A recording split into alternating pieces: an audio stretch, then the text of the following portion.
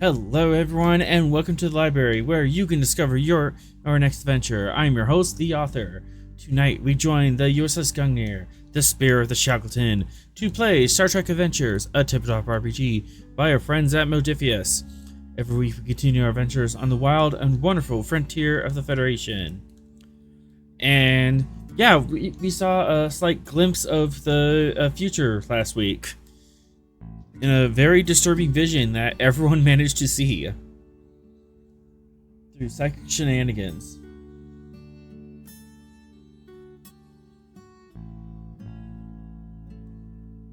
But what, pray tell, is the meaning of this portent? Beware the Ides of March. Uh-oh. That's never a good phrase. Yeah, particularly for the commanding officer. Yeah, you're fine, Sorrel. Thanks, Olive and Beetle, for the 10 months. E2 Sorrel? to Israel.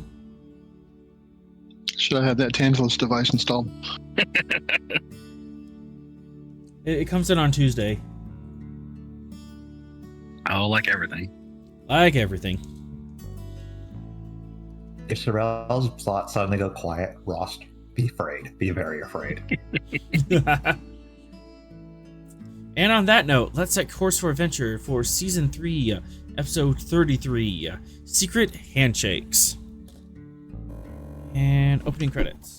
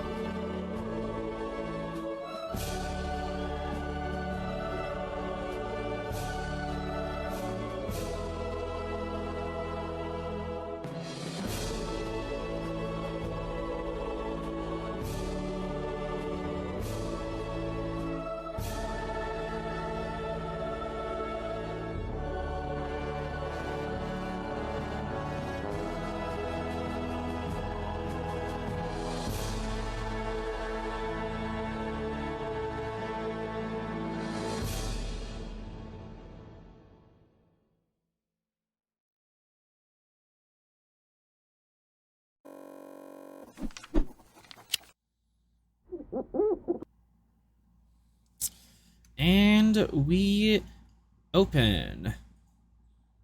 Does anyone have a log for us today?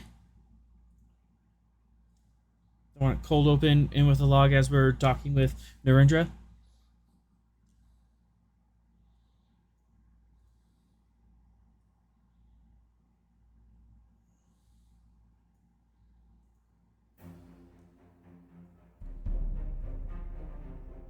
Well, if we have a log, it's being psychically transmitted, so you can't hear it. Dun dun dun. And done. What'd you think? All right. As we open, and today the Gungnir has been brought into one of the dry docks at Narendra Station, and her crew has disembarked for 2 days of shore leave as the Gungnir gets repaired and retrofitted it with a quantum slipstream drive.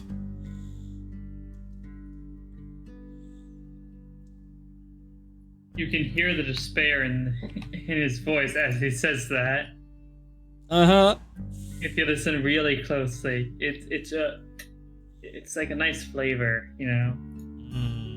We can make the ship go faster. Yes, because that's all we need. This is the Gungnir to go fast. I mean, that has been the solution, like, a surprising amount of the time. It has. All right. As we are going through, Fox, the listening post has reported back. They have found something. Good. What is it?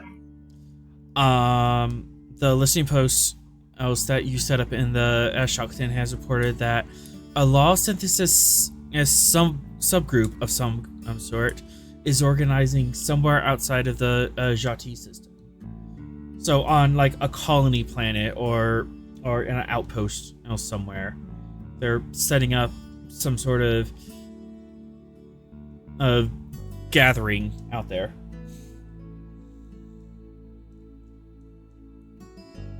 Hello. Hello. Hey. Hello. Sorry, work ran a little late. Had some customers who stayed right up to closing. That happens. And we just started. Oh, good. Learning what the law synthesis is doing on their private time. Oh boy. Any chatter on what they're actually out there doing other than just Nothing in that has been drawn on up, but you can look into it. If you Yes, let's see what they're doing. all right, And if this has anything to do with the Civil War on the horizon. oh, most definitely. Oh boy. This is gonna be reasons security. Did get it from the listening post, so this is gonna be diff 2, so you get some quality information from it. Communications, security, and you can use the ship, or you can use Narendra Station. I think Narendra Station has like a security of 8. It's pretty beefy.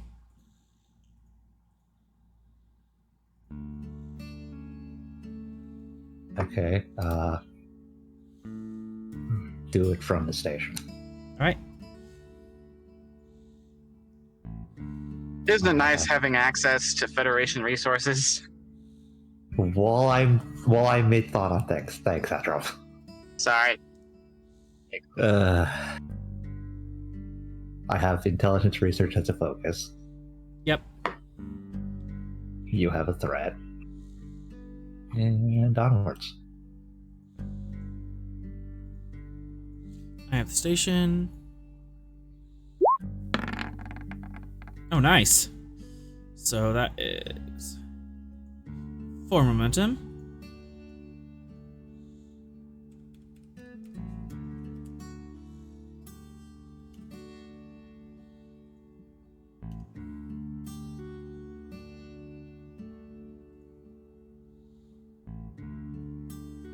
Oh, I need to add a line into your intelligence feed, but I'm gonna just whisper this to you.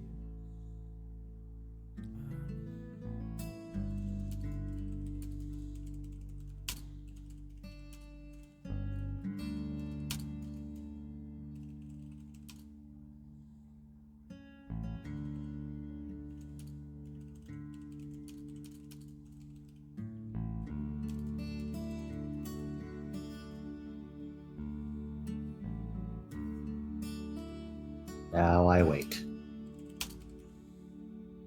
Let's see what I got here.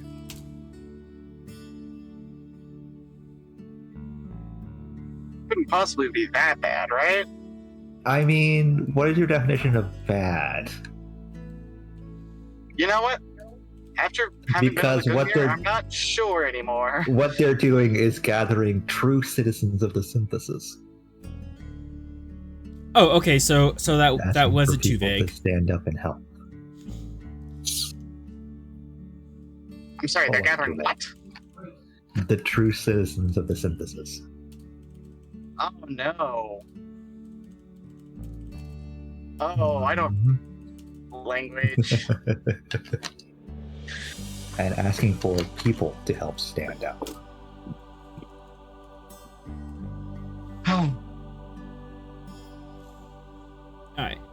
That is saved and on your should be on your screen.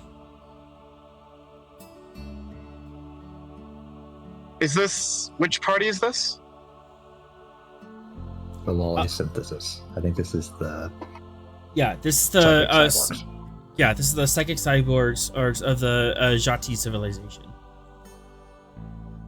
Oh, They have been oppressed and persecuted for centuries now.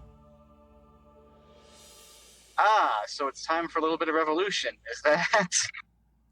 That appears to be where things are lying, and apparently there's a subgroup within the synthesis that is setting up camp outside of the Jhatee system. Oh, is this them?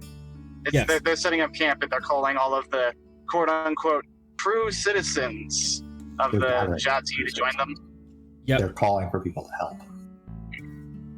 Okay. You Cyborg do have Robo-fascist. Great. you do have momentum. Would you like to know more? Yes, I would. What would you like to know? Is it just the Jhatee, or are there other species that they are interacting with? I will answer that for a momentum. They are primarily focused on members of their own species and their own faction. However, they are not ignoring calls from other people. There has been some chatter between this subgroup and some outside influences.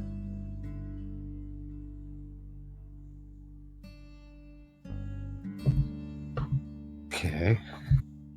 Let's dig into the outsiders.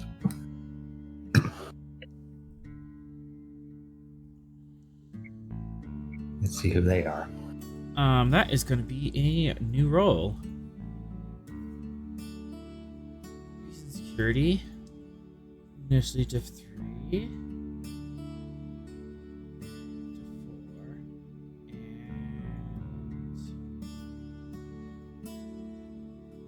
And Comp 3 assisted by communication security. Oh. Okay then. Let's see. Are we looking at a diff 5? We're looking at a Diff 4 Comp 3. Ooh, spicy. Yes. Well, we're looking at a Comp 2 because I have the intelligence pad. All right. Would field agent fire? It would. Comp standard.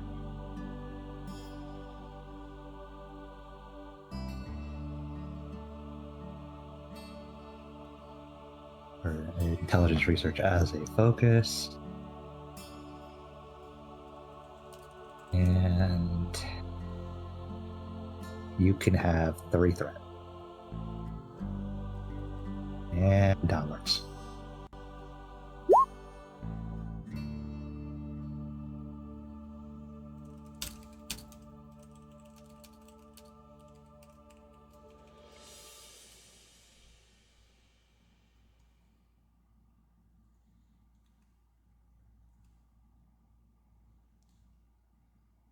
Sorry, distracted by stream stuff. How dare. Long time working on this thing is not working. 4, 5, 6, 7. I did 4, so gain 3 momentum.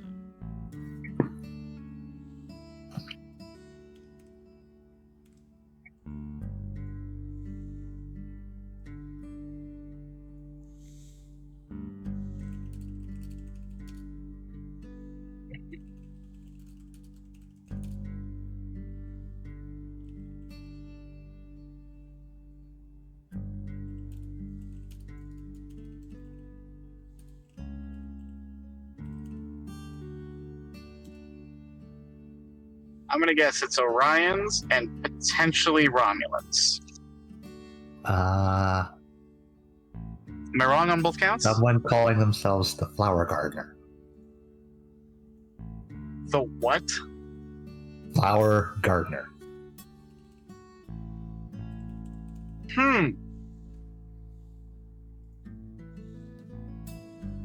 Obviously a code name. Yeah. Flower Gardener. Rose is gonna blow up Narendra Station. Yep. Cool. Sure, there's no connection between those two There's things. a lot of connections there. You do have a float.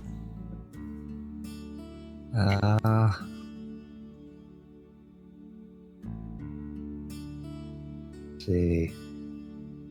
I need to know. I want to know who the Flower Gardener is.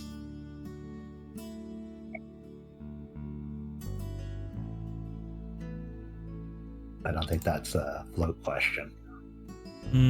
Yeah, insignificant information. Yeah. Time to break out the new conspiracy board, Fox. It's just He's got adding, 3 already. adding Flower Gardener to Vera's mom's titles. I don't know what you want from that. You could also ask Vera and let her use well informed. Oh,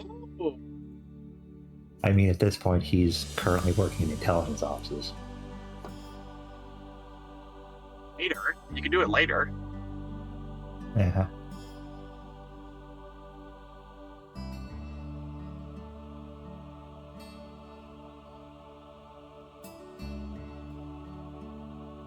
Well, insignificant data on the Flower Gardener. How are they getting in contact with her? Is it normal subspace channels, or is it through intermediaries? Intermediaries. Okay. Very crafty of them. And who are these intermediaries? That I can answer for a momentum. Yes.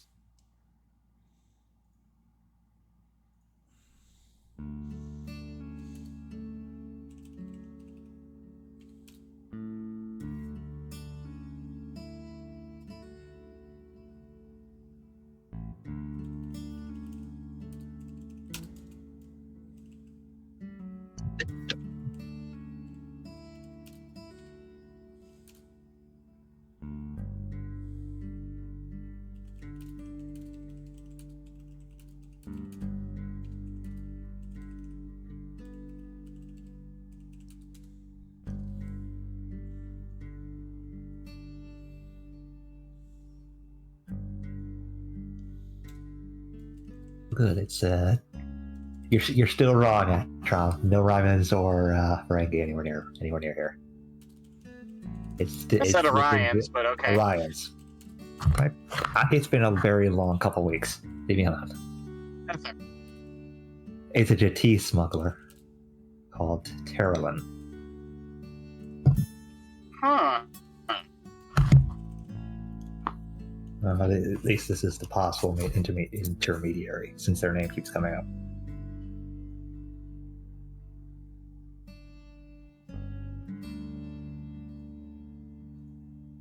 All right. Let's dig into Terralin. Yep, you have time. You could for, also ask if you know what. Sorry. Yeah, you have time for one more dive into your network.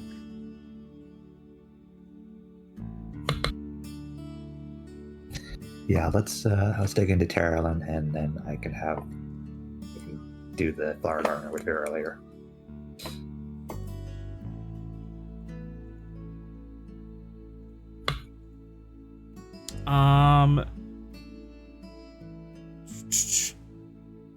What is your relationship with the Jhatee looking like? Relatively good, I'd imagine.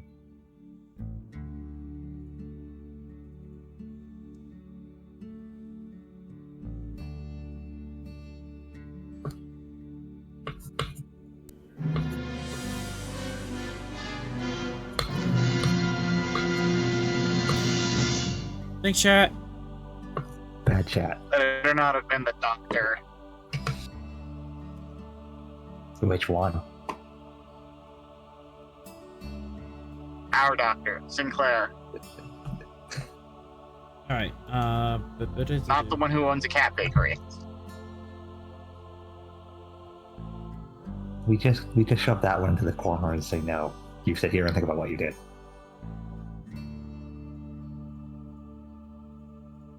Look forward to reading that argument in 5 minutes.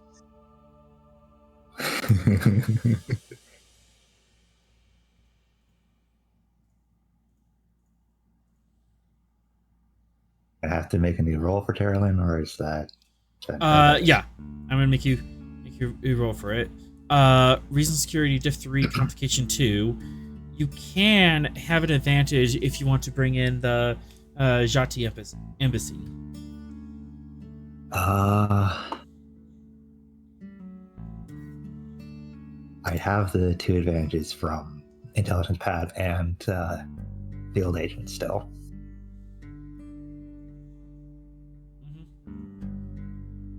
Might as well work with them. Bring it up. I nearly knocked my table over. Might as well bring them in and work with them, so my cards are on the table for them. Okay. You have 3 advantages. Yeah. Comp standard and difficulty 1.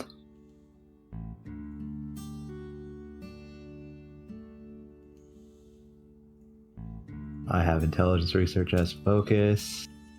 You have 8 threat. And onwards.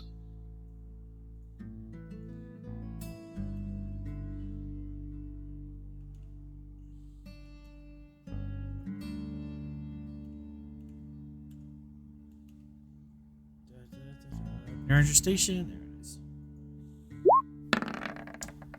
Oh goodness. Oh goodness. Really? I get to know all the things. Did the station just roll a 2? 5. Yes. Everything just rolled a 2. Rolled 6 on a diff 1. I have a 0. I could re-roll that 0. See if we get another 2. Do it. Do it. Nope, it's the 1. Still an extra momentum. We had full before that. We're at 11 now, Trump.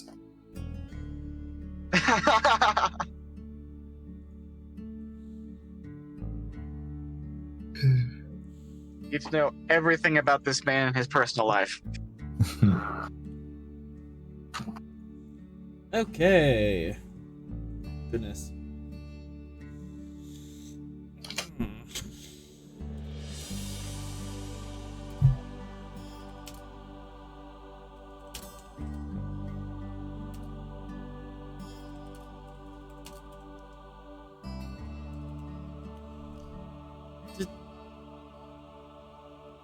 No, stop that. No, I can't stop and won't stop.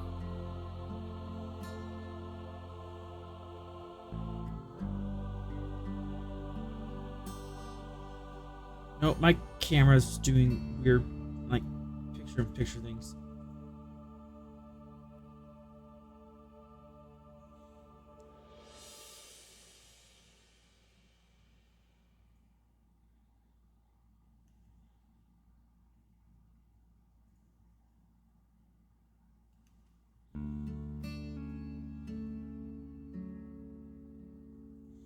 All right.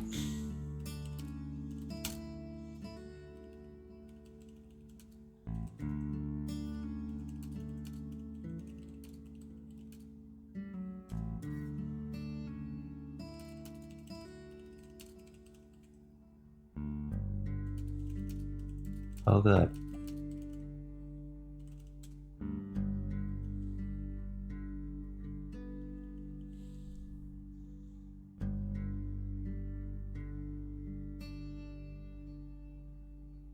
I'm assuming that's butt in it for the profit. Yeah. Okay, so we have a male Jhatee, approximately in the mid-30s, that's been smuggling for decades. bringing in illegal goods. Well, the Husan Nation, but in it for the profit. Does he have a specialty in goods or just anything illegal? I'll take that for momentum. Yeah, take it.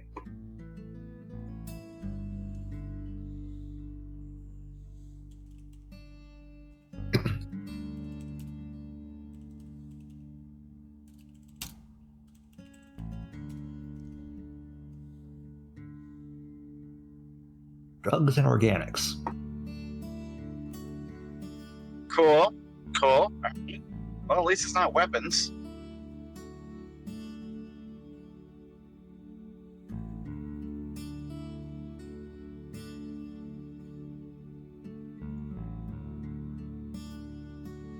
Still intriguing that a smuggler who specializes in mostly drugs and organics is interacting with the species that is more interested in cybernetics than either of those things.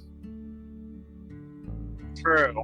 I mean, if he's in it for the money, it could just be that he's working, somebody's paying him really well. Potentially this flower gardener.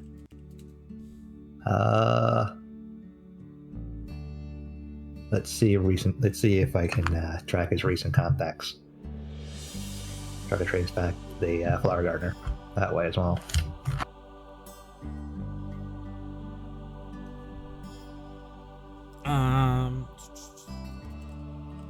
So it might just be intermediary to intermediary to intermediary before we even get close. Very smart. That's all. Yeah.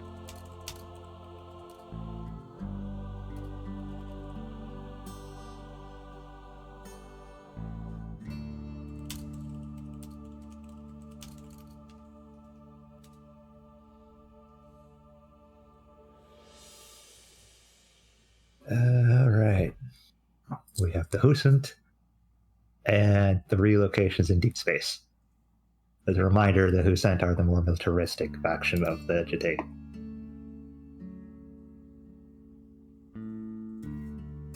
Wait. So, yeah. Oh, 3 destinations. Okay. Yeah. For a second, I thought he was like, wait, he's being dispatched. Anyways, these were his last contacts.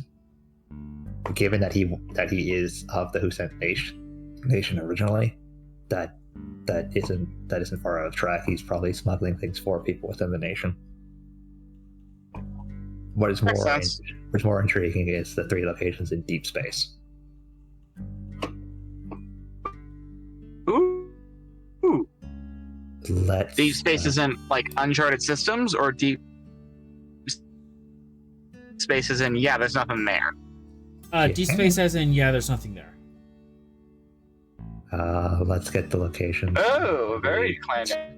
At least That's we can nice. send something out there to check it, if not for ourselves, if need be.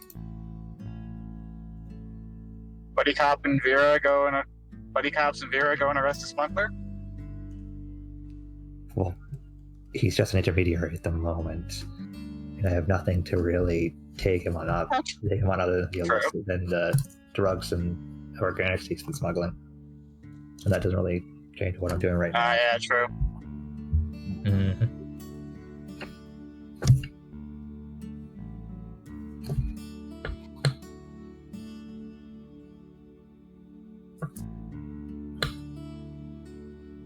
You have a former float for poofs.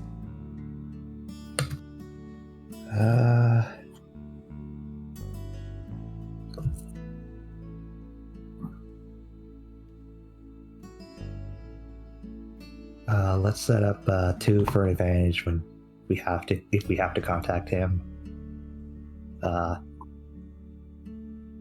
from the GT.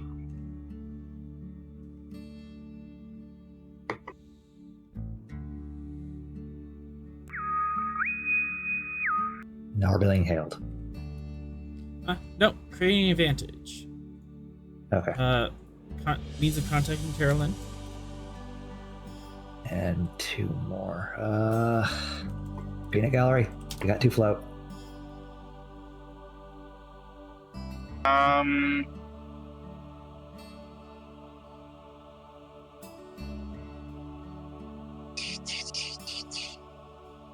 You've already created an advantage.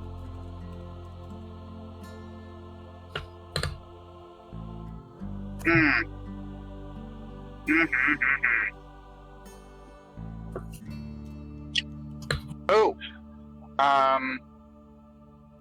you could. I mean, this might be tied back to the sources thing, but you could ask, "Are you if sources are for his illegal goods?" Might be a connection there. Could be, but it might be a wild goose case. Ask anyway, yeah. True. Suppliers. For his illegal goods.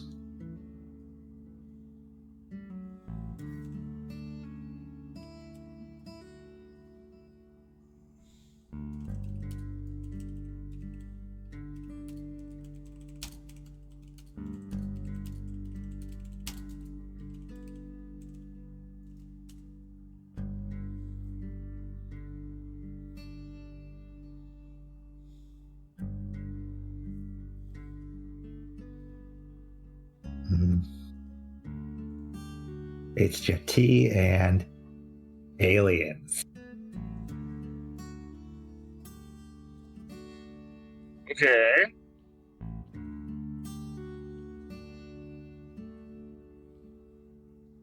How big is Jhatee space? They've gone out to about 5 light years.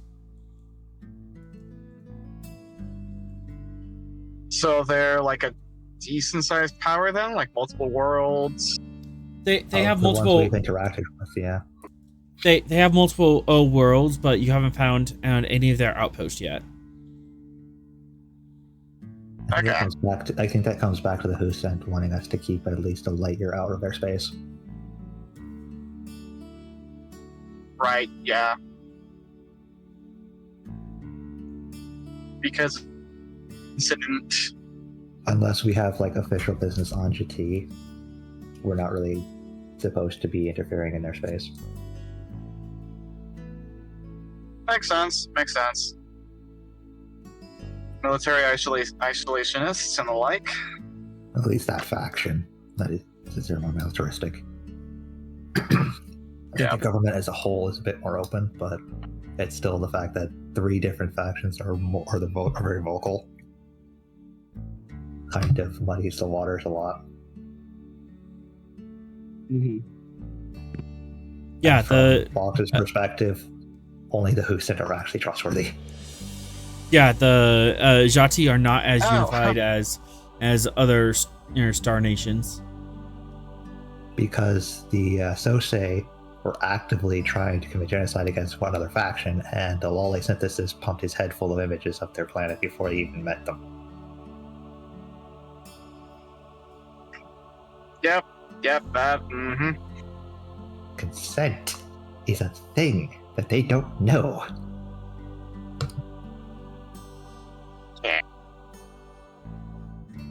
Yeah. Okay.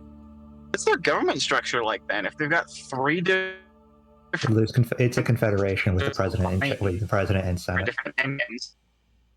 It's not much of a government. Oh, Yeah, it's a confederacy. Yeah, there's a whole wiki article on it. You're welcome. It's basically America prior to the Constitution being ratified.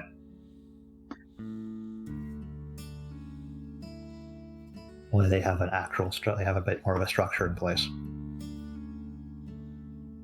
okay.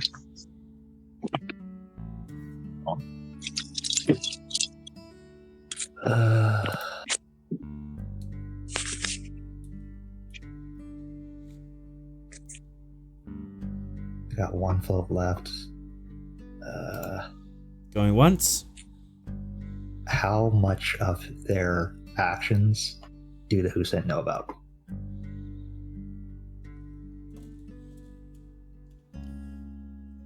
I will answer that for float. Yep. A Officially, none. However, they have been known to interact with some higher levels of the Husent's political parties.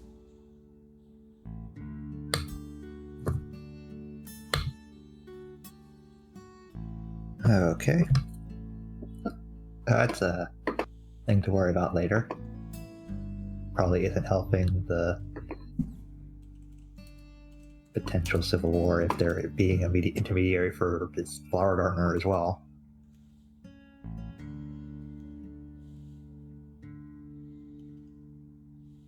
But that's where I'm gonna stop, I think.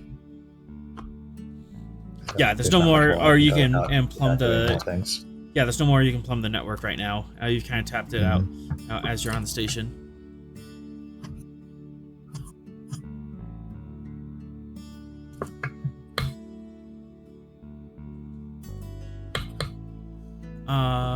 Rost and Sorel. See. You are being called to the Admiral's office. Oh man, what'd you do, Sorel? Acknowledged.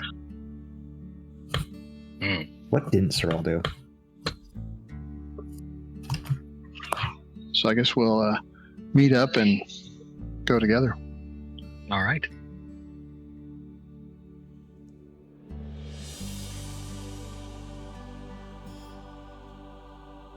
What time of day is it? It's early afternoon. Okay.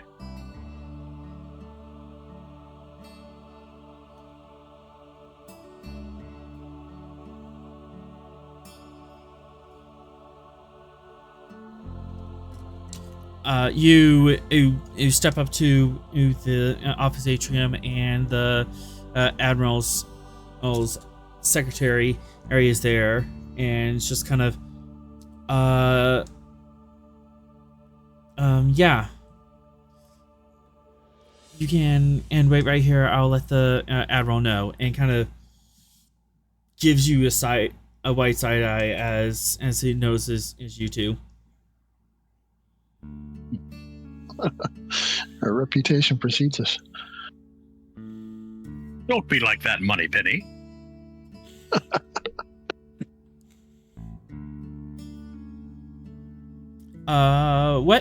What uniform are you dressed in? Just duty uniform? Standard Yeah. uniform, unless we were told to wear our dresses. Yeah, just standard. All right, standard duty uniforms. You step inside, and Gaius is having a hushed conversation with Ardren, and Ardren and gets up to leave and nods politely at you two as he leaves the office. Gaius takes a moment. Oh, returner's nod. Gaius takes a moment, resets himself, and clears his desktop up of all files. So, am I to understand that there was an incident on the planet of Prosperity? Admiral, there were many incidents. Did you have a particular one in mind? The one on where you almost started a war with the Klingons.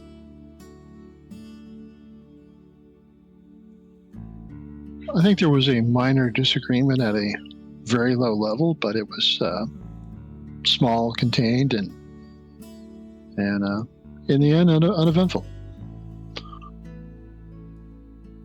I would hope that it is uneventful. I think later on, when we had a meeting between the Klingons and the Tripolity, that we came to a understanding with the Klingons.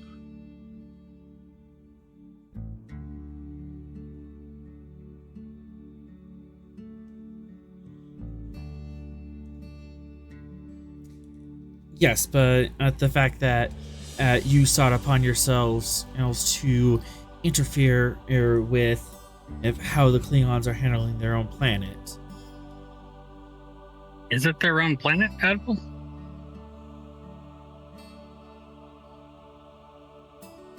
What? Admiral, I believe ownership was in dispute at the time.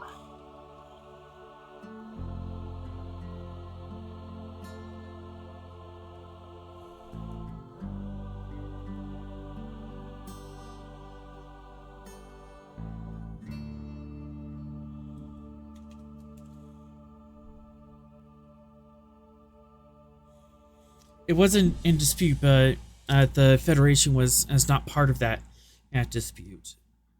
Therefore, our laws and our cultural norms do not apply. We're out here to explore, not to impose our cultural norms on others. I don't believe we attempted to impose our cultural norms on others. Then, and explain in what was the meaning of triggering a planetary alarm during an execution. Well, the native species seemed to object to the execution. So, given a conflict of laws, seemed reasonable to choose. Decide with one or the other. Sir, I believe we faced a ethical situation, and I think Mr. Sorrell made a decision that tried to prevent an execution in a way that wouldn't cause further conflict directly between the Federation and the Klingons. That was certainly the aim. Just merely a distraction.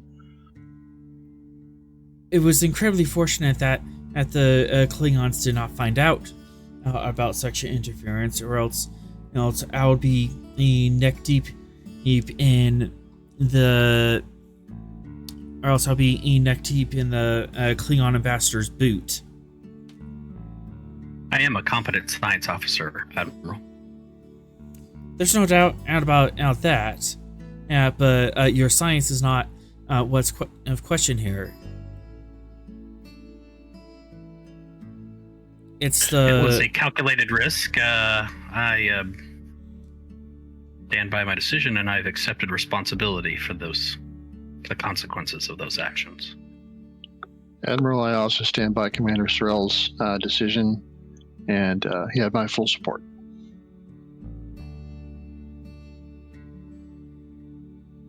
He glares at both of you with his small lizard-like eyes.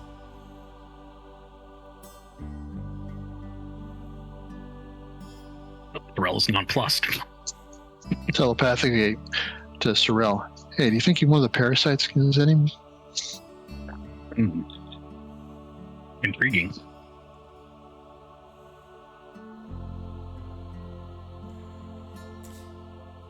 I have to take a lot of faith on my crews out here since communication is so sparse. It is the duty of a Starfleet captain to be the one in the field and make hard decisions like this. We are trusting you to uphold the best of Starfleet and the Federation. Understood, Admiral. And I can't trust you if I think you're going to be going around being cowboy diplomats that's out there in the Shackleton.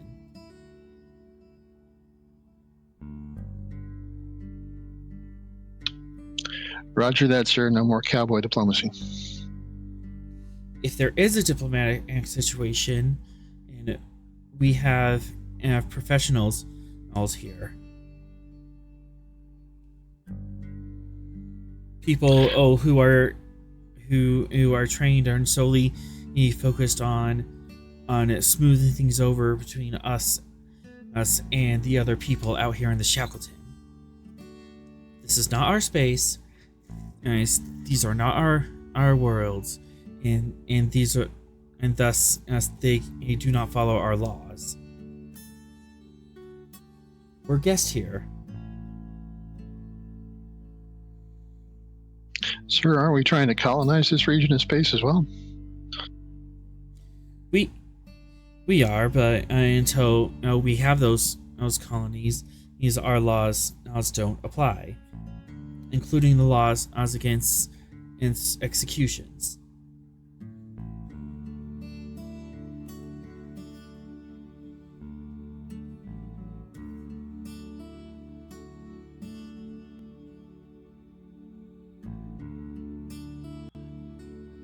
Understood, sir. We'll do our best to uphold the standards of the Federation and Starfleet.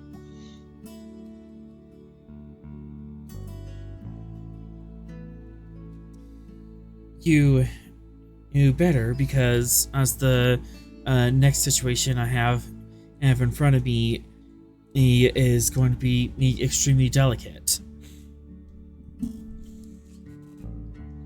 We are known for our delicate handling of situations, sir.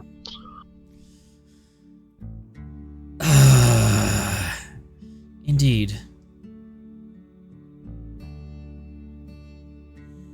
And he hands you the mission directives.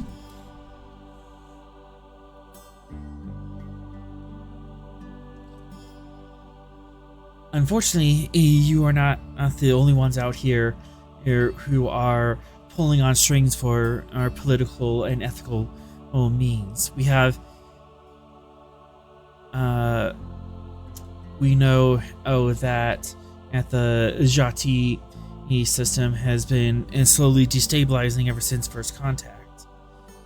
And with the neo-originalists around, there's a possibility that they could be inciting a war as means of advancing their political agenda. But there could be other forces as well. So what is it you'd like us to do, Admiral? I want you to cooperate with Jhatee the authorities and investigate if there's any outside influence on the situation, or if this is purely an internal affair. If there are outside influences, we have the jurisdiction under the Prime Directive to step in, since this is not purely an internal affair of another star nation. If this is deemed to be a purely Jhatee versus Jhatee, we can only interfere if one or more nations of that planet ask us to step in. And they have not done so yet? Not yet. As of now, they are refusing to even admit that they are gearing for war, even as we can see them developing warships.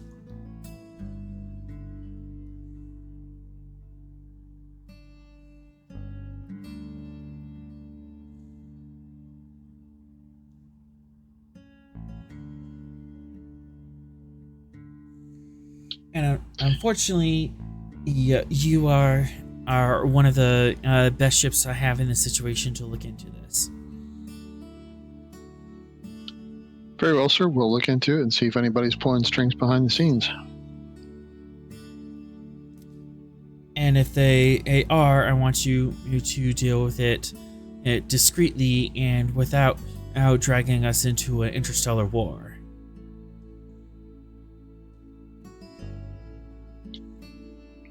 Understood, sir. In the shadows. He looks to Sorrel.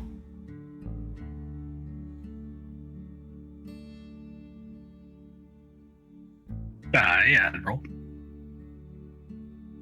Are you being truthful? How does he know? I'm Vulcan. G- Tell the truth. on a meta level. Yes, I am being truthful. Okay. Vulcans never lie.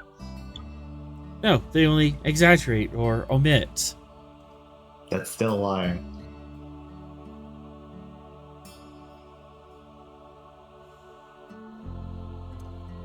Very well. I'll let you get into it then. If there are weapons being smuggled to Jhatee, they either have to pass through Narendra or they have to bypass Narendra.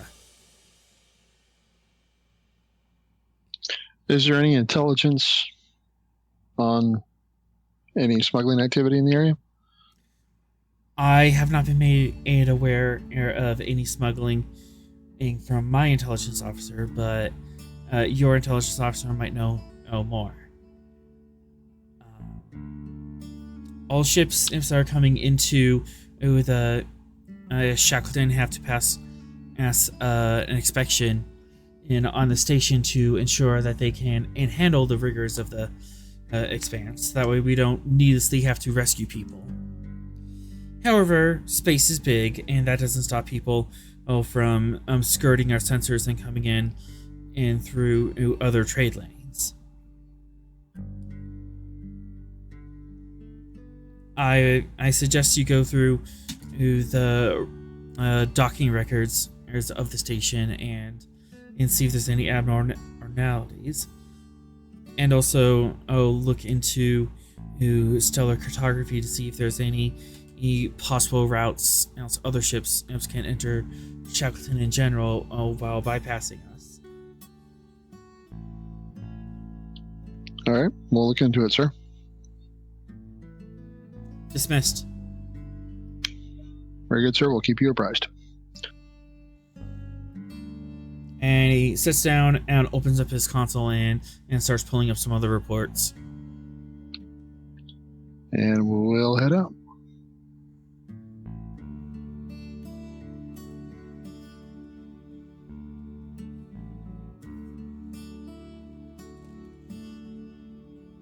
Once we're out in the hallway, I'll turn to Strel and says, "So, like, there's some cowboy diplomacy involved in this new mission, huh?" Hi, Captain.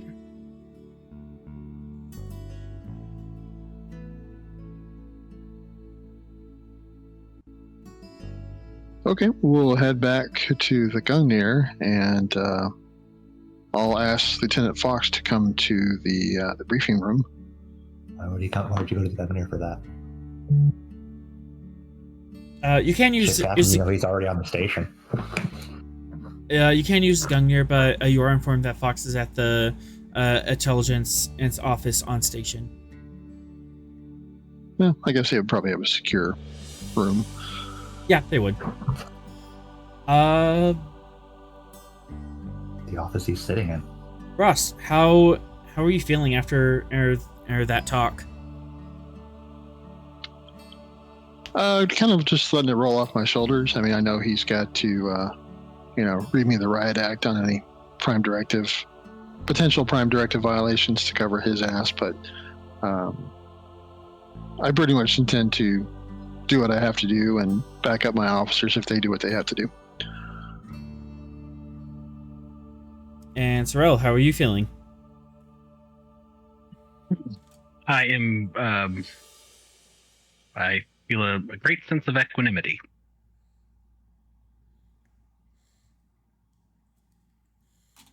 Well, you should just satisfied with my choices and satisfied with how I guess the tongue lashing went. Yeah, that could have been a lot worse, but knowing that in the end there was no fallout and there was enough kerfuffle in the system to kind of to obscure your tracks made the situation a little easier. But you kind of get the impression that Gaius was kind of following his rules because he's getting pressure from above. Right. Like my boss is yelling at My boss is yelling at you, so I have to yell at you too. Right. Definitely had a bureaucratic BYA get in here, the police lieutenant feel to it. Yeah. Yeah. Yes, sir. No, sir. Won't happen again, sir. Thank you very much. Goodbye. Yeah, Next time it'll be our badge. Yeah.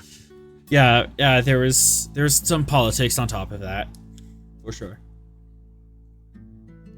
You asked for Lieutenant Fox, and he is at the intelligence station of the station. On the way, you are walking through the promenade, and there.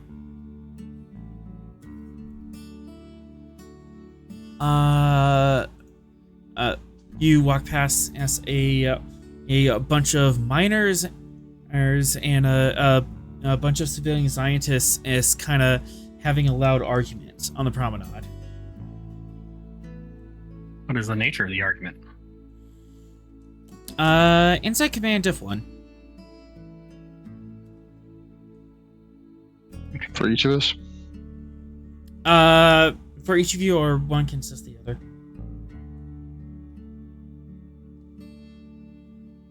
Well, if I ask, I guess I'll do it.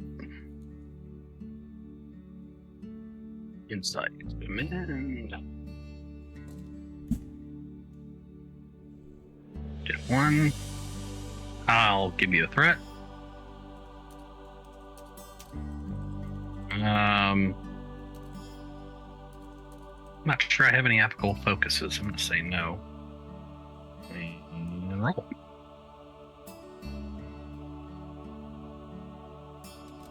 No. You got it. Got it.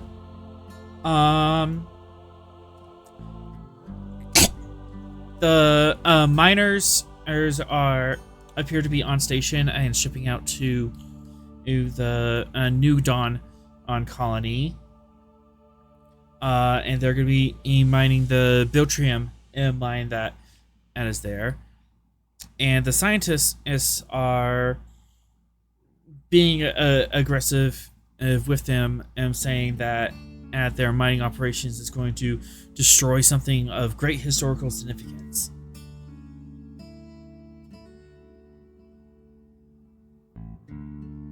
And they're not quite at the point where they're giving blows, but they're definitely like standing off and talking loudly at each other in the middle of the promenade.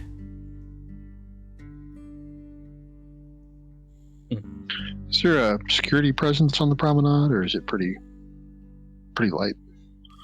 There is a security presence, but they haven't gotten involved yet. There's like a couple of security officers like way down, and they're in the hall. One of them, there's a pair of them who are arresting someone. Sorrel will say, gentlemen, surely this dispute can be resolved logically and calmly. The only logical thing to do is get them and to stop blasting the planet apart. There's obviously something of interest there. You eggheads, as always, want to ruin our fun. We need that Biltrium in for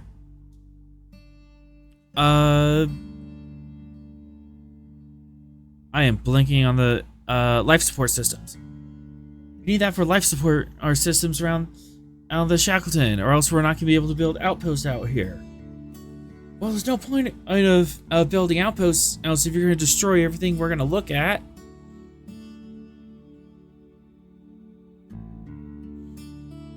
How big is the New Dawn colony? A couple thousand. On a planetoid, what's the size of the planetoid? It's an M-class planet. Oh, a full M-class planet. Surely on such a large planet, we can there could be a mutually agreeable presence between the scientific investigation and the mining operation.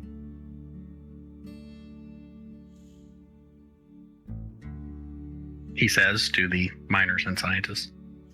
Was there a survey done I'm sorry, was there a survey done to the planet before mining permit was issued?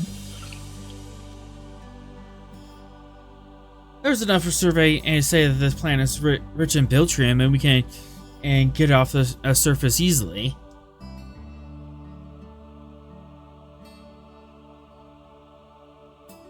What historically significant scientific discovery do you scientists believe will that this mining operation threatens? For a momentum, I can remind you of something. Okay. New Dawn on Colony was the same planet where you found the cave with the ancient scientists in it. Oh. Okay.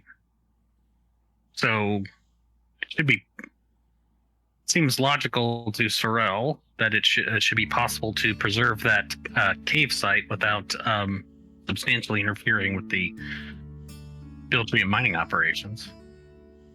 Just need to cordon that area off.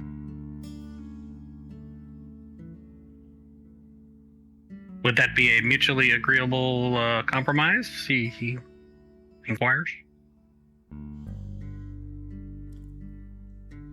The Bolian scientists is scrambles, but we don't even have a scientific site out there. They just found the biltrium and they started digging. We don't even have permission from the mayor to be out there yet. Well, that's not my problem. But if we could reach an agreement between you two, one, we could provide the geolocations for the cave, so that mining operations could be kept well away from it, while the scientists get their proper permits for the scientific investigation. So it's you're gonna push win-win. back our mining operation by a year. The cave site is close to the town, and that's where everyone will start building, and we'll dig our way out from there. Well, it could perhaps be that long, but a delay is preferable to a denial of access to the planet, because Starfleet places a quarantine on the planet, right? You need the biltrium as much as we do. Are there other sites you could begin mining operations first besides this one? Maybe, but at the site we have is the most valuable and easily accessible strain. Well, a good compromise is one no one is fully satisfied with. I'm sure the scientists would like the entire area quarantined to facilitate their scientific investigations for however long they would like, and I'm sure you would like to mine biltrium wherever it is best found, but we're looking for an agreement between the two interests here. And it seems like we've got one that could be mutually successful, mutually acceptable. The alternative is, of course, that there's an intervention by the authority.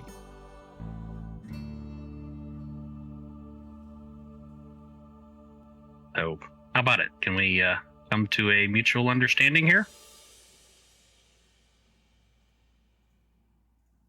Give me a presence command of 3. Okay.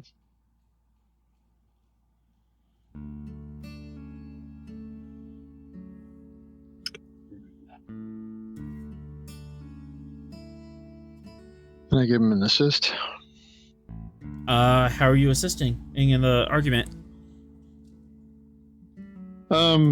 Basically, I use my knowledge of Federation law and politics to convince the miners that it's in their best interest to work with the scientists. Otherwise, it could be tied up in courts and additional surveys and all sorts of red tape, that kind of thing. for a momentum, there could be a significant amount of red tape that could trip this up for both parties, and then you can assist. Okay. Would you accept composure as focus? Looking more for like negotiation, diplomacy, logistics. I don't think I've got. Don't really have anything like that, so we'll keep it focused. No, I will spend 2 momentum and 1 threat to get to 4. And here we go. I will re-roll the complication. Let me get back to it here. Green.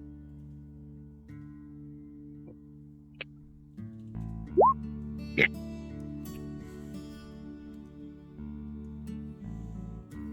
Gain a momentum back.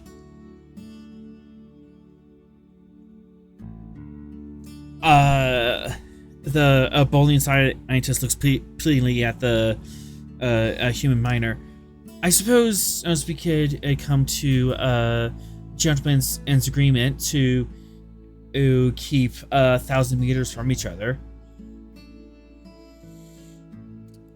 I suppose that could get us started while you clear the site out of anything scientific. Prevent us from bulldozing anything of interest. Plus, if you're in the area, maybe you can find some other material we could mine. And the 2-man reach out and shake on it. Excellent. Guess that would be easier than Triumph logic yet again. Guess that would be easier than dragging this out to court, right? Look at Ross expectantly. I think you guys have figured it out.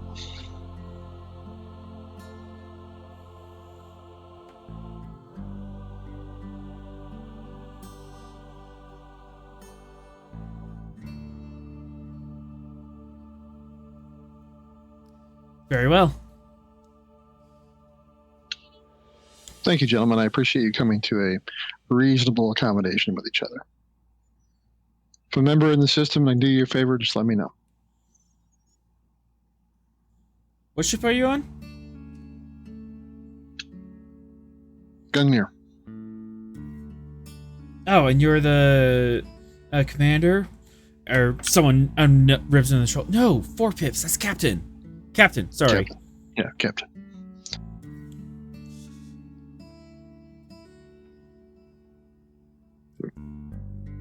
And with that, the crowd disperses.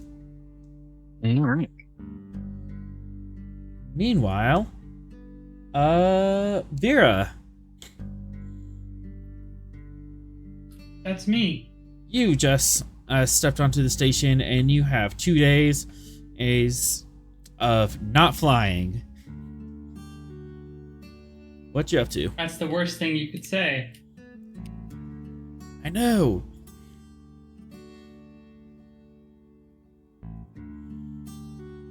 I mean, she was hoping that H-Ron would be free to like do a holodeck adventure or something, but that appears to not be the case given that the family is here. He has in fact been kidnapped by his family, yes. Just the Atrom in the distance being dragged away by its kids. Yep. Literally dragged.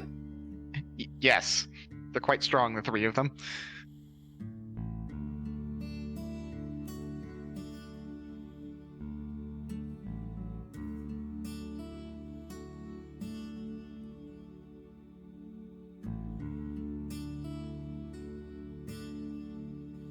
Sorry, I realized I forgot I was on push talk for a second. Okay, given that, I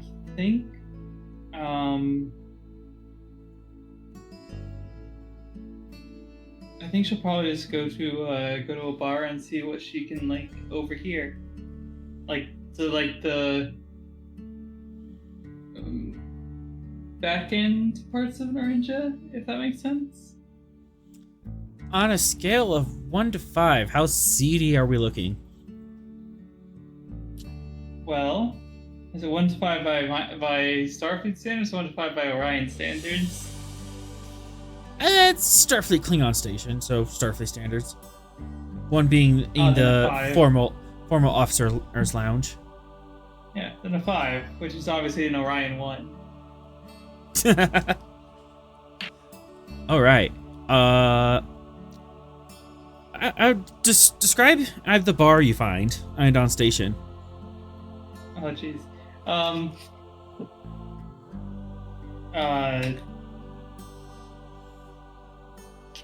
Sorry. Just put you on the Put me on spot. the spot here. Yeah. Sorry.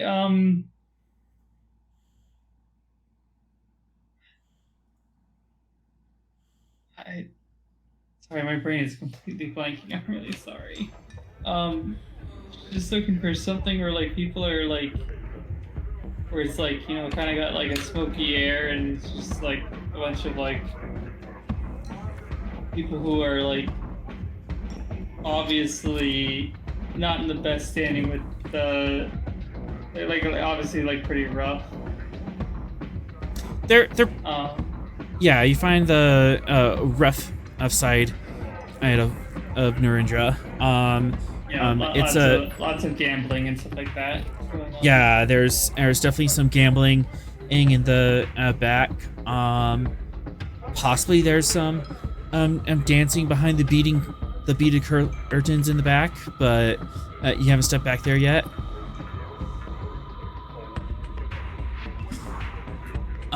Just gonna find somewhere to sit down, drink, and listen. Are you gonna sit in a booth, or are you gonna sit at the bar? Bar's easy to hear from. All right. Who is your bartender?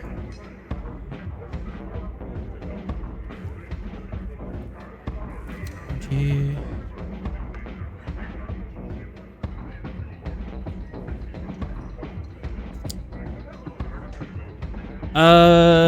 Klingon on female. In civilian dress, she has long braided hair coming from her scalp that is wrapped into a ponytail that goes down to her mid back. She grins at you with sharp teeth. Well, what can I get for you? To be clear, she's in like civilian dress as well. She's not stupid enough to walk in here in Starfleet uniform. You're in civilian dress, yeah. Yeah. Well,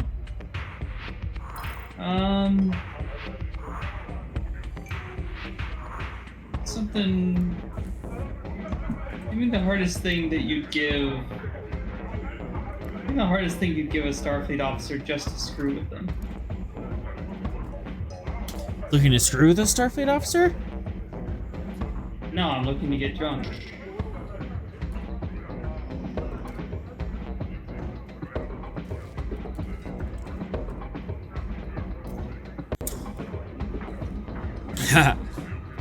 She turns around and pulls a low squat bottle with very thick brown glass. This is illegal on 3E of the core worlds. Well, this is like looks around. I don't see us on a core world. Which is why I'm allowed to have it. She pours it, and it's this thick blue liquid that very vicious. It doesn't splash; it kind of just sloshes around.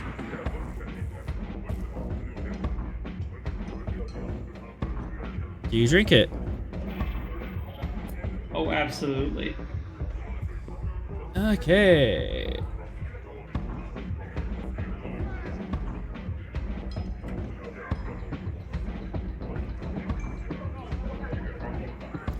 Fitness medicine difficulty 3.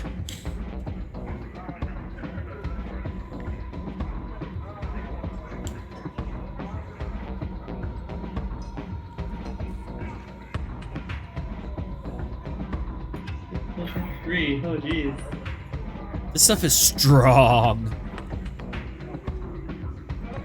Is what she asked.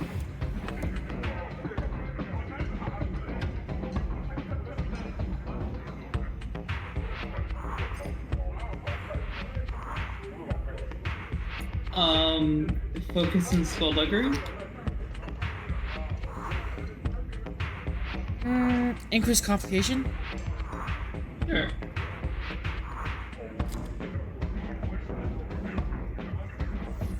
And then you can take 1 threat, 2 momentum.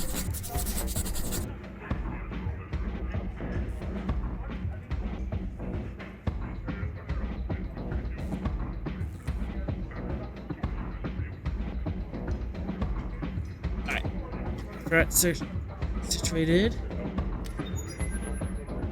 Okay. Gaining momentum off it. You throw the shot back, and it's a very thick liquid that coats every surface of your mouth and slides down. It has a vaguely sweet and kind of an orangey flavor to it, and then it just burns as you take a breath in, and all of that alcohol just inflames, and you feel this fireball coming down on your esophagus, and it settles in your stomach, and this fire is just spreading across your body.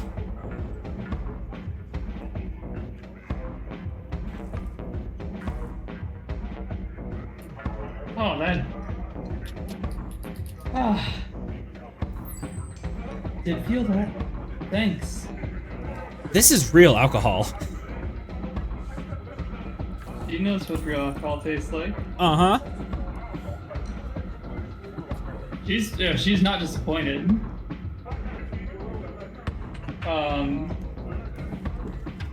Beyond that, she'll, like obviously a little bit slower than the initial shot, just get a couple more drinks, and then she's trying to see what's being talked about right now. Would you like to use your well informed trait? Talent.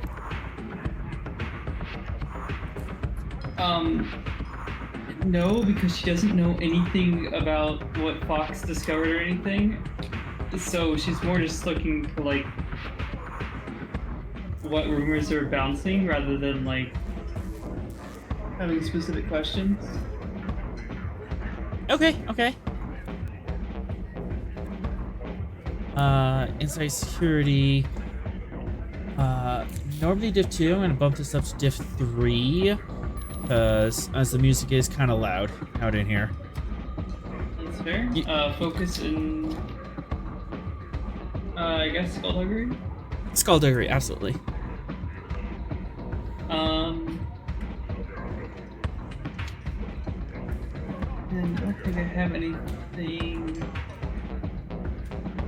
else. One. Why did you lose threat? You should have gained threat. I spent to make it more difficult. Okay, I see. 1 threat, 2 momentum. Do the same.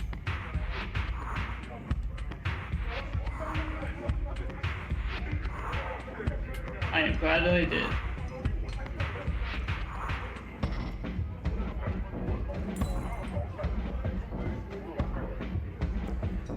Oof, that was close. Okay. You overhear someone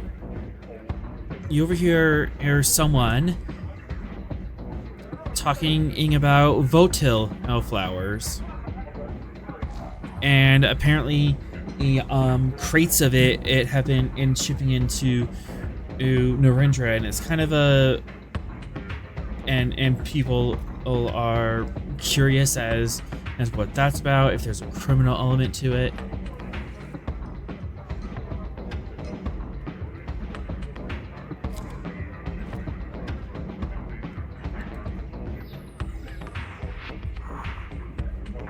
I'm sorry, say again? Votil flowers. Oh. Are they vaguely, since she kind of has an understanding what they are they vaguely rose-shaped? They are a red flower native to Orion Prime. Oh.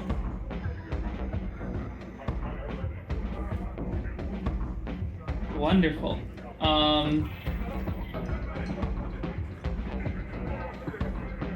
And like kilograms of this stuff is being shipped in at a time.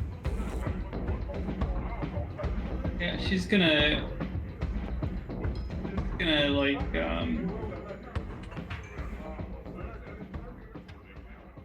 she's going to try to subtly send that quickly to send that like those two words, the two words volatile flower, I guess volatile flower smuggled to Fox. Just trying to make sure it's not obvious that she's sending that message.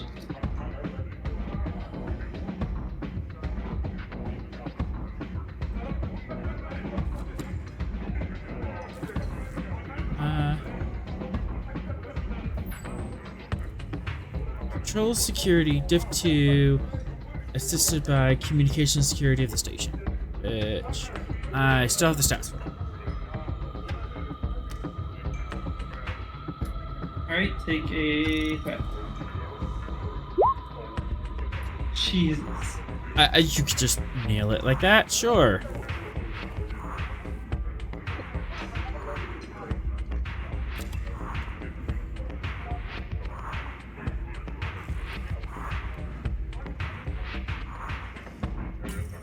As you are in the bar, we cut to Fox. As you are elbow deep in intelligence reports and in yarn on your conspiracy board. Fine, it's holographic yarn. It's a holographic board, but still. Yeah. What, you're not old school? As you He receive creates things out of nanotech. What do you think? as you receive a communication in from Vera, just 3 words. Eh.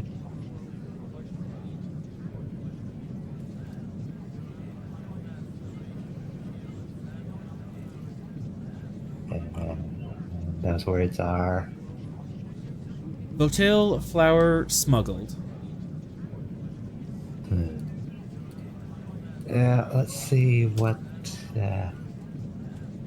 volatile flowers could possibly be and why they would be smuggled.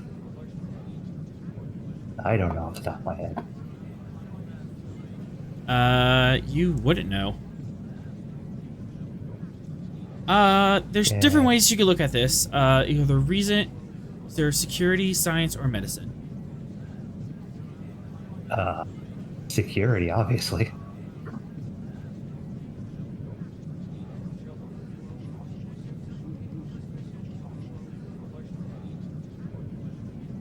Alright, reason security, Div 2, assisted by computer security. The intelligence research has the focus. Mm-hmm. You can have threat. And downwards.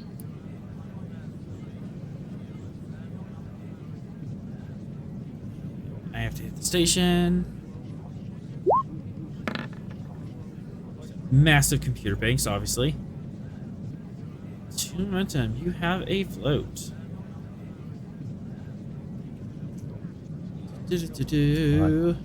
Let's learn what they are first, and then I'll have questions.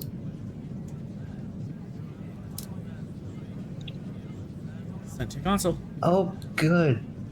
They're a toxin. Oh, are they? Yeah. The volatile flowers can be refined into a potent toxin called a Votilian toxin. And kilograms of the stuff are just sitting on the station? Flowers. You have them in flower form, which is an unknown quantity of power of it when refined. Oh boy. Yeah, the raw into the refined could be less or it could be more, depending on the refining process. Do we know how complex the refining process is? You do not. Okay. For momentum, Okay. I can give you some hints. Yes. Generally, it is very complex X to create. You need like someone with a medicine of 4 or more or to refine it. Okay, so it's going to be less since it's a complex process. If it was a simpler process, just refining it straight up would create equal to or more than the contents of the raw materials. Yeah. Okay. Well, It's still bad. It's very potent. Well, on the bright side, it's not like, oh, whoops, we knocked these 2 boxes together and now the station's filled with poison gas. Uh,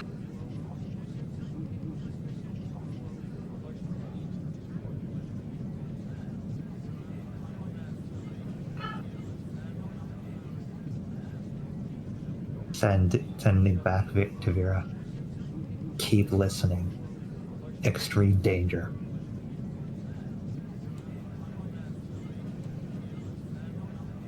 And Vera, you being Orion, and you already know what the Votil flower could be used for.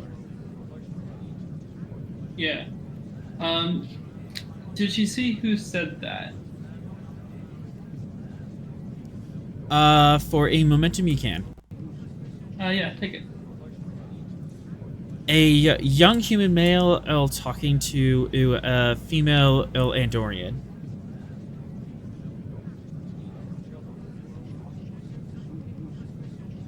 She'll keep an ear out on that conversation. If either one of them like wanders out of the bar or the private or goes to a private booth, that's she might act then, but otherwise she's going to keep just surveilling them.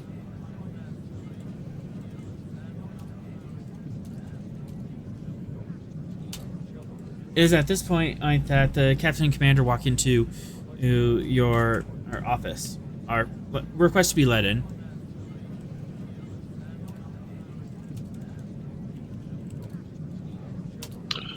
Lieutenant Fox? Request to be let in. Let them know I'll have the report for them, and I'll have the report for them as soon as I'm able. I'm still going through a few things as well as dealing with another situation at the moment. So it's Tuesday.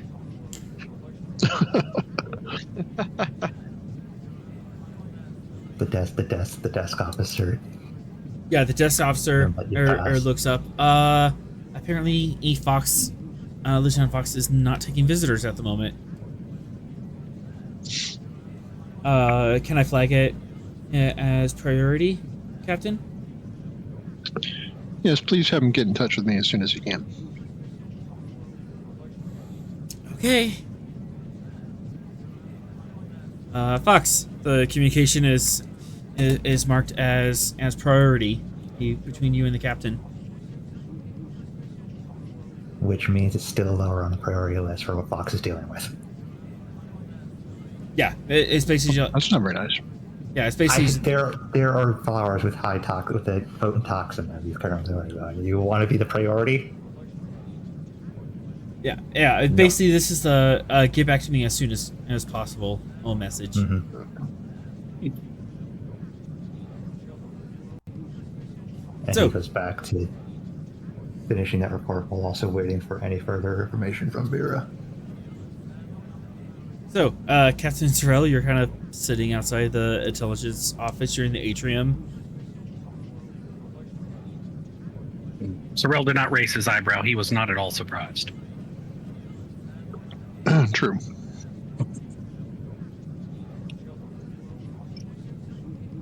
Well,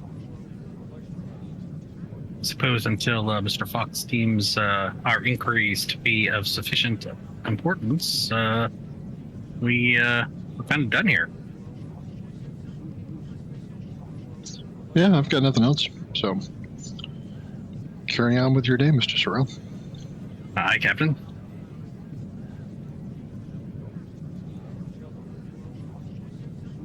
And I guess I will go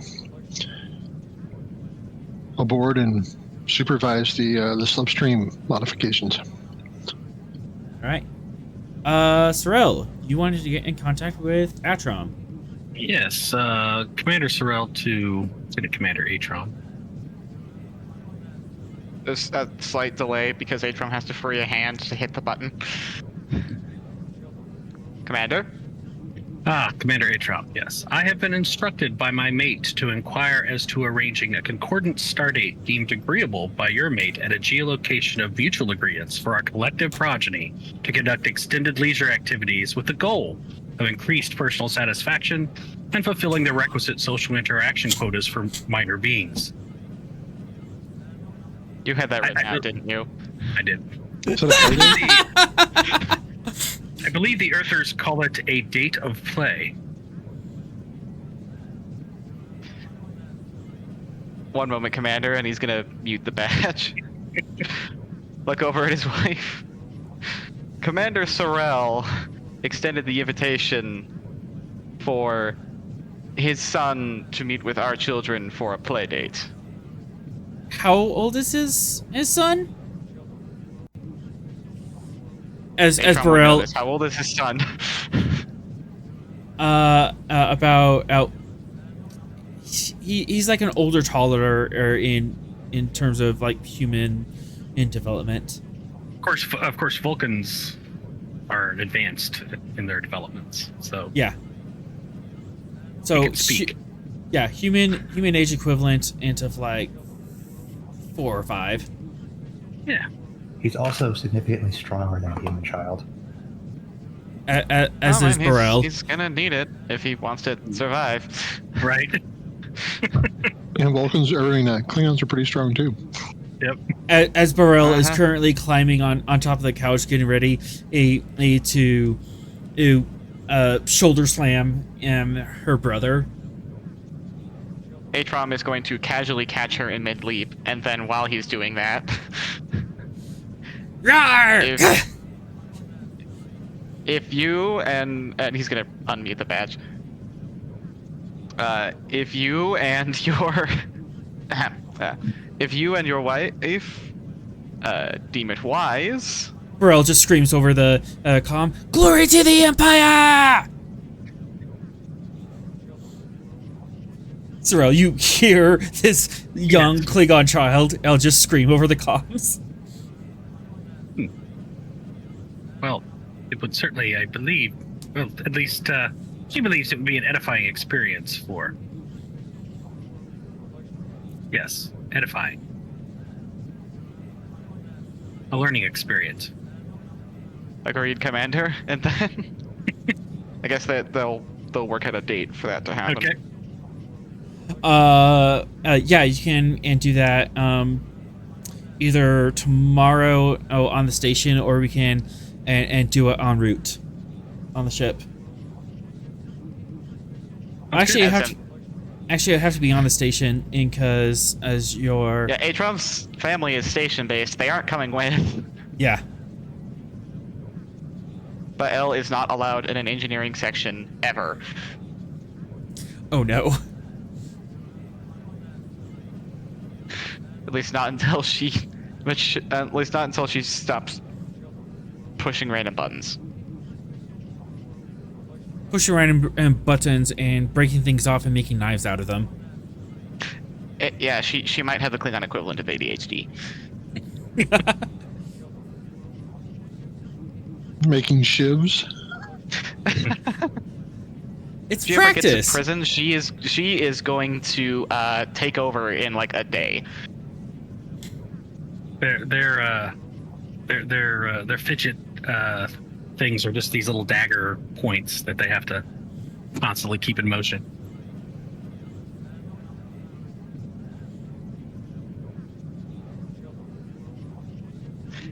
Yeah. So it'll probably be the next day on the station then. Sounds good. And Atrom is going to start subtly hiding all of their blunt, small batless that the children play with. Oh boy, you can certainly try.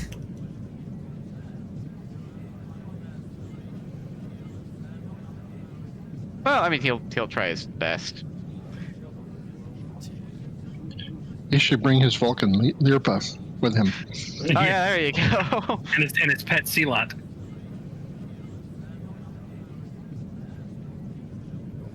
I'm sure You know the what? pet Sealot will get along quite well with the pet Targ. Oh boy. During Security Diff 1, as you are attempting to hide the toy batlifts and your children are resisting. No, he's hiding them. Like, when they're not looking, he, like, picks them up and then puts them away in a place they can't see. Well, the can't daring believe that. aim would be trying to do that stealthily without them noticing. Yeah, that's fair. Okay. Daring security, you say.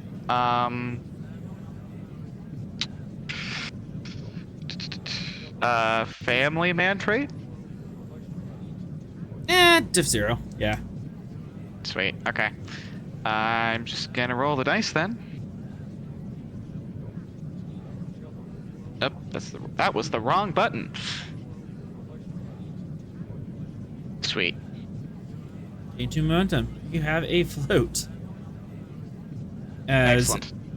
As you scurry around the apartment, and apparently Bael has been hiding batlifts in strategic locations, and you find a couple that are like taped underneath desk, easy to grab. You find one tucked behind the toilet. What? John Wick of children. Where is she getting all of these batliths? It's the same place Some of every it- Klingon makes batlets. They make them. Some of them are handmade. Oh dear. And one of them that you find apparently has a rudimentary stun function. It has a battery that is taped to the tips of the blade.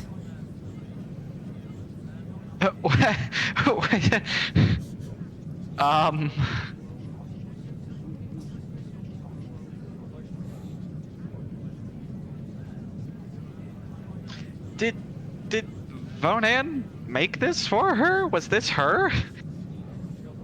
It is incredibly crude and taped on. It looks like it was her idea. Well, I guess she is Atrom's daughter.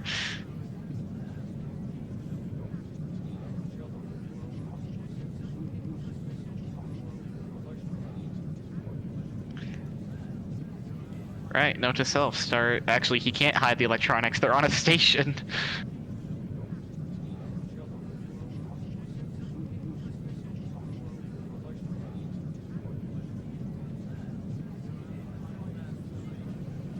Little Goodness, Kayla laughter. says pain stick. Battery's not Little included. Kayla's-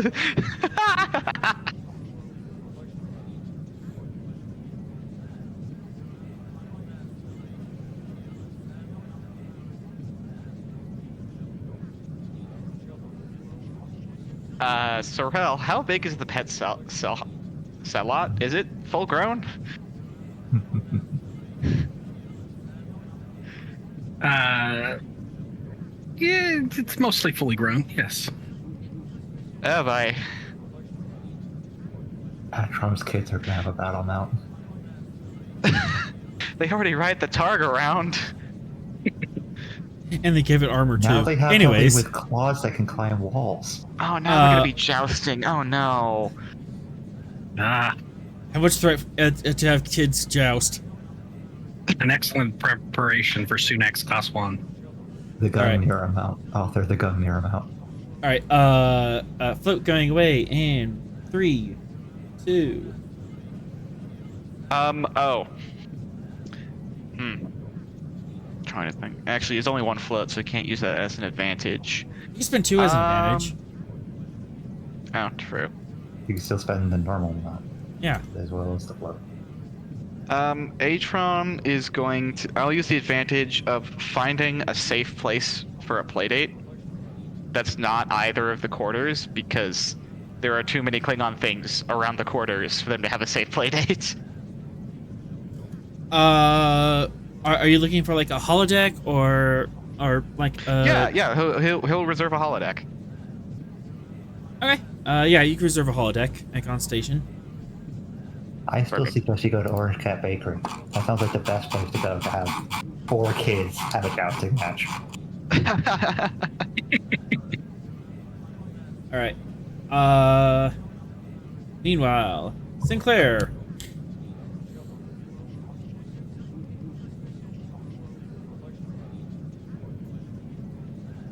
You have 2 days of leave on the station, and you have recently had a psionic experience.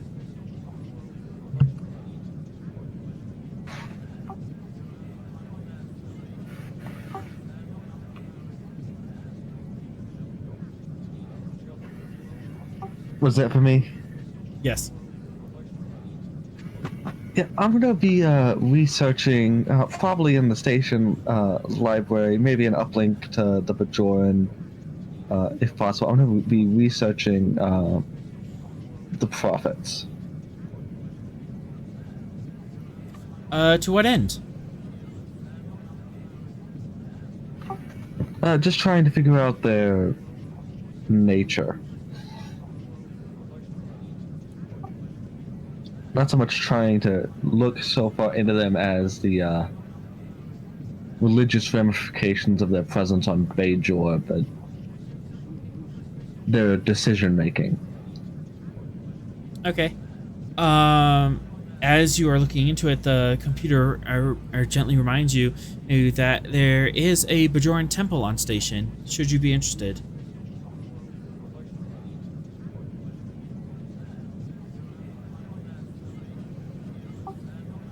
Yes, that sounds very interesting.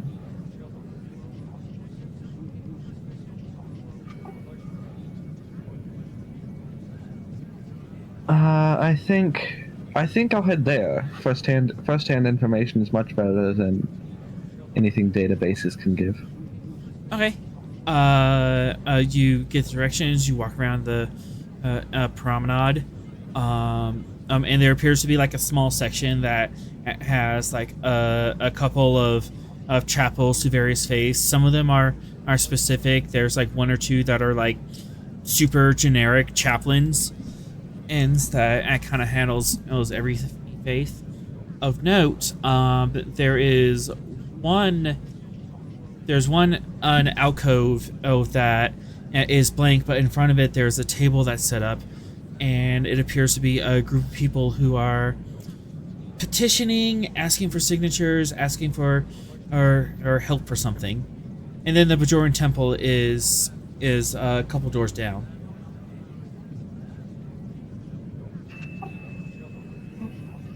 I'm gonna take a look at what the petition is for. I think I know what it is, but I'm just gonna take a glance and then continue heading on to the Bajoran temple. How far back are you standing?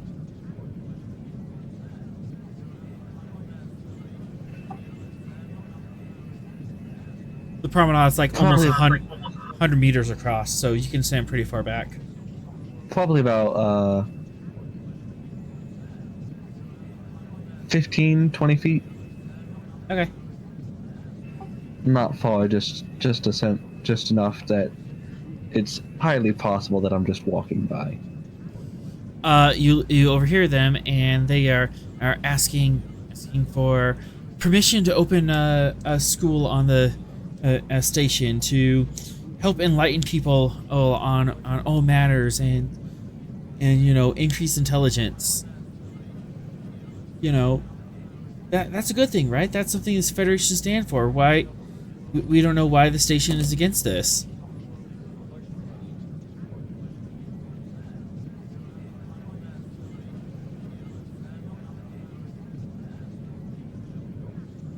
You just want to open a school.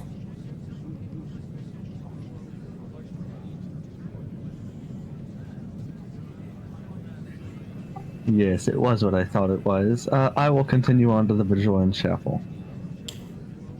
All right. You continue in there. Yeah. The temple it is small. Even smaller than the one that was on DS9. This is generously it is like a single classroom, and there is an altar in the front.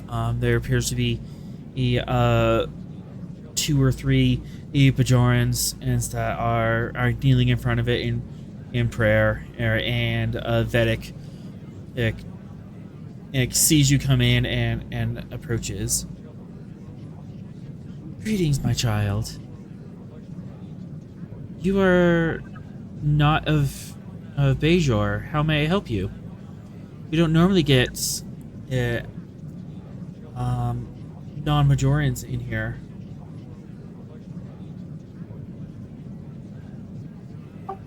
Well, I was coming to inquire about the prophets. Namely, from what I understand of the Bajoran culture through Starfleet Academy, there were 2 groups, effectively siblings. I'm wondering. Well, the best way to put it is I've recently had an encounter which I can't discern. It's very interesting. Intriguing. And you believe that this could be the prophets speaking to you?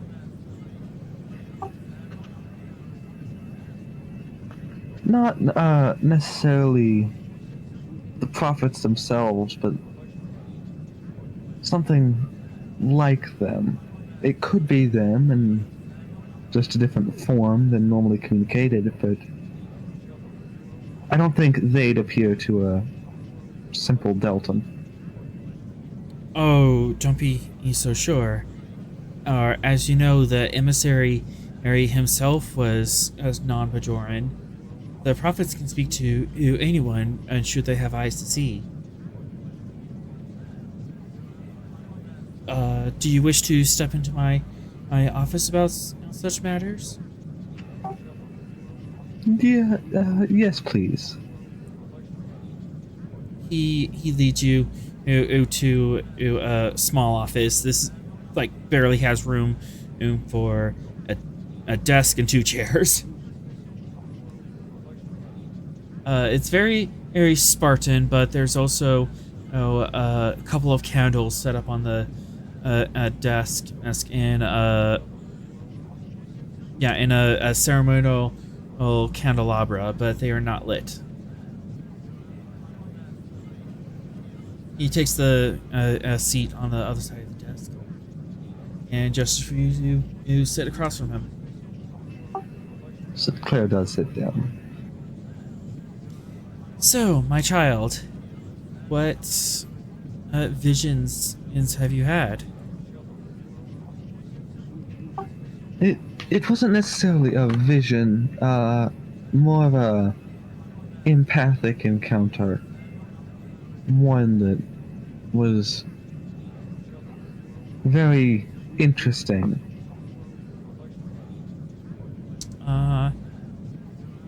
Go ahead and give me a presence command, difficulty 3, to see if you can like properly communicate the details of this vision.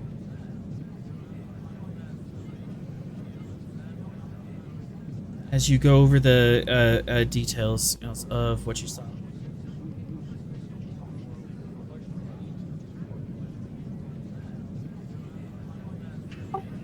I'm going to give you a threat, and would the new trait work? The one that I got last week concerning this encounter. I have to check what that new trait is. 1 second.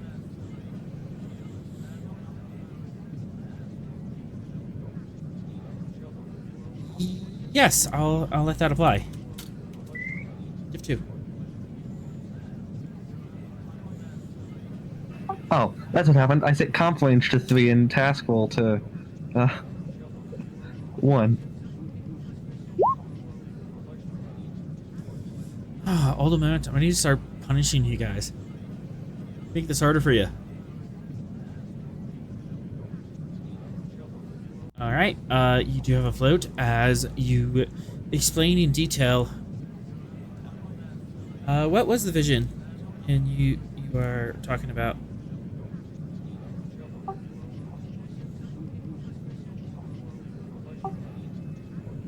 I'm talking mostly about the overwhelming emotion that was felt. Vision doesn't fit so much as reaching out into space, effectively having an out of body experience.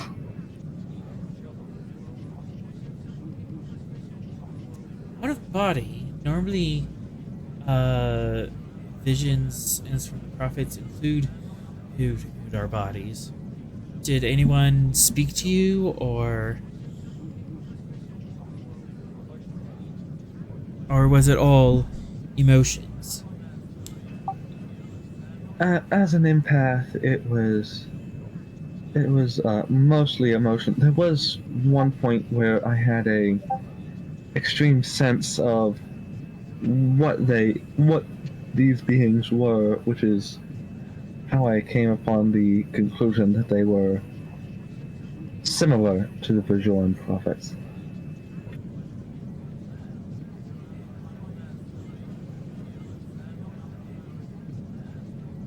And what makes you think that? I felt like they transcended space-time. It's something one doesn't touch and still be normal.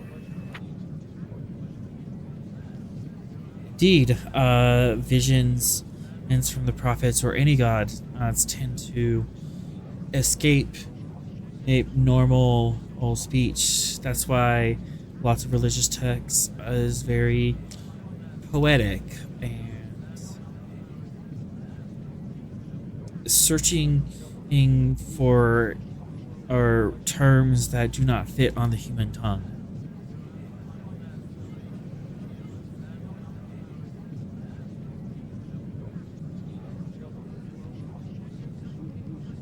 If this was as a vision from the prophets, what would you do with it?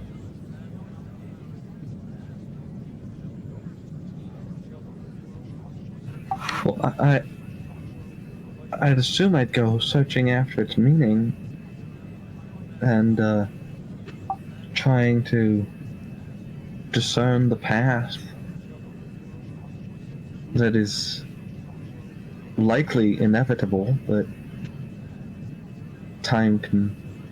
I believe time can shift if it needs to change. If I feel like it needs to change, my goal would be to change the vision or to bring it to fruition. That is the rub, isn't it? Trying to discern if this is a path that the prophets wish for you to follow or wish you to turn from. It seems to me that this vision was disturbing, was it not? Is this something to seek, or is this something to fear? Regardless, your actions would already be known to the prophets as you have said, they are outside of time and space. So whatever action you are going to take would be the one that you're supposed to in reaction to this. Unless, as of course, you believe that this vision was a mistake.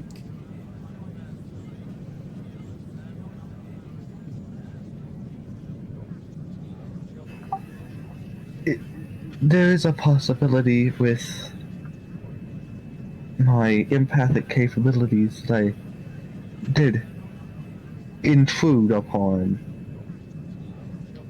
a separate vision, but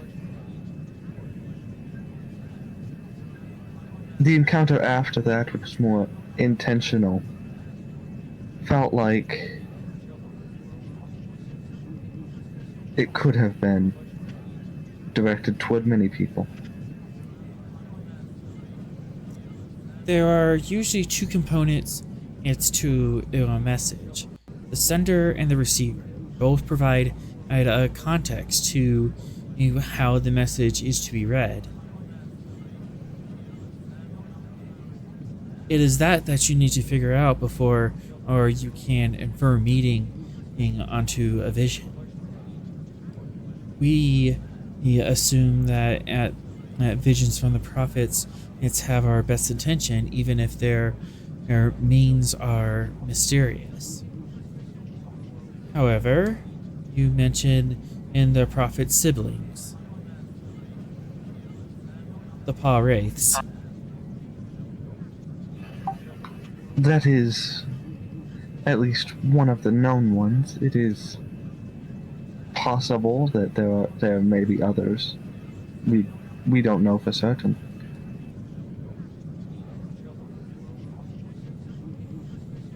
I was under the impression that the Pa Wraiths were trapped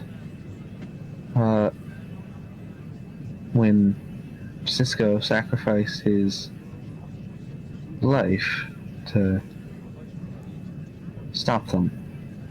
Sacrifice is a strong word. He fulfilled his purpose.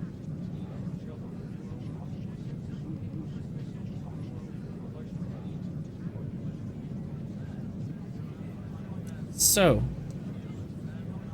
you have a message, but you do not know the context for which the message was sent nor received. So the best course, so it seems your only course of action is to act upon the vision or ignore it.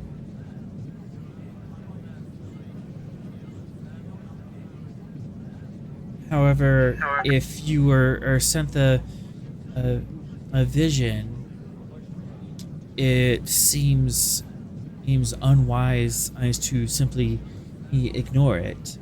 Visions from the prophets are usually sent in to intervene on the timeline and invoke action.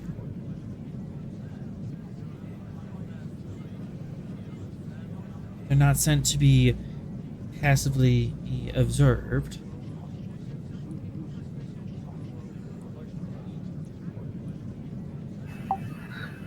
Which is one of the main reasons why I've come seeking guidance.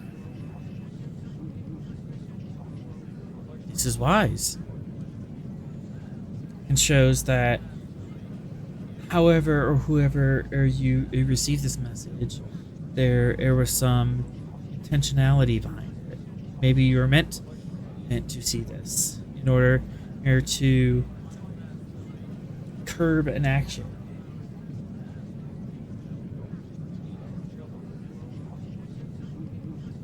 The next question is, what are you going to do about it?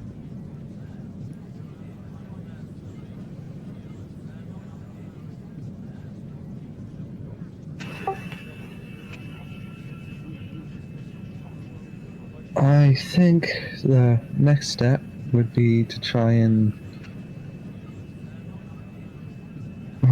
discover more about the people who sent the message than I already do. Well, the recipient would be a bit of a more, not difficult, but a more concerning matter.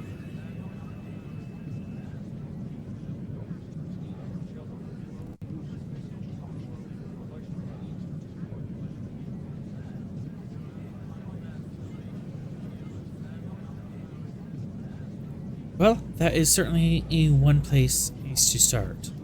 But in order to learn from them more, or you would have to talk to them more. I know that I don't presume that you are a member of my faith, but do you have a faith of your own?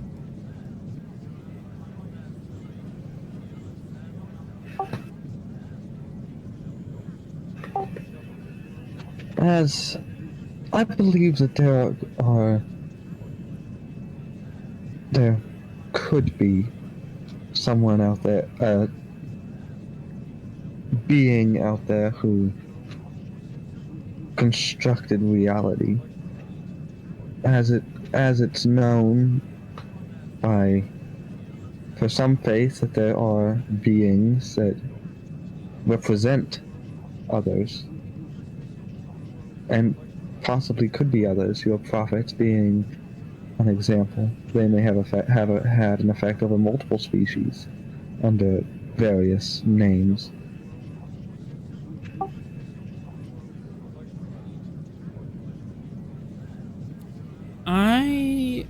I'm going to give you some mantras and meditative techniques that can and help open your mind to those beyond, if you want. And these are fairly open-ended to how you interpret them.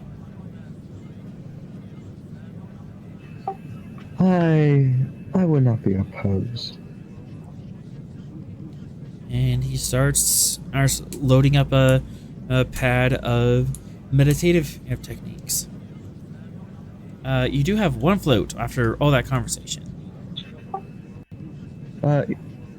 Yes, I'd like to. When I mentioned siblings other than the prophets and the Pawrites, can I spend that for perception into his emotional well-being when I mentioned that there may be others Outside the paw race and the prophets? Yes. He was fairly open and about it. He knows that there are other cosmological beings out there. His personal view is more of the prophets are concerned with Bajor and other gods or other higher beings that are elsewhere in the universe deal with their thing. But he's concerned about the relationship between the prophets and the Bajorans mostly. So he wasn't offended, but he was very much open to that. Like, yeah, the universe is big. There's plenty of other phenomena and things out there.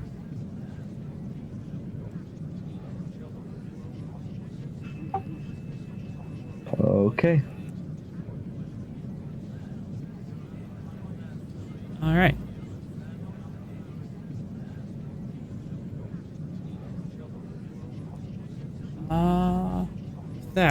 Let's cut back to Vera and Fox. As Vera, you are secretly overhearing this guy in the bar.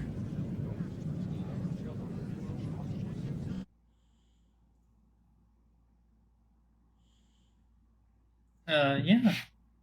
We're eavesdropping. It's the eavesdropping episode. Eavesdropping episode. Woo!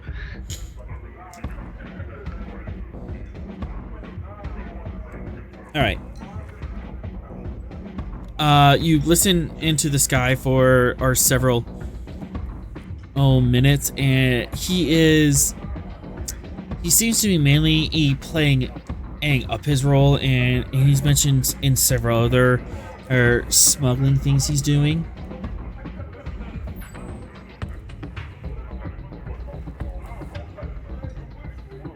Oh, he's talking about the smuggling that he's been doing?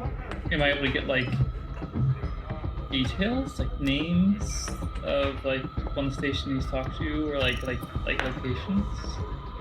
Am I able to glean that? Well,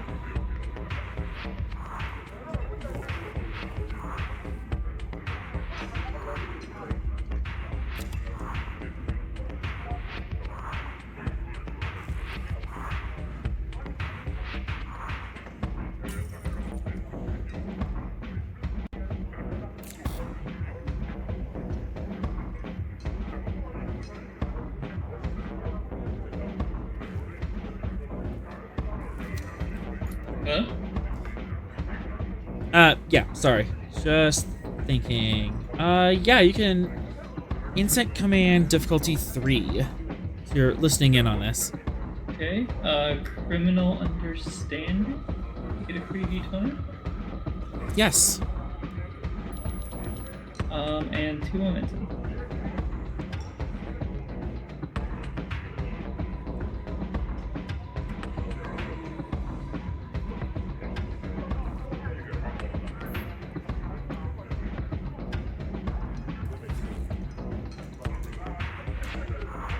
Getting that 2 momentum back.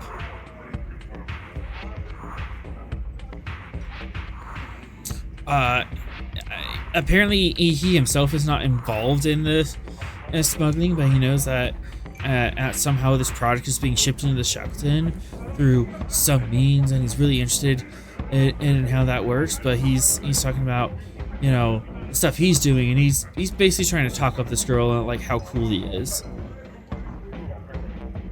He's smuggling in phase discriminators and parts for our quantum torpedoes, and illegal mining gear and that kind of stuff.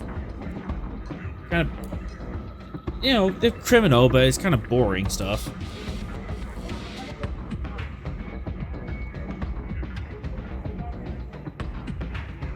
But he hasn't had a direct hand in the flowers. No, he has not. But he might know someone who does, but he's not talking about it. He's kind of dancing around and kind of want to figure out how those flowers are getting into the market. He's trying to find information as well. Kind of. At least find the avenue they're going in and see if he can exploit it.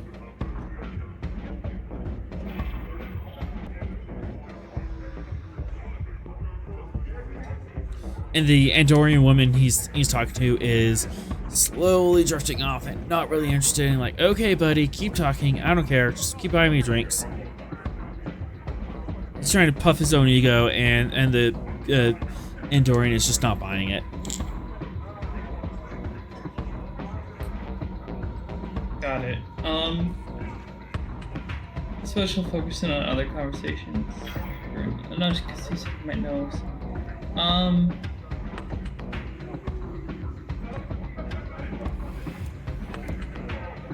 She will.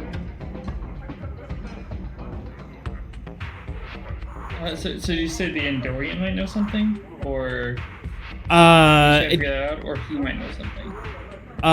The human and who's talking might know something. The Andorian is just some girl he's trying to pick up, and he's bragging about the whole thing. Vera sighs,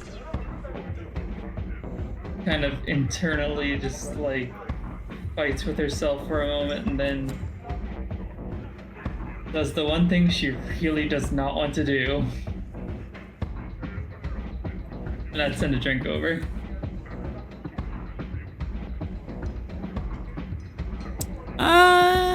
For momentum, you can send a drink over. Yep.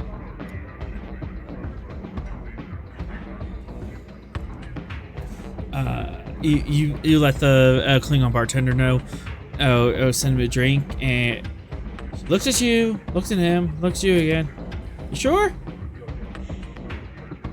I think you could do better than that. Oh, I absolutely can. That should like 100% to a CD bartender just like show that she's trying to do something else. Like she's trying to trying to pull a fast one. Yeah. Yeah. She shrugs and sends the bottle all over, and the guy gets the bottle. The waitress points over to you, and he lifts a glass and toasts you, maybe from across the bar.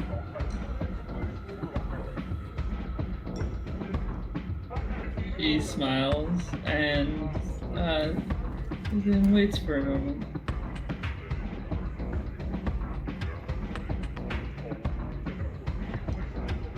After a few moments, as the Andorian, he gets up to come towards you, and the Andorian woman takes that opportunity to leave the bar and never be seen again by this guy.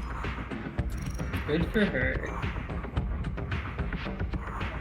Now Vera has to deal with him. Hey, how you doing? Oh, but drinking alone. Want to drink not so alone? Apparently, you have the credits to throw around. Well, I might have the credits, but most of the time people buy people drinks if they're interested. Oh, I could buy you a lot more than drinks.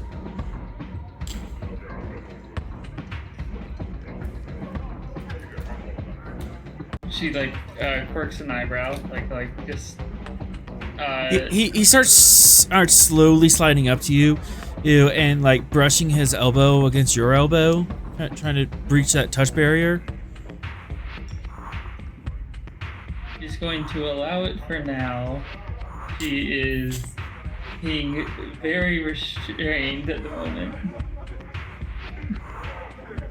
He snaps his finger at the bartender. Hey, give her another drink.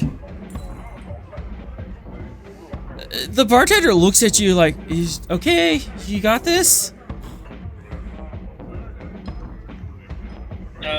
She'll She's doing this sub vocally or yeah, she'll nod, but kind of glance her eyes towards something very light. For a momentum, and you can get something like. Yeah. She gives you a standard or 5% alcohol beer, nothing too fancy.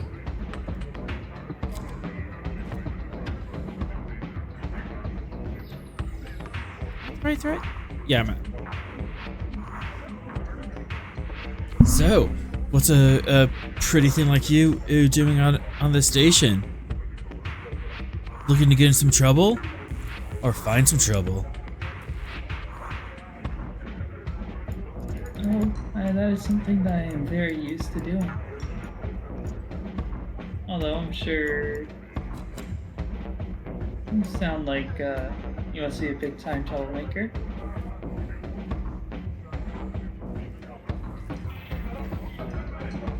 Name's Barrick.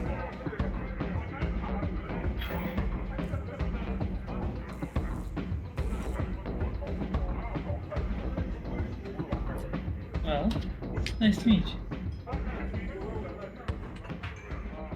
Now, were you planning on doing more than drinks? Somewhere not a dirty bar?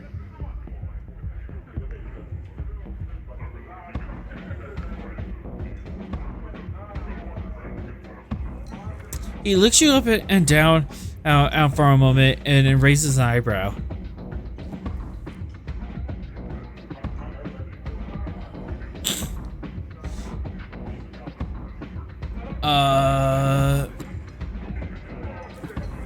What's in it for you?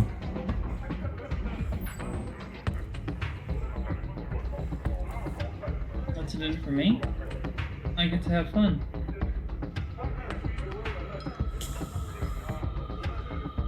And he places his hand on the small of your back just to test it out.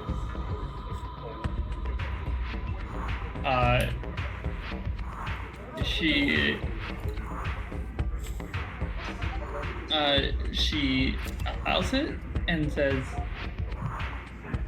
but I do have standards. Some are private.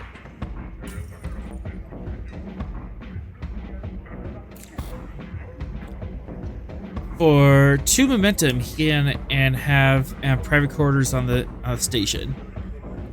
Take it. Shaha. And he pays for a bottle to go and escorts you to his quarters. While he's dealing with the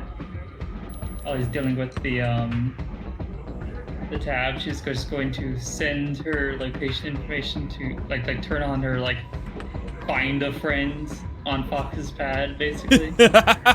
Yeah, Fox is gonna head to that corridor ahead of them. Stay out of sight until Vera needs him. Daring, security, base difficulty 2. You can boost. You can increase that to make it more secure. You know, let's go for the full boat. Let's go for a 5. 5. Communication security. Yeah.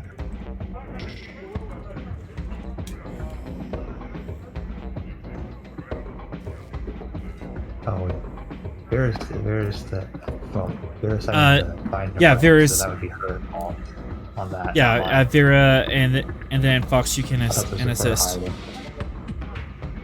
Well, I guess we're 5. I thought this was for the hide. I did not. Sorry. Did not. No, this is for the. It's fine.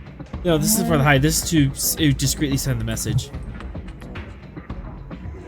Yeah. No, we'll stick with it. Take 6 threat, and I'll use my metal. Thanks, chat. You get 4 of that threat. All right.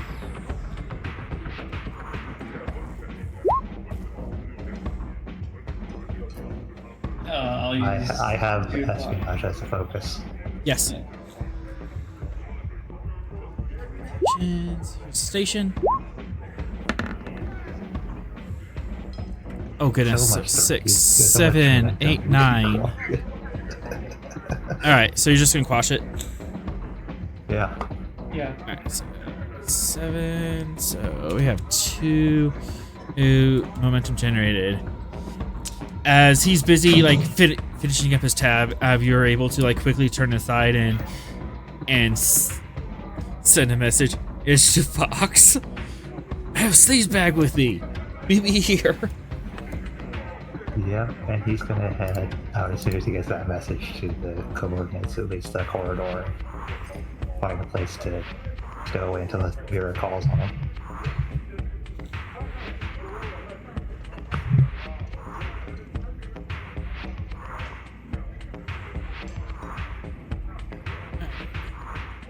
So Leaving the bar. To make it less obvious, I'm gonna go with the civilian clothes. For momentum, you can grab civilian clothes really quick. Yep. It shouldn't be too hard in the intelligence office. No, not too hard, but you just have to take time to do You that. just requisition and change. Yeah. And make sure you tie your boots up. Mm-hmm. You don't have power laces yet. Boots. So, you and the sleaze bag go walk around the station until you get to the habitat ring.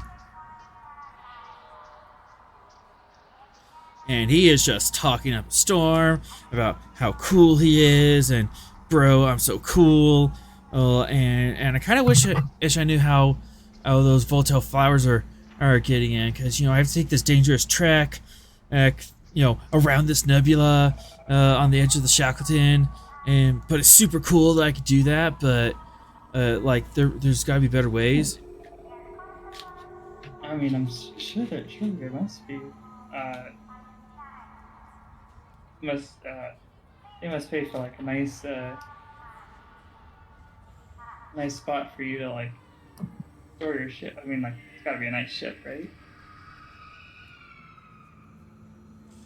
Yeah, it's a Commodore 64. You could be a Reason Yeah, Con that's- Diff 1 if you want. Sure.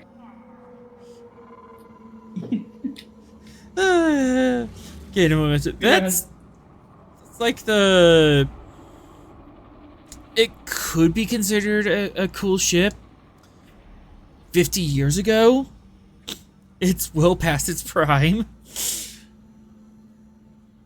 Vera has to try so hard to hold in any sort of sound,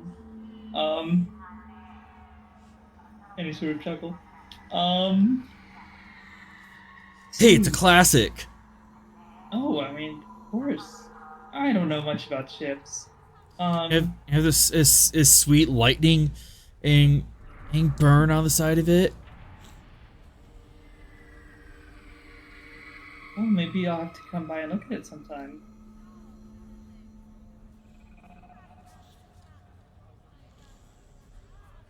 You get to his quarters.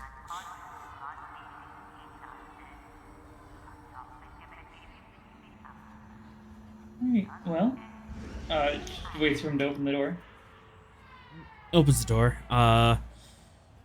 Pretty standard low end quarters. Nothing ain't too fancy. He has a couple like knickknacks on the walls from various cultures. They appear to be like several weapons and from long ago. Mostly like handheld melee weapons.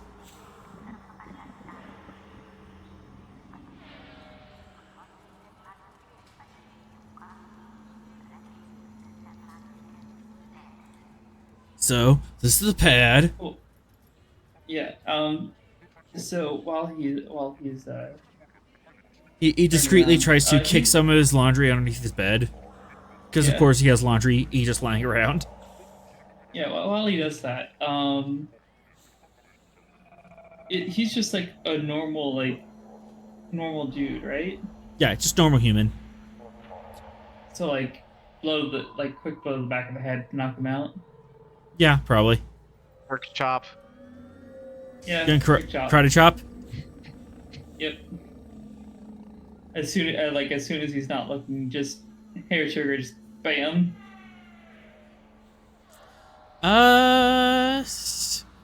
One, two. I'll make it a diff 3. He has been in a scuffle a few times, so it might be a bit difficult to grab him. And by surprise. Alright. Can I use the trait former syndicate member? Ooh, very much so. Yes, diff 2. This isn't the first time I've knocked a dude out. No, not the first time you seduce a dude to get back to his apartment and knock him out. Yeah, she didn't like that part. She doesn't like that part. I could tell. It was fine. If any of us like that part, you're lying. I was trying to make it as comfortable as uncomfortable as possible, No, so I succeed. Yeah, no, it was done effectively. Have a momentum.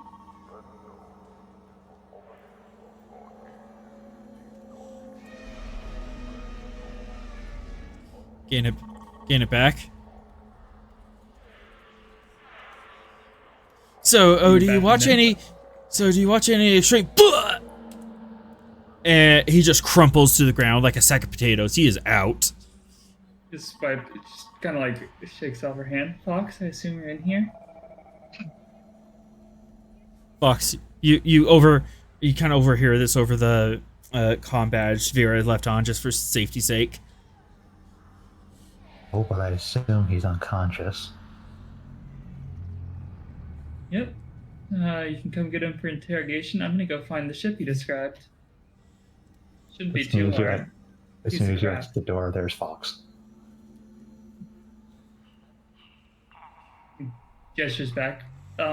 Also, I'm pretty sure that weapon is not allowed on Federation stations. Just pointing at one of the random weapons. I'm sure there's for- a multitude of things in this room that aren't. For 2 momentum and for 2 momentum, yes, he can have illegal weapons, so you can ding him on that. Also, didn't he openly admit to smuggling through a Federation station? Mm-hmm. No, not yeah, through he a did, station, but- just around it. Yeah. Oh. He openly admitted to smuggling around a Federation station on a Federation station. Yes. This guy was not very bright. Yeah, I'm just gonna throw him over my shoulder and take him back to the intelligence office. So, do we Okay, want to should be spend fine. to have the illegal weapons as well? Yes. Yeah. All right. He's going to contact security to give this room the once over.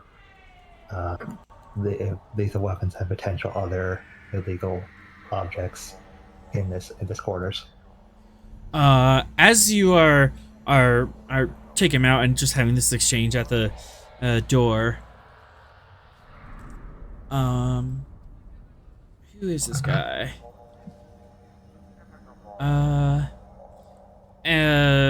Andorian, Andorian in female, not the one you saw before, another one, and kind of like overhears this in the hall and kind of peeks her head out of the door and sees you lugging this poor guy over your shoulder. Kind of gives you two a worried look, like, what's going on here? Intelligence business. Right. Ducks her head back in her quarters.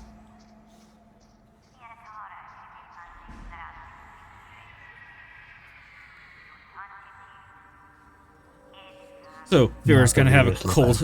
In this situation. So Vera's gonna go have a cold sonic shower after this. Oh no, she's immediately going to go find that ship. She's not giving any time to lose that lead.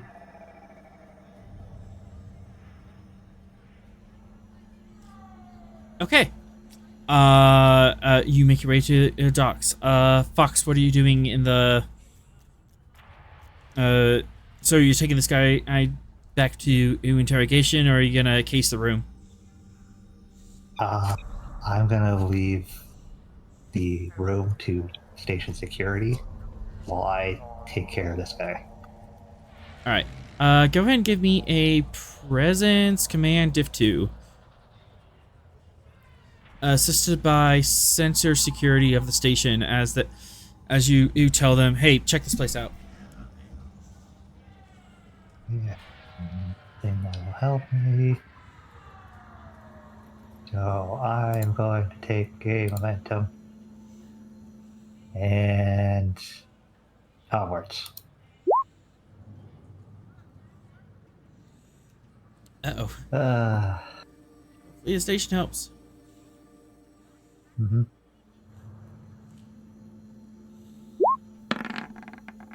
Alright. Good station. Alright.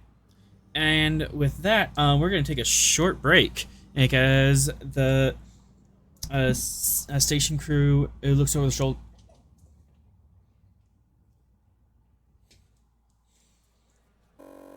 Alright. BRB.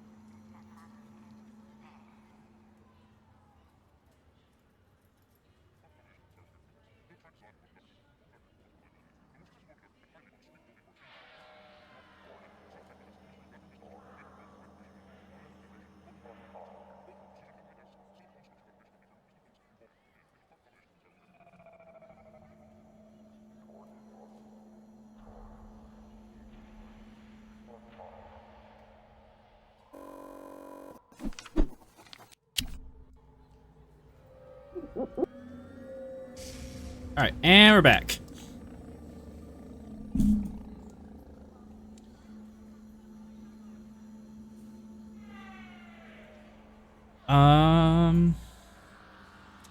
So, let's cut to Atrom and Sorel having their play date. Or their kids having play date.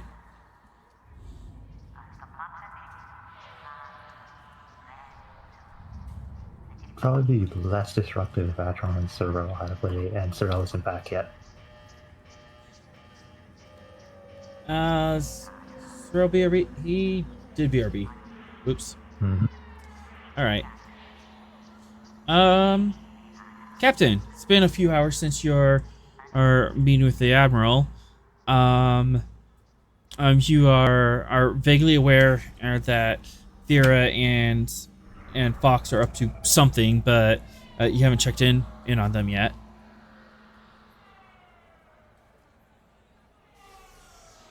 Should I be worried? I don't know, should you? No. It's Vera and Fox. Never have to worry about us. Yeah, what could go wrong? A lot less than when I leave you two alone.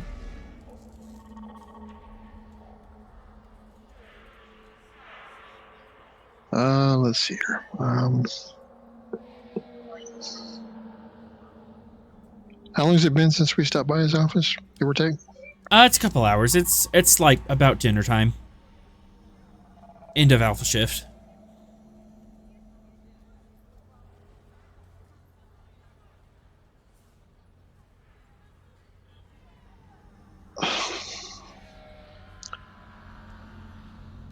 Is there, I'm trying to think, is there a way to discreetly contact him and say, how's it going, what you up to, something like that, as opposed to just, the standard comm badge that says, hey, Starfleet officer.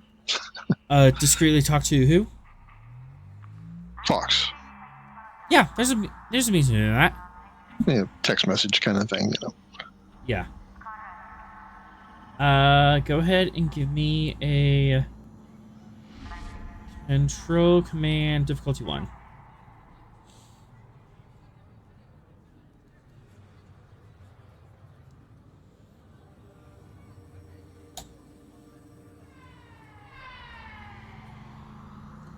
Gain momentum. What do you say to Fox? Just, hey, what's going on? Yeah, basically.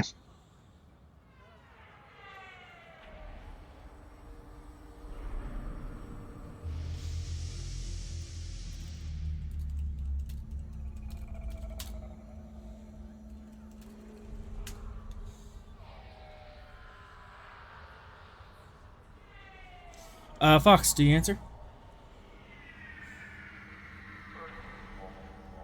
Just a text message comes in, and as you are discreetly carrying this guy back to the office.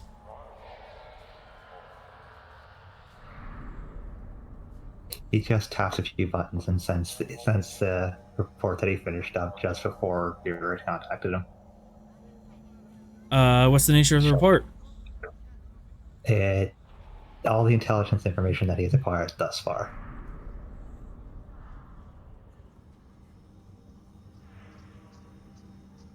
That is technically need to know for Rost.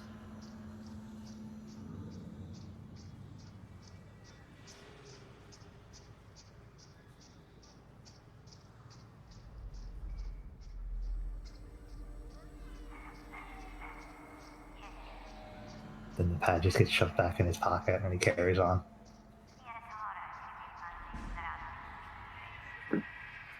Basically everything that we already know and went over.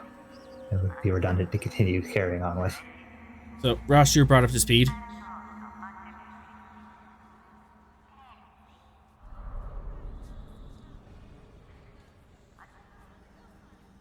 Okay.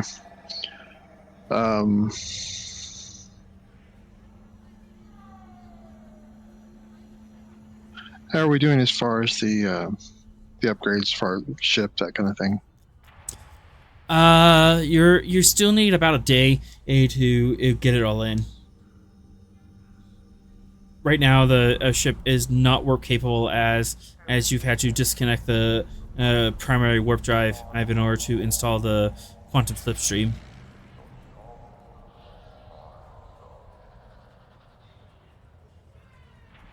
And Trum's out gallivanting with his kids. So, Ha! Sorrel's going to be joining him. Lef and I have to do all the work ourselves.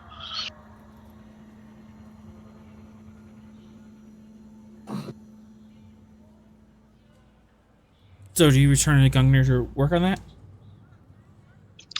I was just trying to think if there's something else useful that I could do. But I think we've got enough people working on gathering intelligence for the moment.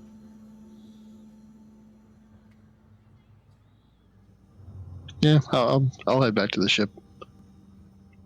I can't think of anything I could do that wouldn't be a problem, so.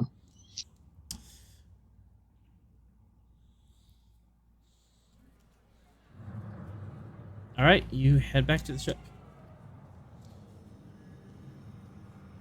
Fox, you bring the perp back to your office. Yes. And now I get the fun choice of slack of awake or hypo awake. And I'm just gonna hypo. Oh Hi man! there. Fished.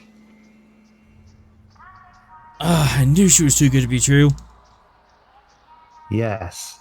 Congratulations for blabbering about smuggling in front of a Starfleet officer. Who Through has Starfleet? intelligence connection. Yes. Surprising that, isn't it? Darn it! Yes. With the weapon and anything else we found in your quarters, and my associate also going to check out your ship, you're not looking at a very free future. Now then, you were talking about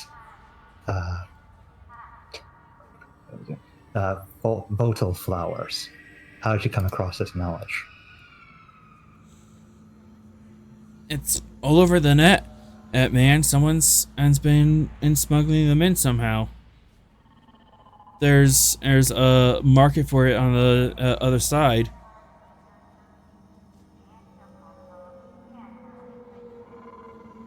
Primary source of the information. I don't know. I'm not exactly a big fish out here, bruh. Yeah, you say you've been monitoring it all over the net. Surely you've seen a pattern of information that would lead back to a source. A person's name or a contact, or a contact ID.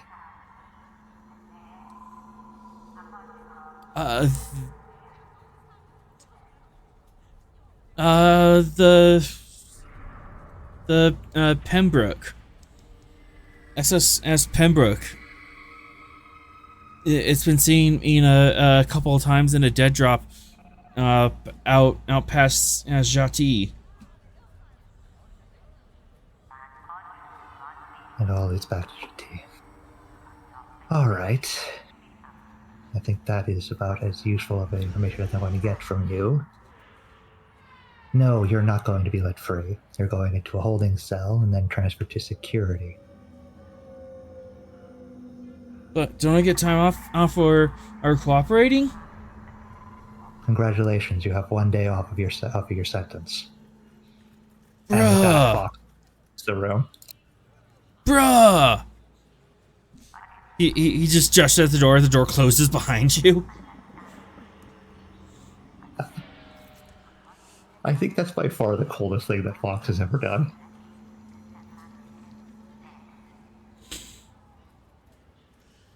And let's see, do I go back to the office to do other things, or we're gonna have to trace down Jhatee eventually later anyway. He's going to go see if Vera needs any assistance with the ship. Vera, you are on the docks of Narendra. There are dozens of civilian ships out here. They're all in various his docks. And she's back. Oh, Vera, you're on the docks. Apparently. It's fine. Fox didn't really get much useful out of our smuggler friend. He didn't know Only much. thing- I Yeah, don't- the only thing he gave us was the Pembroke out near Jhatee. Oh, yeah, she's looking for that ship to see what she can find on it. If she can at least find some connection to be made elsewhere. So you're looking for our Surfer Dude ship? Yeah, that's her only lead. So just going off the description of it, you look into it. Go ahead and give me a reason and con difficulty 3, assisted by the station.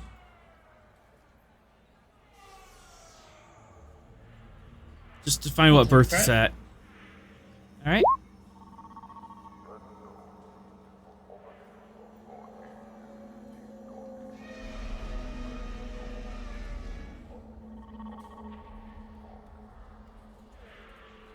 And the station. Computers, con.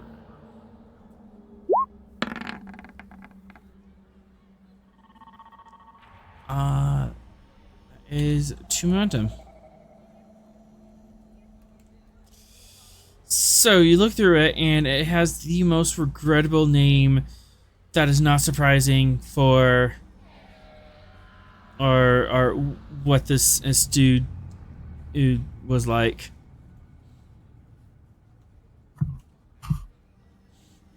The SS Goodlay.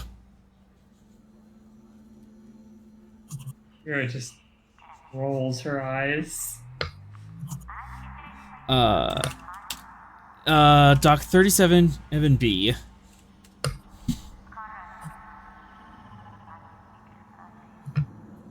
And it also has a note on it. A red notice.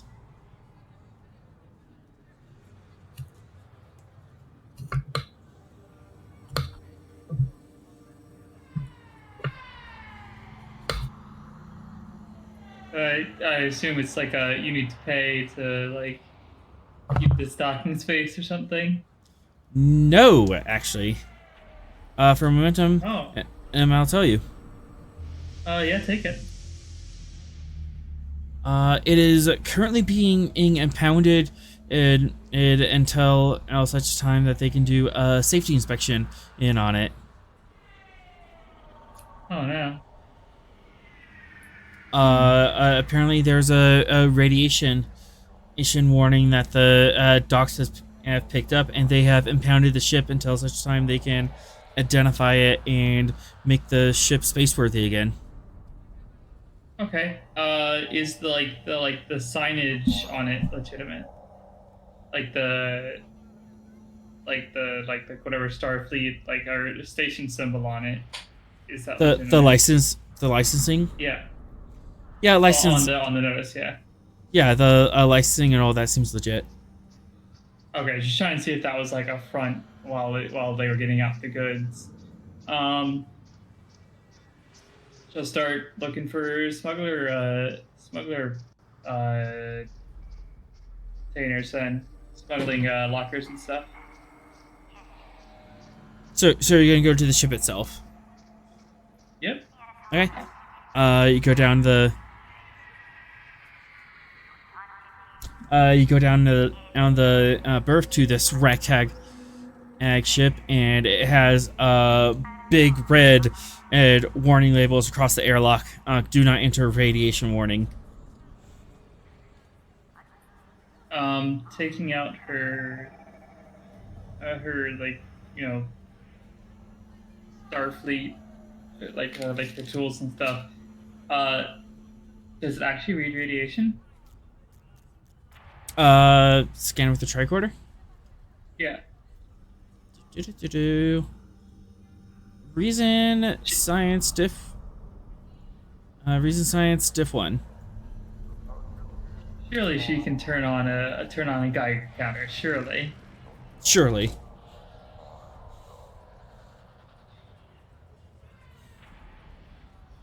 I mean, this is a very fancy Geiger counter. There is indeed some radiation leaking from the ship. However, something weird about it.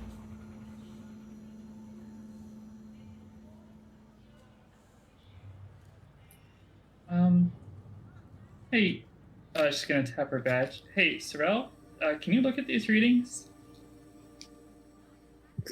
Sorrel here. Yeah, can you look at these? There's something weird, I think. I will pull up the display. For momentum, you can forward the reads to him.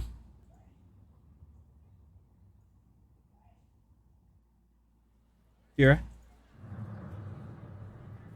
Yeah?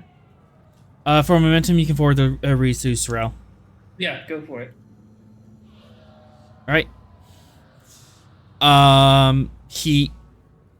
You look at the sensor readings.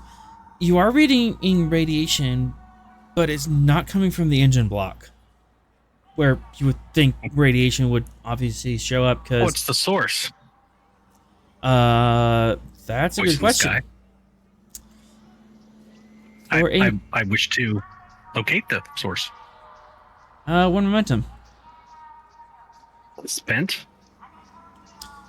It is coming from the hull of the engineering section. Blanket scans and from the station wouldn't be able to differentiate it, and it just saw, okay, there's radiation. We're just gonna lock it down until we can figure it out, and they just haven't had the crew come across it yet. But with you and a tricorder up close to it, you can see that is not coming from the engine block. That was painted on the hull. That something is painted on the hull that is emitting radiation. Yeah, some sort of radioactive isotope. Painted. Yes. Does it? Iodine. Smell anything? Iodine, actually. It's Iodine. Radioactive iodine. Does it smell anything, or is it just sort of randomly distributed across the hull? For momentum, I can give you that. Okay. It looked like it was just shotgunned against the hull. Just someone threw a paint bomb at it and just smeared it all over the place. Is this for tracking purposes? I assume that it's so that it got impounded on purpose. Vera is on it. So this is Which is how they get the product out, through the impound system. It comes back to stuff Fox knows as well. At that point, another civilian crew is coming down the same berth of you. You're at 37B, they're at 37NC, so you're just like on the same gangway, and they're turning left. It's a crew of 5 people, and they're in a hurry.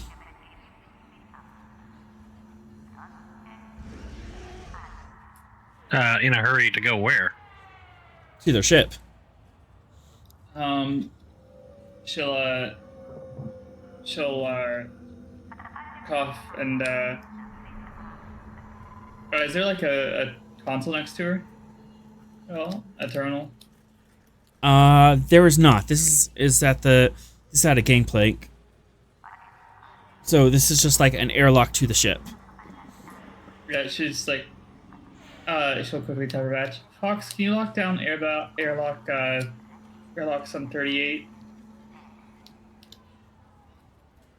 I'll have them put it At that, the Andorian woman rushes up to you. We don't have time for this. And she holds her wrist out to you and tries to squirt something in your face. No. Hair trigger? Yes. Is that Sorry, yeah, no hesitation. No hesitation. Which one was his purpose is getting hit with this? Vera. There's Fox. Okay. Fox, you're not there yet. You're just overhearing this. I was moving towards it, so I don't know if a woman came up behind me or something. No. They're coming up to Vera. So no hesitation, one threat. What do you do? This person's trying to squirt something at you. She'll attempt to grab her arm and just like put it behind her, just like get her into a grapple. Okay. Or she can react. Daring security.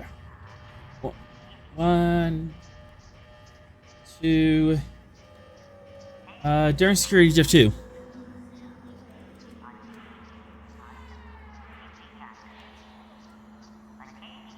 Cool. I will give you a threat just because you look like you spent a bunch of it.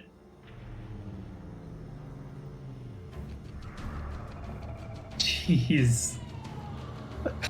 Vera, no. Vera's been on point tonight. Vera, yes.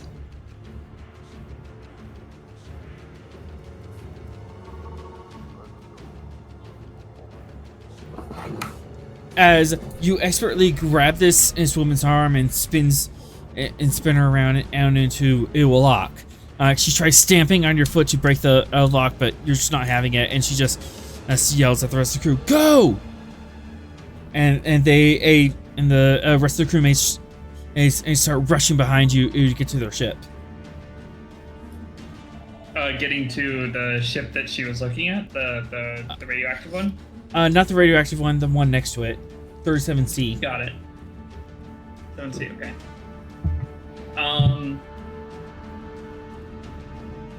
So both of her hands are kind of tied here. She assumes the comm's still open. Yeah. Yeah, her comm's still open, so does Fox.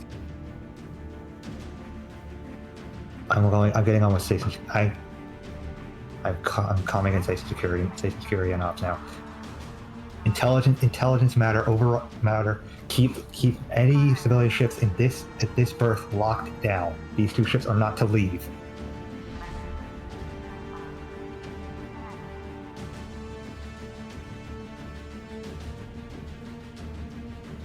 I'm gonna increase the complication because you're doing this on the fly and trying to run at the same time.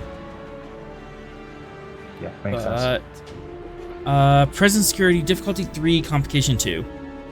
As you are running and down the halls, shoving people aside. Thanks, chat. Any of my traits fire for this? See? Learn, frontline fighter, field agent, reckless. I'll take stubborn. Okay, complication standard. I'm standard. And you can have a threat. And I'm not even going to bother asking for another foci. Because I know they're not going to work. And no. Because you let me do security. You were asking for a security thing. Location, Yeah. security, station. You just got it. Understood, Lieutenant Fox. Locking down on Dock 37. And Ship is trying to do it now. Make sure tracker beams are locked on it. Vera, as you are trying to... Vera, as you are struggling with this woman, selling klaxons on Flash. Do.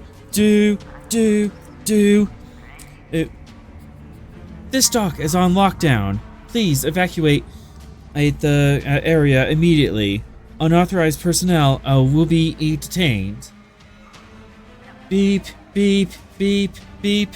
As these people get to the door, and the 37C and the airlock just will not open from the base. They start pounding on it. Override it!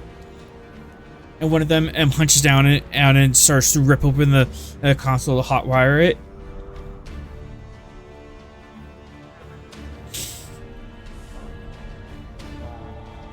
mean, you're not there. You're wherever you were.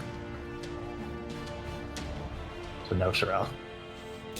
Sorrel, would you start running towards the docks?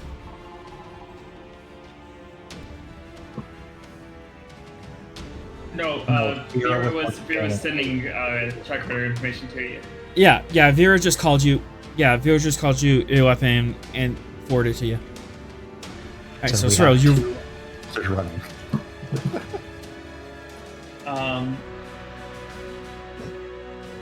Vera's gonna risk this person getting out of her hold to throw a knife over towards the open panel to sever something that would let them get in. Oh, nice. All right. During secure. Actually, I'm gonna say engineering. During engineering, because you're trying to sever something, make something not work. Security of the station. Yeesh.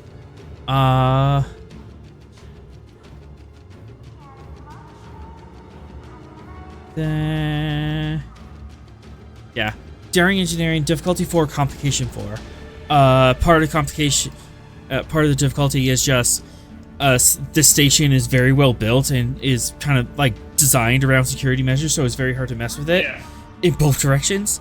And the complication is, hey, you're trying to do this one-handed while fighting someone and other sorts of stuff. Yep. Focus in skullduggery, or focus in precision targeting. Actually, precision targeting, absolutely. Determination. The best flourish when the stakes are... Actually, no, let's do the clever get ahead. I would take the clever get ahead. That's a very clever move to stop them from getting into the ship. Yeah. And then on top of that, we'll spend 5 momentum. We're just going to go all dice.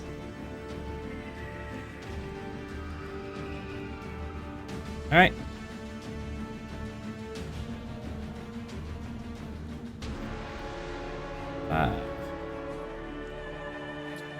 All right. 2, 5, 6, 7. 7 on a diff 4. As one-handed, you are wrestling this Andorian woman who's fighting you and trying to like drop down and overthrow your weight, but you're taller than her. This isn't happening. And just one-handed, you reach for your knife, throw it, and just thing. It just stabs into the control panel as this guy's trying to pull it open, and it just explodes into sparks in front of him. Nicks his hand. I'm not sure I can say that word on television. You word. You son of an Orion. You son of an Orion. Universal translator failure. Universal translator error failure. Yes. I'm sorry. I'm not going anywhere.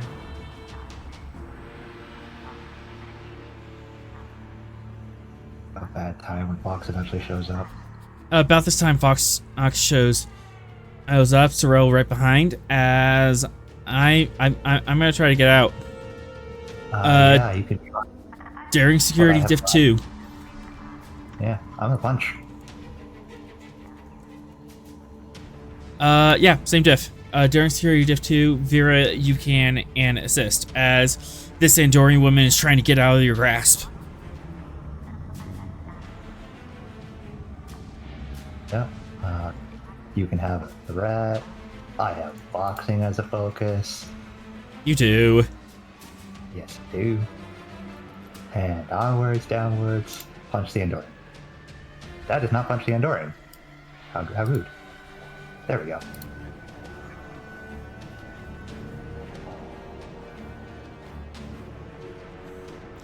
Two momentum generated.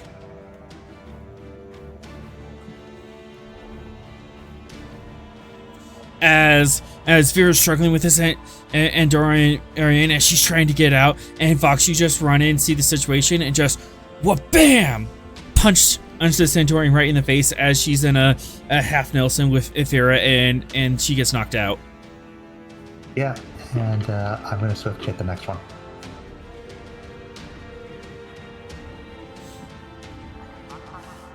And you're gonna what? I'm gonna switch to get the next guy who's over there. Threat or momentum? Let's go with momentum. Got a lot of that.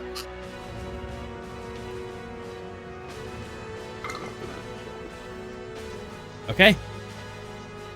And same deal.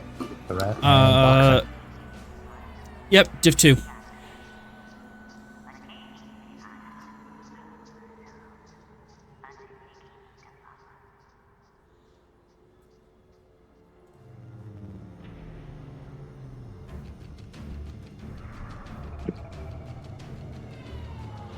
I hit it. Yep, gain momentum. Were you hitting the guy at the console or one of his 3 buds behind him? He just got a face full of sparks, so let's hit the one of the guys behind him. You hit one of the guys eyes behind him, and you just surge forward. Or he throws a haymaker, you expertly duck down and just cut him in the jaw. He goes staggering back and hits the bulkhead. Off. Yeah. Sorrel, you're on the scene now. Does it look like Fox has it well in hand? There's still 2 other guys up that are still up. All right, 2 to 3 other guys. I'll go try to nerve pinch one of them. The guy on the console or the other 2 in the back? I guess the guy at the console. He looks like he's doing something, right? Mm-hmm. Well, he was until there's a knife in the console now. He's dealing with that.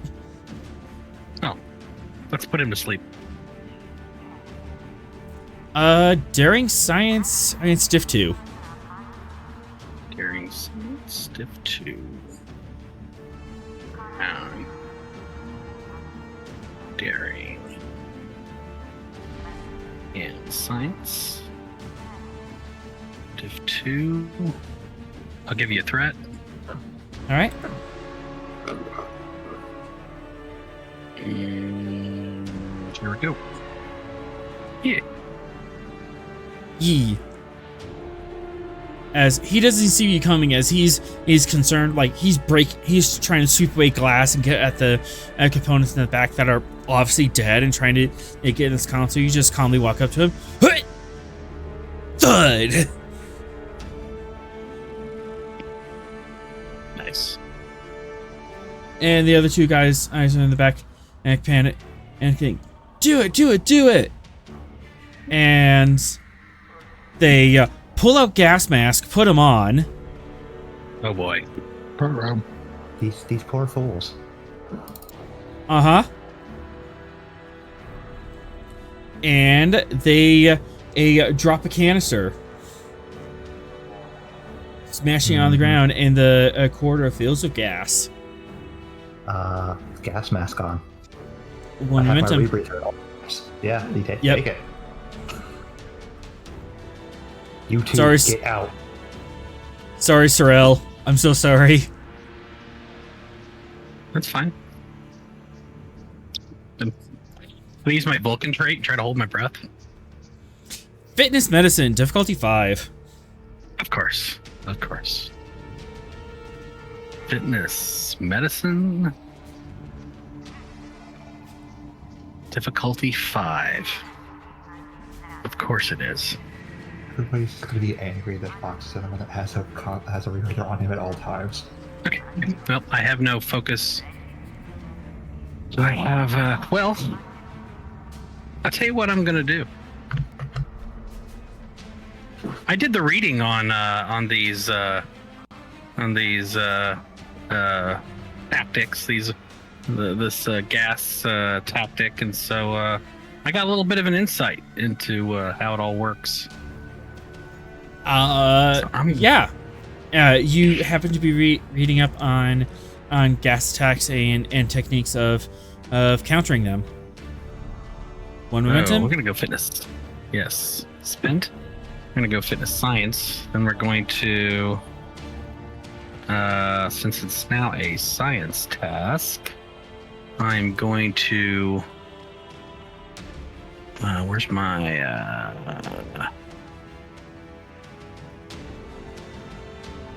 Oh yeah, I know that one. No, I got another one. Oh, darn it.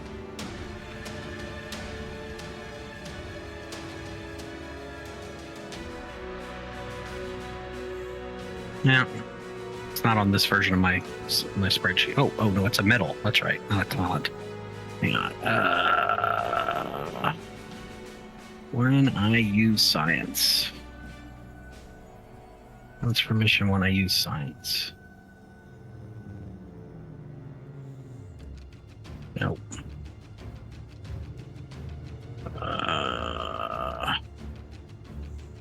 Hang on, yes.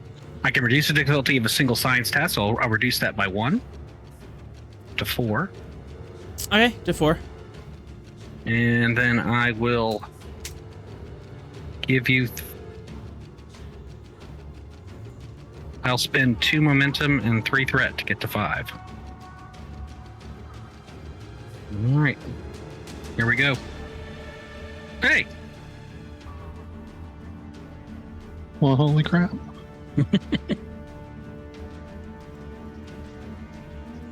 Because it was a Science. Science. As this gas starts hissing out of this canister, and in a moment of clear Vulcan logic, you realize, I just have to hold my breath, slow my heartbeat, and calm down, and I'll be able to ride this out. So you almost fall into a zen-like meditative state as you slow your heartbeat down to 30 beats a minute, and just hold your breath with whatever oxygen you had in your lungs, and not breathe in as this sickly sweet gas passes over you. And to 4, so you gain 2 momentum, and there is no effect. Alright. Vera. That's Vera. Of note, this sickly sweet gas passes over you. It has no effect. Yeah, that's honestly, she's less surprised than she should be. She kind of expected it from the first attempt. God damn it. Are they dousing us with Vera's mom's pheromones? Yeah, she just looks at Fox. That's real. Dude. Angry And Fox they hear knows- you say that at name, and the other 2 guys try to bolt down the hallway. Like, Oh, nope. no, you dip. They are running. Fox is going. Vera will call back the knife and try to hamstring one of them. 1, 2, 3, 4. It is daring security diff 4, or to stop them. One for each of us, for each guy, I imagine. Yeah. This would be separate attacks if you take it separately. Daring security diff 4. Yep. He is disgruntled as all hell. Frontline fighter and are reckless. Yes and yes. Are you targeting the same person, or are you both going for different targets? Different targets. Yeah. Okay. Different targets make sense. Sorrel, you see this is too, and the gas is slowly starting to pass. So, you can act. Vera's after someone, and Fox is after someone. Do you want to assist? Yes. Okay. Which guy do you want to go over? Or, Who am I closest to? either or. It's a pretty narrow hallway, so you can help Vera, or you can help Fox. Fox is already got to a diff 2. I'll help Vera then. All right. Fox, the resolve of your roll. Oh, you have a daring security diff 2. And you have a threat. Yay! I have a threat. I hit it. In fact, you have another threat and -2 momentum. All right. As Fox, so you see this guy. I run past you and you just clothesline him, trip him, and just slam him into the ground. Wham! And he just goes, oh!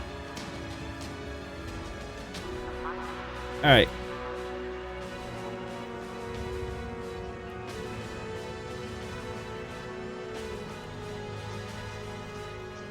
Yep, we'll spin the quash. All right.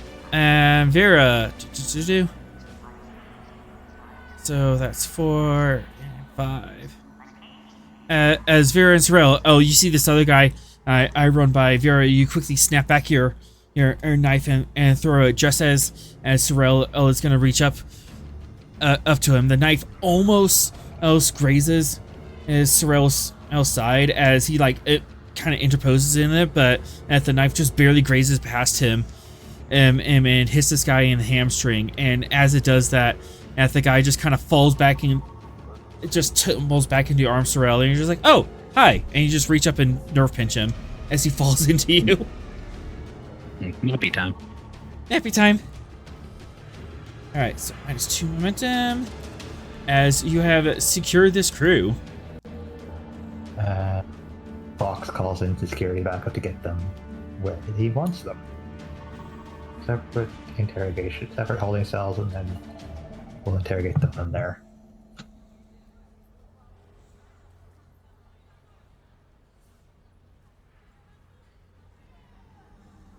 All right. Do you inform the captain? I leave that to the commander. Yeah, I'll inform the captain. Yeah, Vera's just gonna kind of look at the Andorian, the only one that's still up, the Andorian that she got grappled. The Dorian got punched first. She was knocked out. Oh, okay. I thought she was still grappled. Yeah, no, she got knocked out first. Yeah, she was the first one to get knocked out, and you managed to knock out everyone else in this room. Mm-hmm. Huh. Well, we have people working directly for my mother, apparently. Yes, finally, some straight road information. And you have what I can assume is one of your mother's ships, as well as our smuggler friends. Yeah. Here, let me take care of the... Let me find all the gas containers, since I'm probably the best to handle this. I mean, either of us could take care of it, and he taps the mask on his face. Inside security, eat diff 1.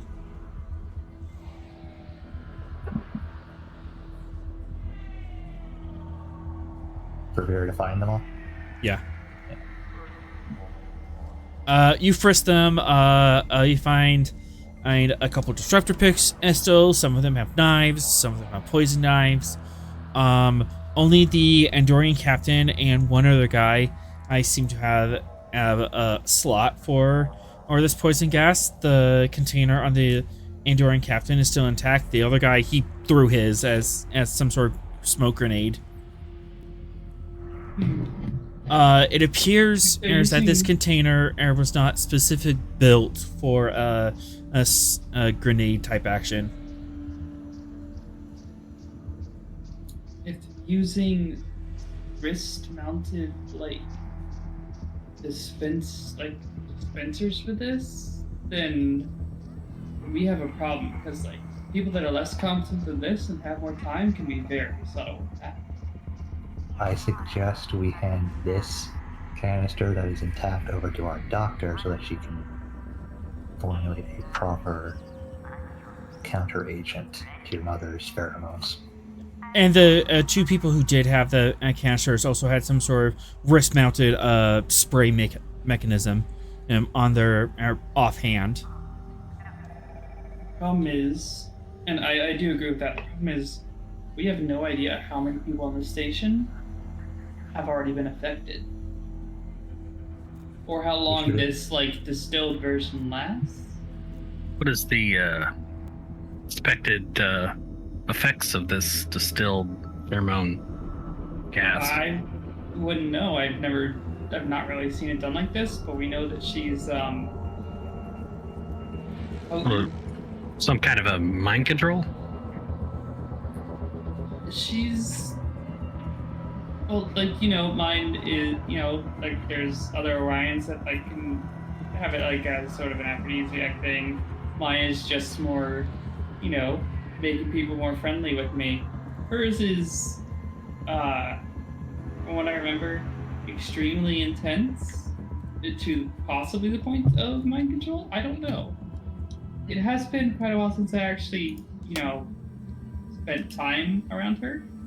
Regardless, best case scenario for the station, hand this canister over to Sinclair, create the counter agent, and pump it through the station's ventilation.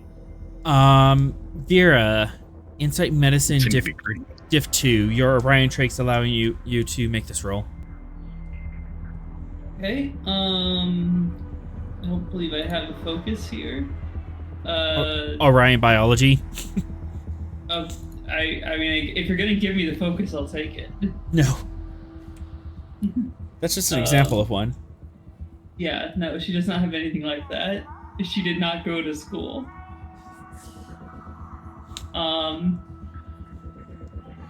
We'll use... Vera didn't have the Andorian, this is your body growing up. Vera didn't have that mentor that taught her about Mayan pheromones properly. Apparently. She'll use a threat.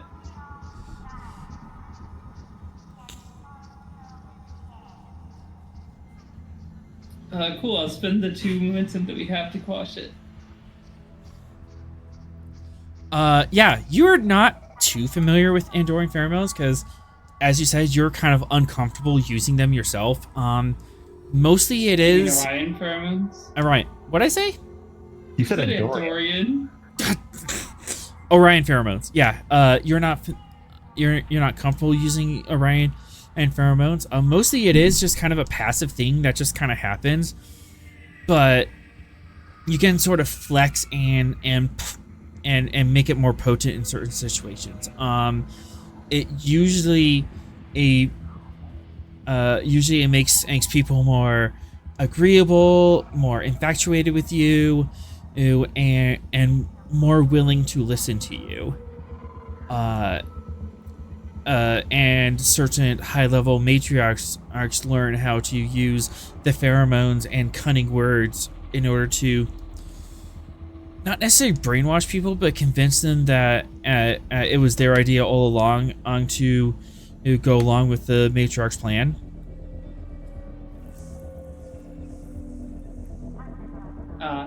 Inception moments. But usually the effect only lasts a couple hours after initial exposure. Yeah, but that's also assuming she hasn't done some sort of genetic thing to amp it up even more, which sounds like something that she would do. Genetic engineering. Sinclair.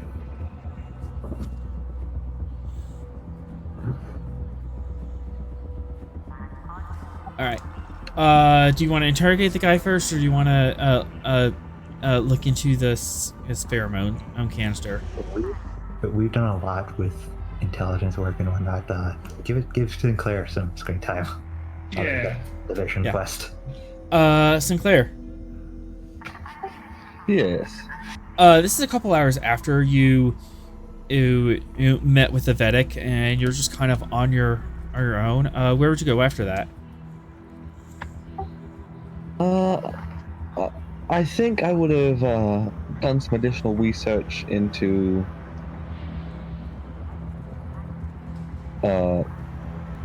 what I was looking into, and then probably headed back to my quarters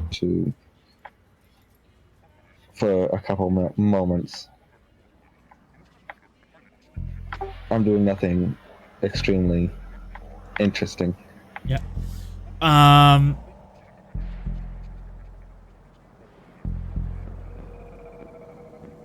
don't think Inky would have any reason to be made aware of the security lockdown prior to this.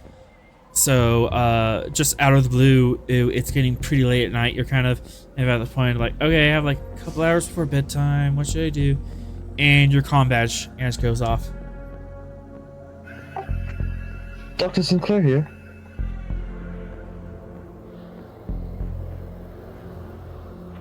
Fox? Doctor, your presence is needed. We found several individuals working for Zero. The more disturbing part of it is they have weaponized her pheromones.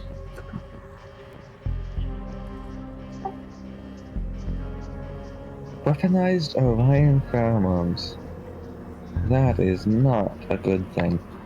We have a surviving canister of the aerosolized pheromone compound, and we would like you to give it the once over and potentially create a counter agent to it.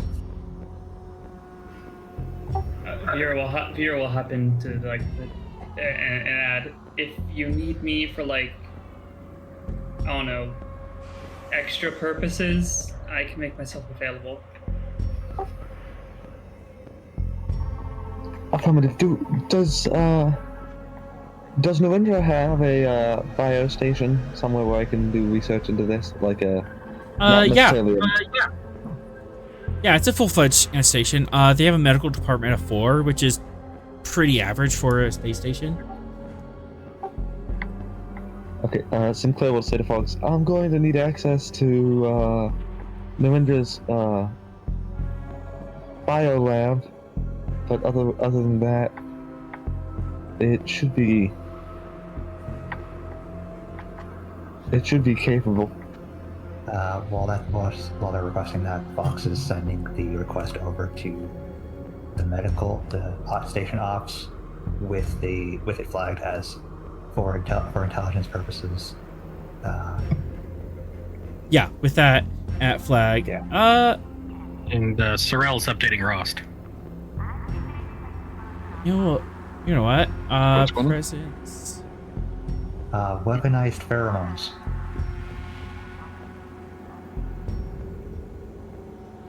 Well, how bad could that be? Well, apart from Fox and Vera, the rest of you have a very hard task in order to avoid it. Presence command diff 3 comp 2. It was super easy, barely an inconvenience. Whose command? You, Fox, as you're requesting the lab. Field agent and intelligence pad as a focus, since that's how I would have been doing it. Not focus pads, advantages. Not the intelligence pad, field agent, yes. Okay, so not the comp down. Alright.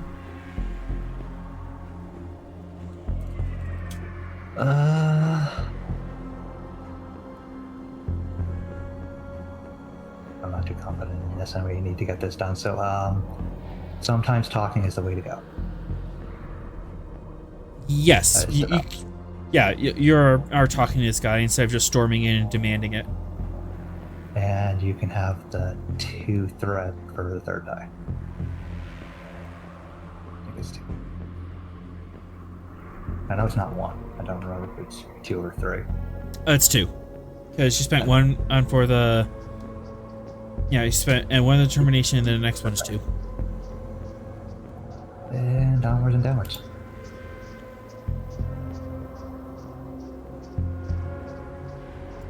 Got it. 1 extra, but there's comp. Mm-hmm.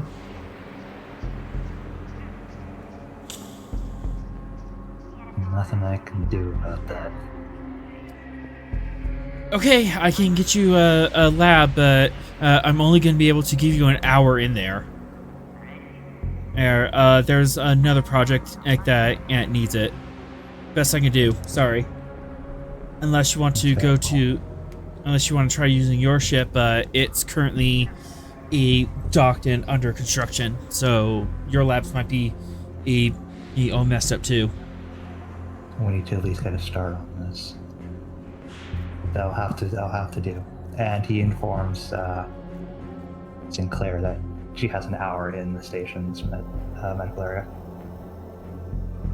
So Fox and Sinclair are meeting at the biolabs. Where's everyone else going? So I wasn't going to the biolabs. I was going to the intelligence office with the prisoners. I'll Right, meet so- up with Rost. Vera having the canister makes more sense than Fox having it. Okay.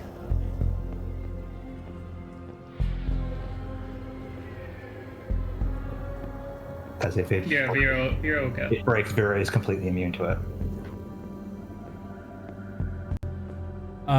Sorrel and Rost, you meet up after this. And you're kind of aware that Sinclair and Vera are heading to the biolab.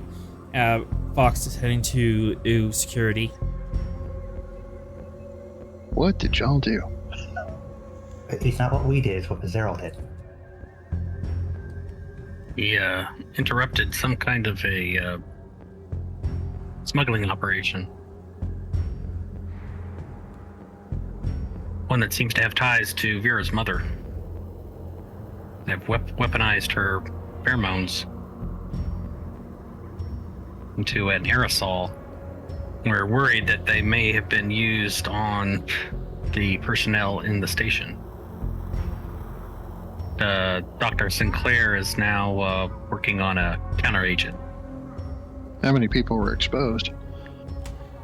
Well, I was able to avoid exposure in the instance where they attempted to use it while we were subduing them, but and I believe Mr. Fox used his mask thingy. And Vera appears to be immune, so our exposure there was limited, but if they've used it before now or set it up to deploy at a later time period, the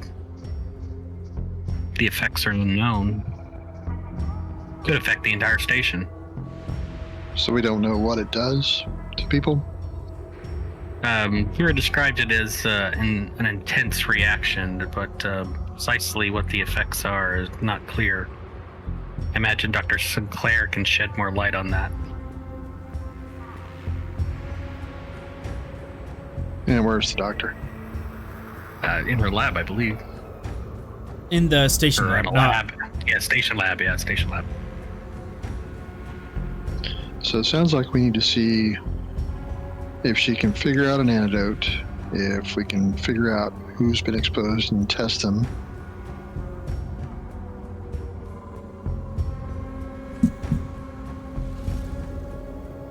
Yeah, those are the big questions, I think. Yeah, if there's an antidote, then if they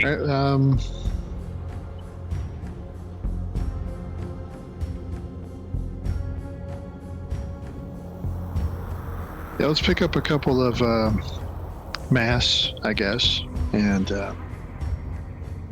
go talk to the doctor. for momentum, you can get rebreathers really quick. okay. They'll be standard Federation, not the kind that Fox has. Yeah. Well, that's fine. Yeah, we'll go find the doctor in her lab. Vera and Sinclair, you meet at the lab as a group of quite upset-looking Federation and scientists are being booted out of their lab really quickly. Very obvious security and an intelligence agent are kicking them out. Yep. Well, that's. I guess we have the room.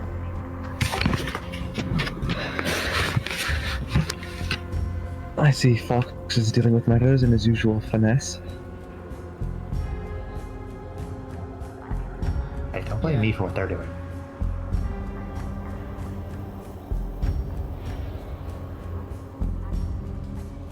So, Vera, you had to walk across the station holding a bottle of your mother's pheromones. Yeah, she's trying not to think about that. I'm sure that's pocketed as to not draw the eyes and questions. Oh yeah, she knows how to be subtle. It's almost like she's like a pirate or something. She's as subtle as a what's giant your- green woman can be. What's your medical or command score? What's the highest of those? Her command score is 4.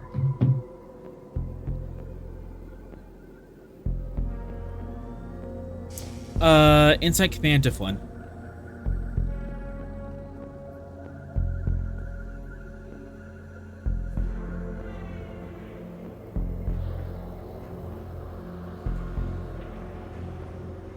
Yeah, you're able to distance yourself from this idea that you're close to your mother, but she's a bad person, and trying to you're managing to keep a professional distance from all of those thoughts for now. As you Close to her mother is very strong words. Giving her a lot of credit. Close to abandoned by, going to be killed by, you know. That knife in your back is feeling a bit more pointy than normal. Hey, Sinclair, you pick up on this as you and Vera are in the same room. In 3 words, Vera, what's your emotional state right now?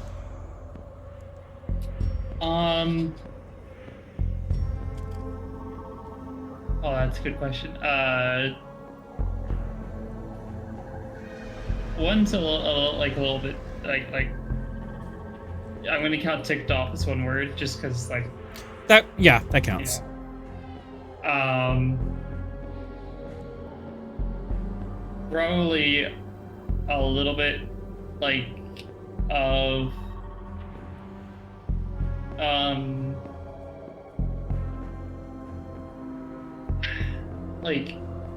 not insecurity but loss of safety. Exposed. And yeah, exposed and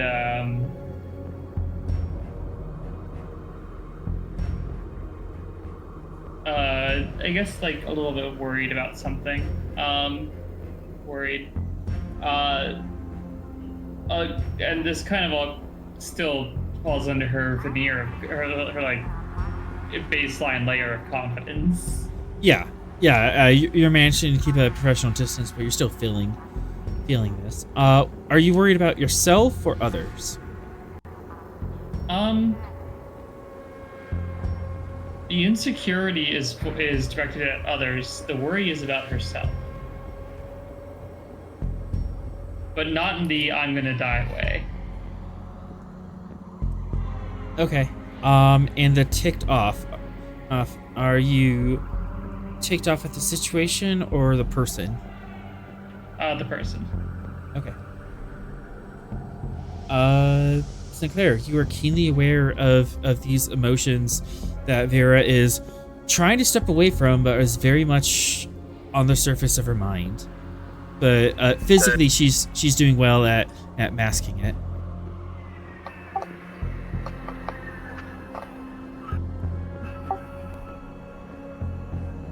So can you catch me up on the situation? I'm aware that this is a canister of your mother's pheromones. Otherwise, I'm not exactly sure what occurred.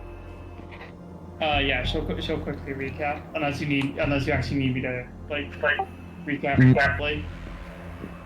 Not really. Okay, yeah. Then she'll just quickly recap all the details, starting from what she knows of her going to the bar and everything. So they're smuggling this through the station? No, the flowers. This just seems to be their weapon of choice.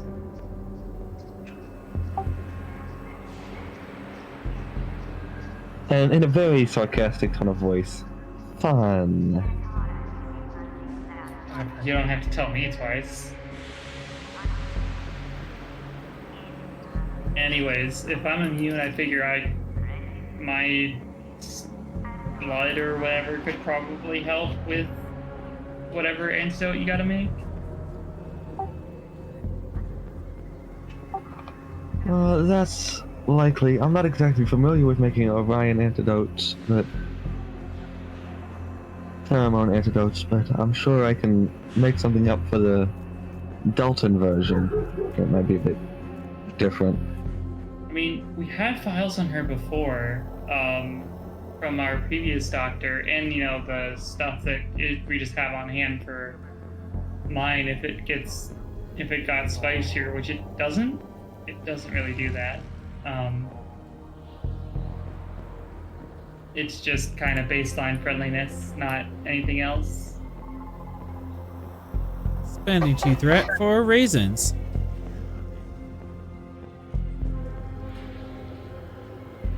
Continue. Something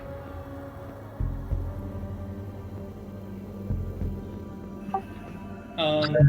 And I guess if Sinclair is picking up on those same emotions, that seems to be the point of worry.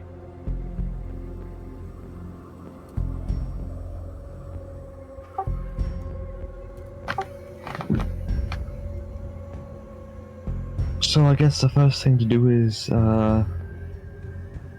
get an uplink to the Gungnir, if possible. So, Probably. You have your I'll just med be kit here that if you can need do me. that. yeah, you would have your med kit and you would have access to the entirety of the Federation database. The problem is you have a limited time in this lab, so you have time for one roll and asking one question. Fun. Yeah. You gotta remember, I did complete your super med kit, so you have all the functional sites listed.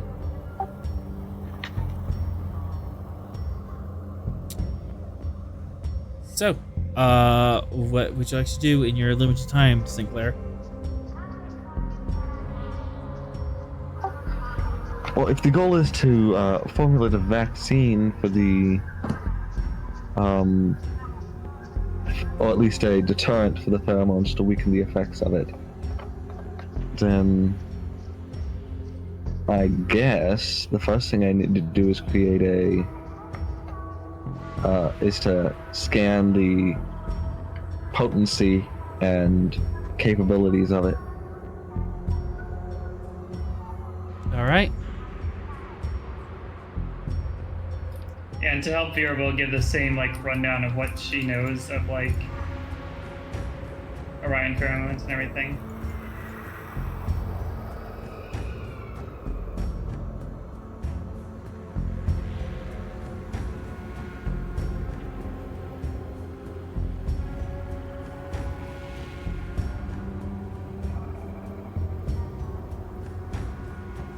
Reason medicine, difficulty 5, complication 4. Vera, you can assist.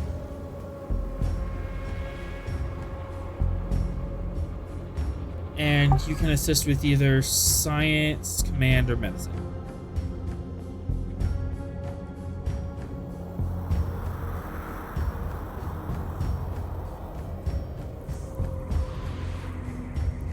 You got it?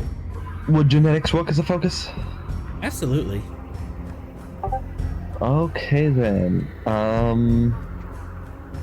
First of all, Starfleet Surgeon's declaration to reduce the difficulty of this medical task by 1. Diff 4. Secondly, Starcross medal to increase focus range to 10. Double focus, aye.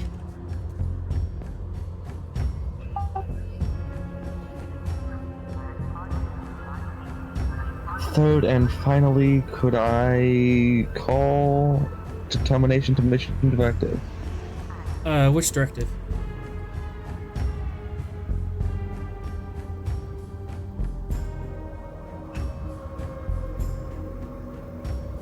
There might not be a directive actually written for this. Would Admiral Focus Logistics work in this case? Oh, that's a focus, not a directive. That's focus. A directive. Yeah.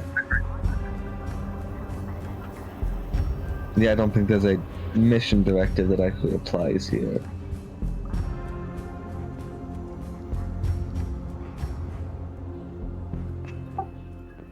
In that case...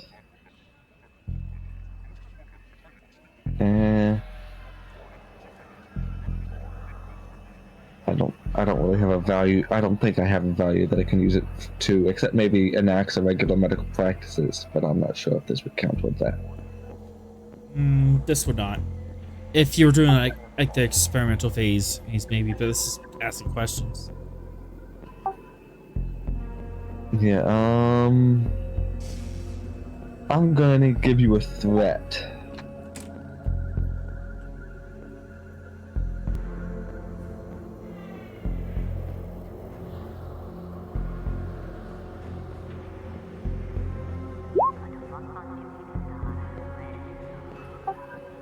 That appears to be 6 successes.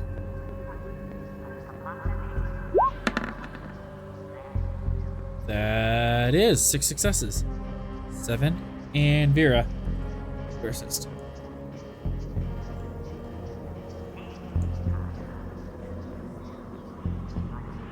Six, 7, 8, 9.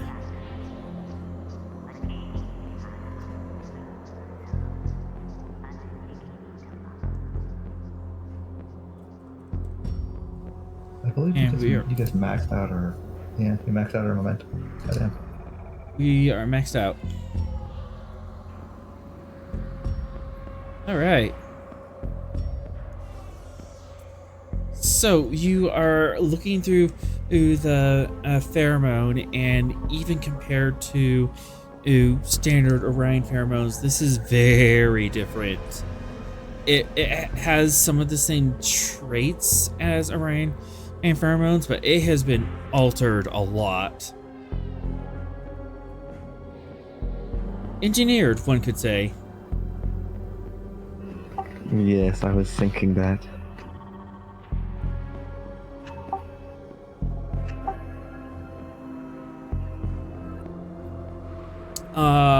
What are... And then your original question was, what are the effects of this? Well, I was initially running a scan, but yes, what are the effects? How exactly do they affect no energy?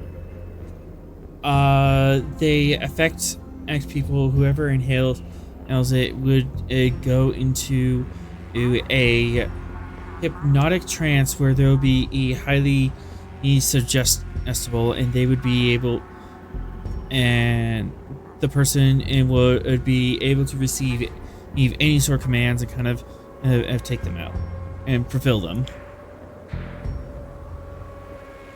It charms them momentarily.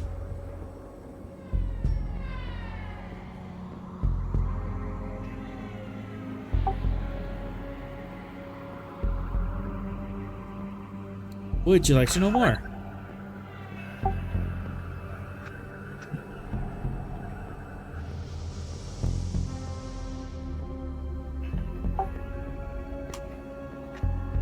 Yes. Is there any standard, I guess, to try and figure out, is there any dosage irrelevant medication that is severely detrimental to these effects or can nullify them? I'll take that from momentum. None as of yet. It seems to be designed around the standard Orion blockers.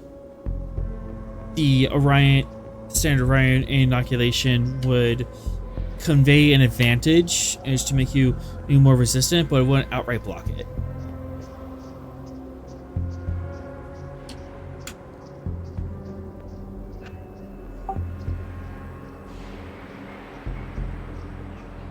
I have a bonus question you should ask.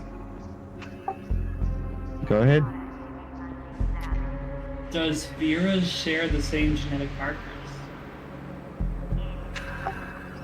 Good question.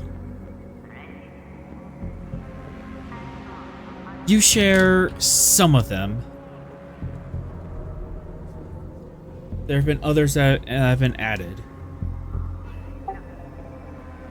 So she inherited some of the enhancements, but not all of it. Mm-hmm. Effectively. That Vera's obviously worried about that, but doesn't say anything. Yeah.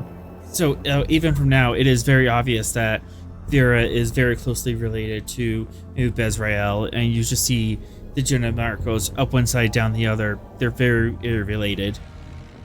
But there's a lot of markers that Aunt Bezrael will have that doesn't fit Vera. Oh.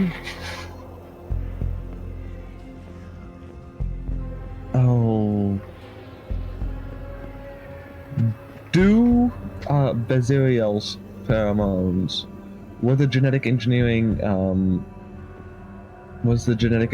what was added to it took from other species? Like, is it amalgamation of species, or was it genetic modification?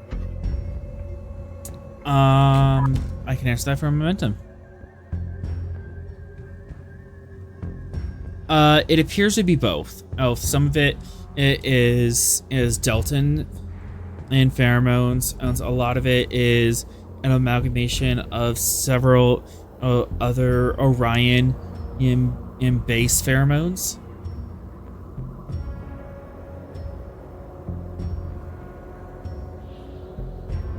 And then there's a few just purely experimental genetic sequences that look completely artificial. She's doing every step that she possibly could to increase the potency of this.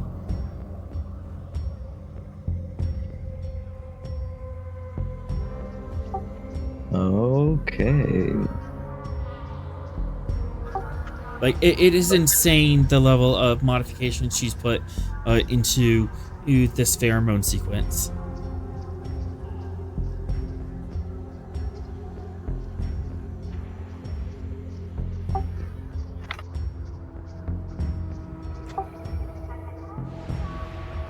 Okay. I think that's my time limit. You still have momentum, so you can keep asking questions until momentum runs out. Oh, okay.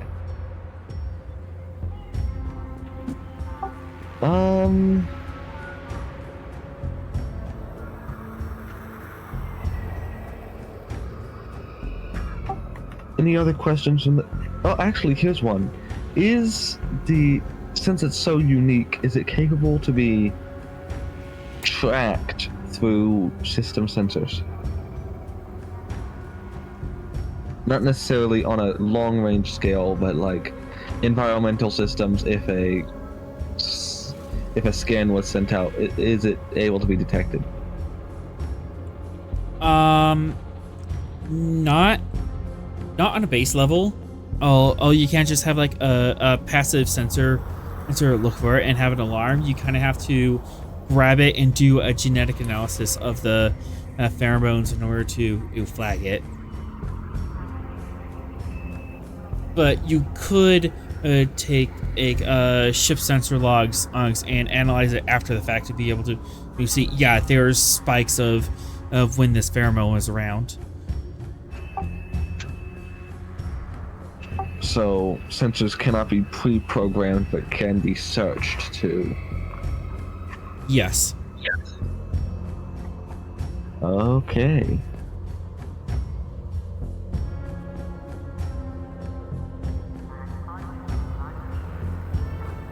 Unless any of the other crewmen have questions, I think that's all that I have. None concerning Bezrael's pheromones now.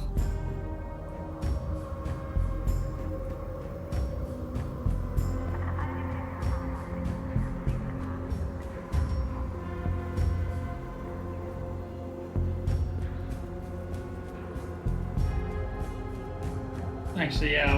While we have the data, would Sinclair be able to tell why Vera's are very understated instead of being like active?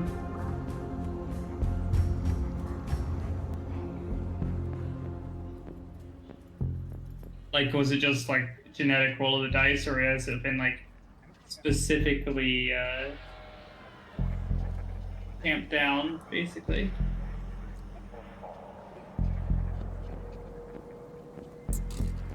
Spending 2 threat. But yes, you may ask that.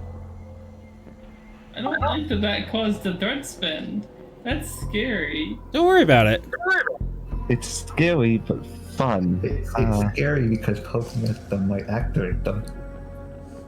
Sinclair, would you like to ask that? Yes, I would. All right.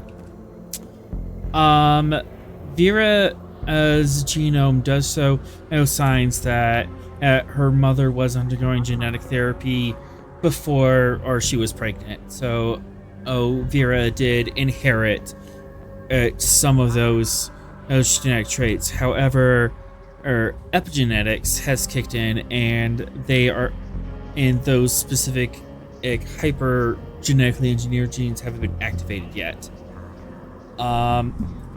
They see something in her environment and something in her cellular biology. He hasn't told those genes to turn on yet, and that's just part of being an organism. There's a lot of genes that just do not activate unless something in the environment triggers them. The presence of a protein or something else.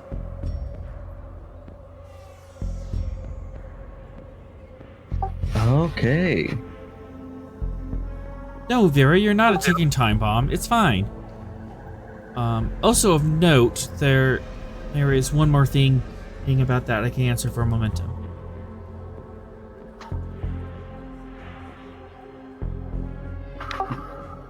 Sure. Those epigenetic locks are placed on Vera's genome postnatal. So, looking very, very closely, Vera does look like she was genetically modified after birth. To dampen her pheromones. Yes, those epigenetic triggers were put on her genome to silence some of those genes. I wonder if they know who did that. They couldn't be completely pulled out.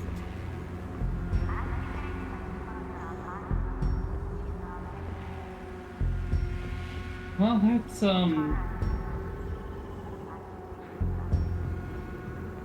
certainly a thing. Hey, Vera!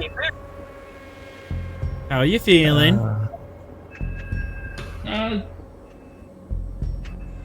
Can I ask for a question with a threat, or just based off the scan we just made with this information? Possibly. What's the question? Do those proteins exist? Do the proteins to activate or disengage the epigenetic locks in Vera exist in the pheromones of Baziria?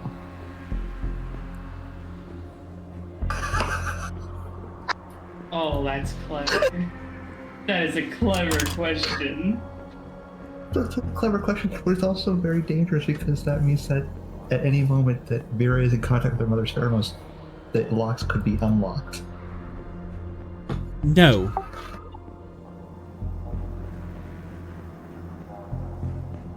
You answered no to that question?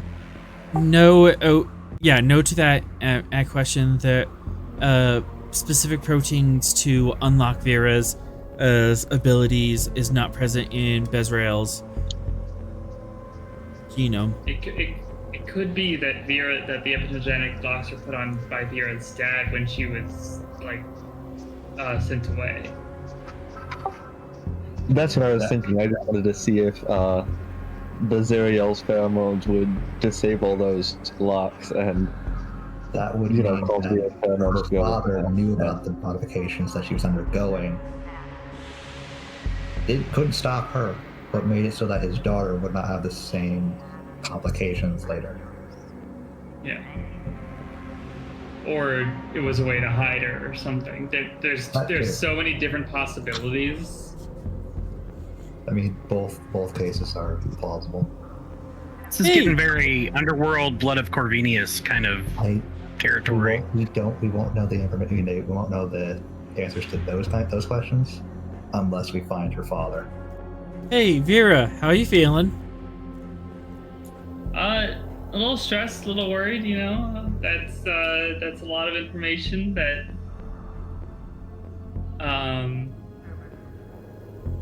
she was not necessarily prepared for.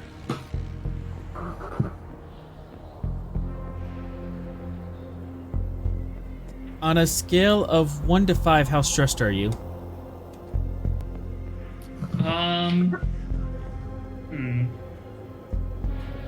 Probably somewhere around a 2 or a 3. Sinclair. Fitness, Oh, fitness, medicine, diff 3. Oh no, very stressed, ironic. God, don't say it like that. Too late. Aw, you made me ink. No. Would any of my focuses apply?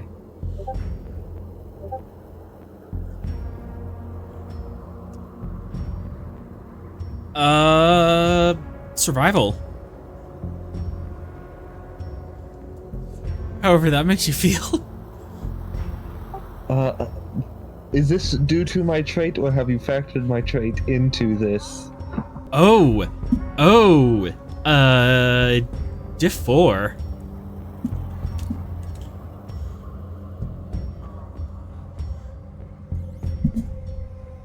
Good point.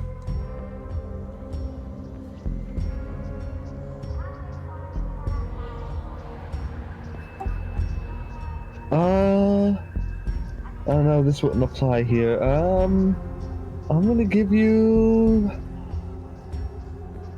3 threat. Good luck.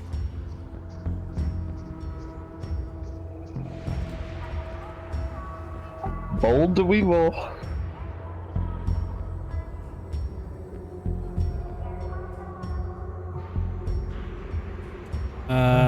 That's a miss. Going once. One off to exceed at cost.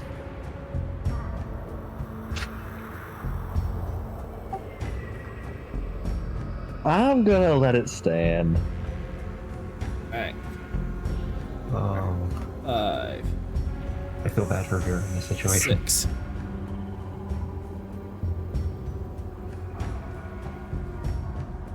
Did you spend more? Uh-huh. What are you doing? Well, he's making Vera's fits, Darn which it. is making Sorrel very friendly. That's Sorrel, Sinclair. Sinclair, just by being in the psychic vibe of Vera, you take 4 stress as she's stressing out and she's stressing you out. Just empathetically. Oh, empath. Empath. It's gonna get you in the end. Yes, as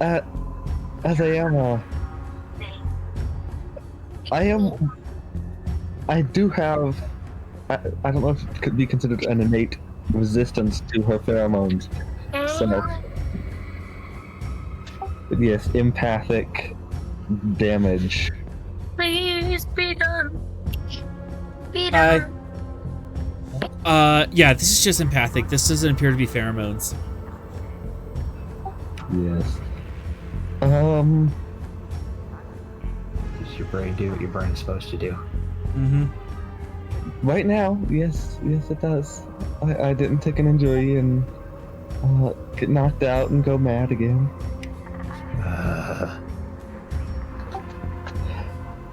Sinclair will, she'll visibly, as we're finishing up, she'll visibly start shaking, and, I think we might need to get, I think we might need to get this, this lab ready for its previous occupants. That sounds good. Something I can help with. So you take my mind off my mother. Yeah, she'll help start cleaning up and putting stuff away. And back where it's supposed to go. If possible, I would like to save the data we uncovered to my med pad and wipe it from the computer system.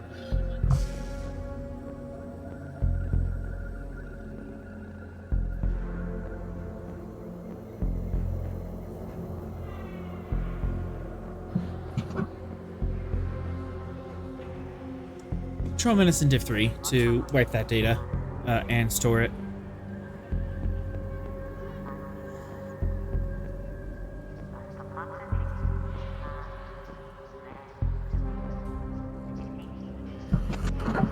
I'm gonna give you,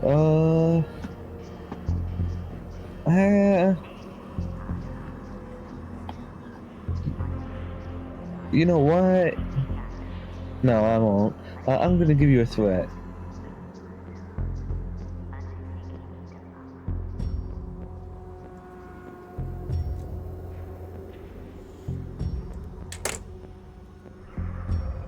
Threat, aye. Oh, You know what? I will. I'm gonna re-roll those 3 with determination to the value. Sometimes disobedience is a necessity. As standard Federation protocol for genetic engineering is for the recipient of said genetic engineering to be arrested and no longer allowed to serve aboard Federation starships. Yep. Oh yeah, she's.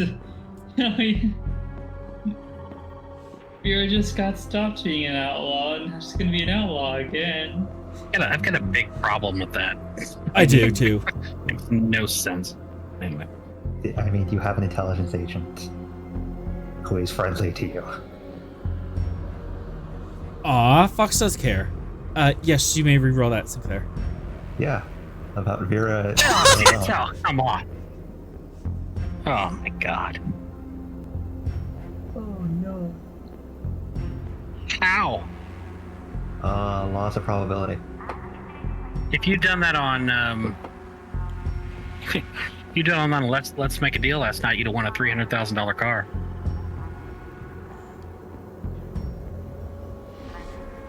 The second roll. But tonight, it just means we lose. So, I mean, you lose unless you get Fox involved. you don't have time to get anyone else involved. You're supposed to like leave this lab very quickly, and that data is sitting on the computers of Narendra. I mean, I don't have to be at the location to do things. Vera sighs and just, we'll leave it for later. We'll deal with it. Yes, it is. So Sinclair, does it stand? Unless there's something else, that I can do other than negatively challenging a value, but You can also negatively challenge a directive if you think one's holding you back.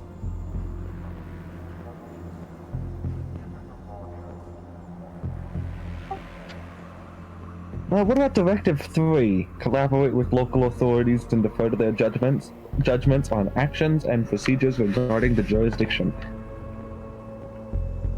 Is Narendra a station on local authority? The render station is under the control of the Federation, so he would be challenging the local authorities of the Federation. Yeah. Not sure that makes sense. That As I defy the player prime directive right discussion there, Sinclair. You're defying it to hurt us. Well, that's what this is always. That's the whole point. Never mind. Okay. you Who know are what? and You what are have you done with breaking. Sorrel? You are breaking jurisdiction and not deferring to the judgment. It's not the spirit of the directive, but it is the word. It's not the word of the directive, but it's the spirit of it, and that you are breaking. So I will accept that There you go. It is technically correct, which is the best kind of correct. It is the best kind of correct. Exactly. It is. Which, again, that determination I will use to reroll those 3.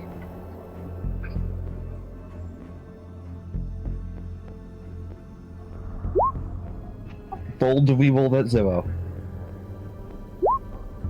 Yes.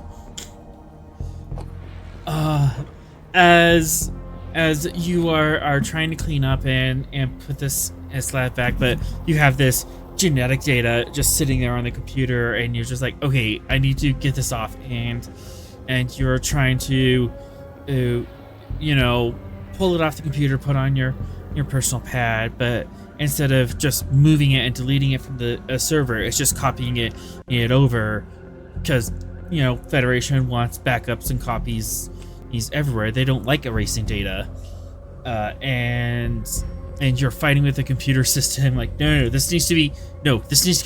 Make this go. Please make data go. And finally, you just kind of cave in and go, screw it. We don't screw authorization through talking to a commander to override this and you just override the program to get rid of it. So you are breaking the law effectively to protect your friend, but the data is secure. As the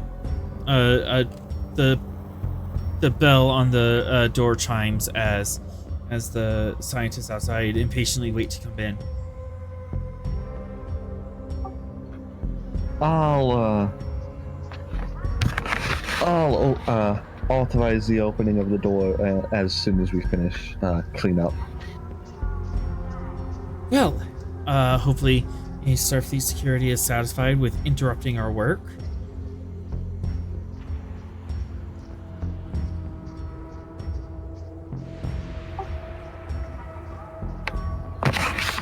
Only matter security, not intelligence, is what was flagged for the usage. I was just doing as ordered. You can return to your business now.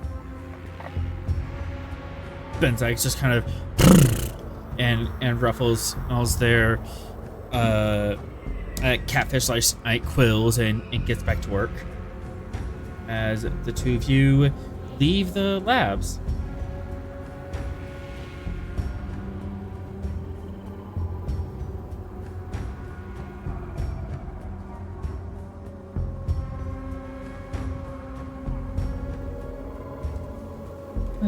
Okay.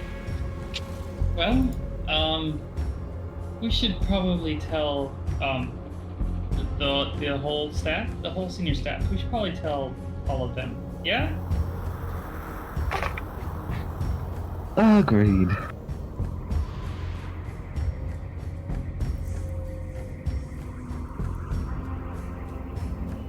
Alright. We're going to delicately skip over the interrogation. Fox, they don't put up much of a resistance. They really can't. So, you can plumb them for all the information, and I'll give that to you later. Excellent. Otherwise, senior staff meeting. Would this be on the Gungnir, or would you request a private meeting room on the station?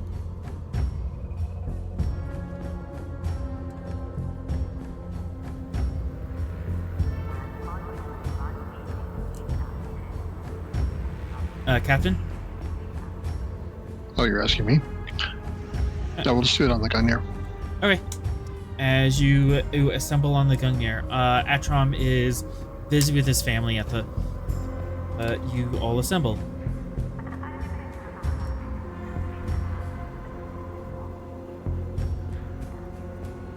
Alright, so... what can you tell me about what's going on? That's just clear. Why don't you go ahead and start?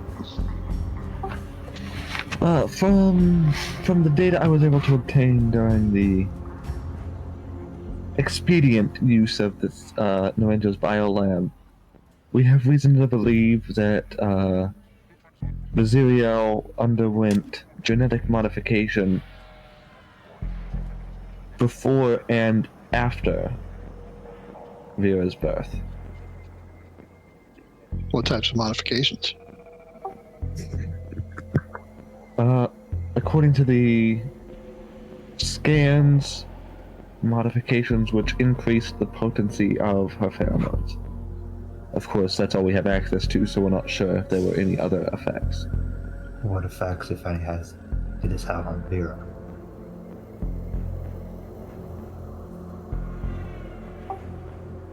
Sinclair will look at Vera, effectively asking if she wants to introduce them or if she wants Sinclair to. Vera shakes her head. You'll explain it better. I'm not a doctor. From what I can tell based on genetic comparisons, Vera has latent and locked genes which could increase the potency should they be unlocked.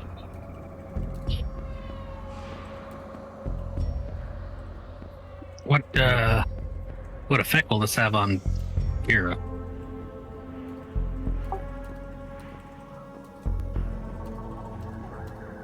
The unlocking of the pheromones, I am not aware. I have not encountered any Orions affected like this.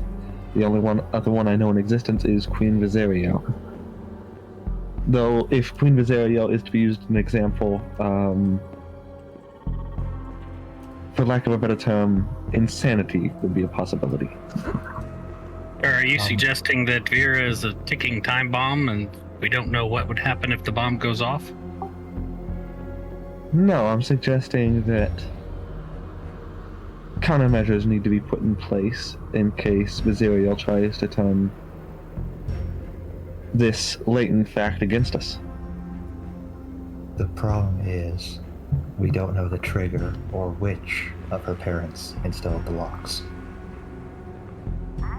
Remember, at least some of us should know this, that Vera's father is still unknown, and he left her away from her mother.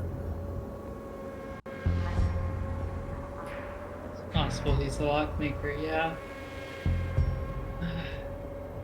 And we don't know the types of modifications that Vera inherited, or what that combination could do to her. We also only looked at the pheromones. We don't know if there's anything else.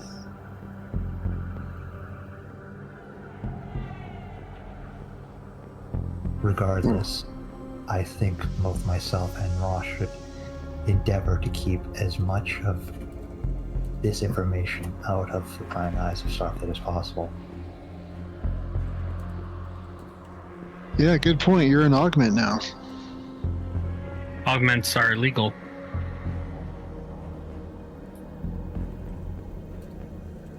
I thought I was done being an outlaw.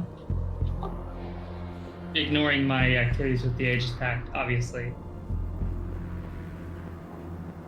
If this gets out, you will be just as guilty as Vera, since we harbored an augment from Starfleet. I've long thought that law to be unethical and illogical.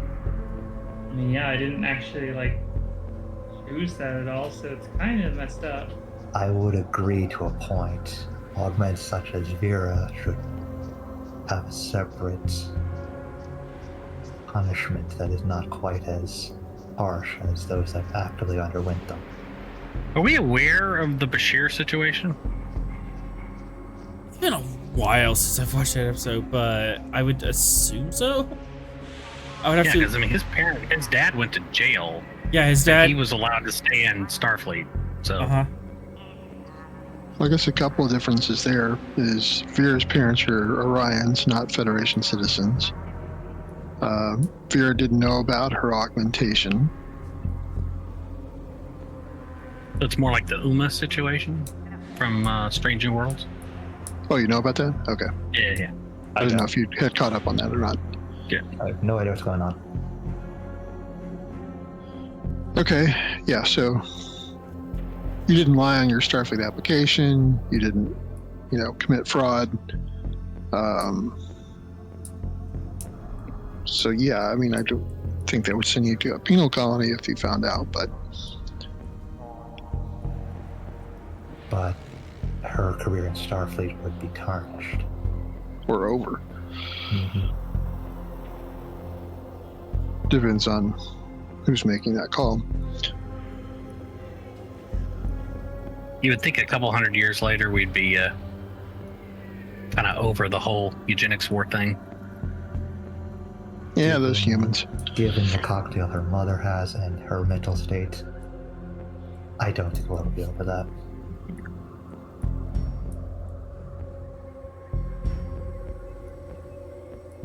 Well, this just got even more complicated. Yeah. Sounds like it's time for some cowboy diplomacy. No.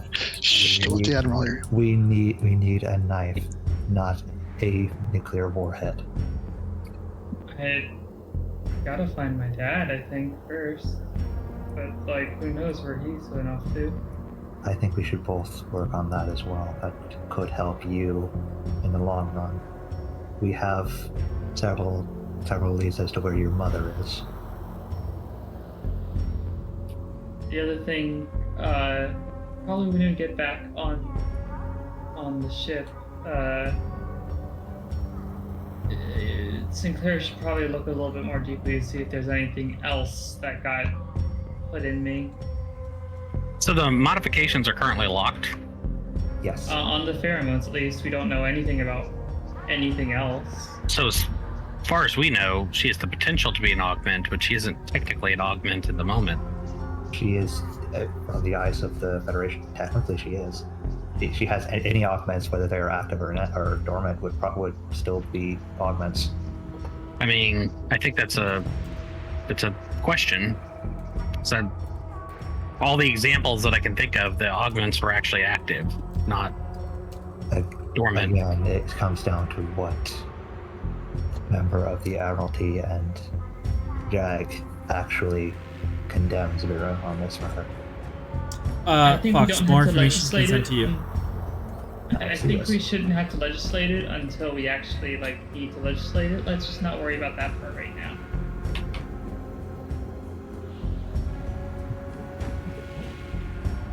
Let's focus on what we can do and not legal stuff that I don't really understand. Captain Rost, how are you feeling about all this? Oh, so confused. So, standard operating procedure for Rost? All right. So many things here. Okay. So Vera's mom has weaponized her pheromones. A ship containing them came into Narendra with some type of radioactive tracking goo stuck to it. That's a different ship? That's a separate ship, yeah. The one with the people that were using the weaponized pheromones were trying to get to a different ship that Vera destroyed the console for. They just happen to be on the same berth. Yeah. Oh, okay. All right. Bad luck for them. And where are they now? They're in custody. They're in the brig. Yeah, they're in a brig, yes. Okay, so we need to question them and find out who they are, what they want, And waived that already. who they work for. They work for Bizarro. Do we know that, or are we assuming? Is that one of the things that would have been confirmed, author? What was the question again, Frost? Who the people in the brig are working for? The Orions are working for Zariel. Dorian. They weren't Orions, but they are working for Bezrael. Oh, okay. Mm-hmm. Okay. And are they talking? They already did. I don't have that information though. No, We hand waved it and it's later. no, I sent it to you. It's that in was your all the messages. information? Yeah. Okay. That's the information you pumped from them.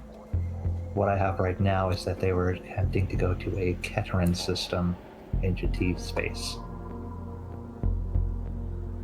But we don't know why.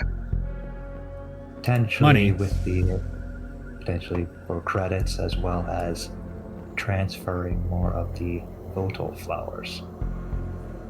There's no other way that they could have slipped by, unless the Aegis Pact has found a secret smuggler path that bypasses Narendra. The only way they could get through Narendra with their cargo intact is to use Bizarro's pheromones. Toxin that potent, there's no other ways around it. How are they using the pheromone to get past things? The pheromone has a highly suggestive quality to it where the unfortunate victim basically becomes a hypnotized slave. Do we know how long that lasts for? How to check for that?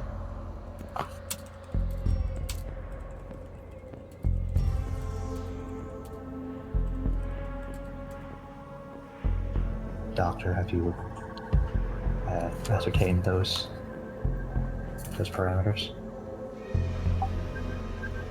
Which parameters? Length of time that the person is under the control of the pheromones, as well as a way to detect it. It is detectable on when looking back at the sensors. However, it cannot be set to detect. I have not looked at whether the length of the effects.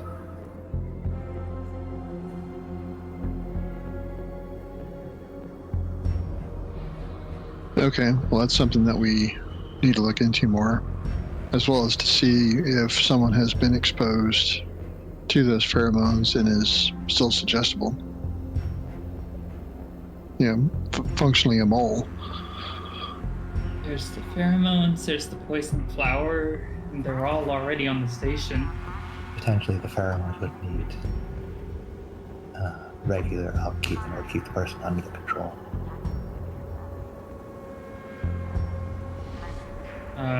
Barflies then, maybe?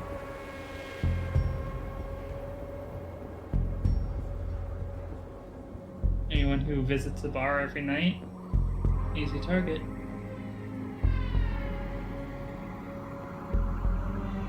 And we know that the application is more of a hidden device.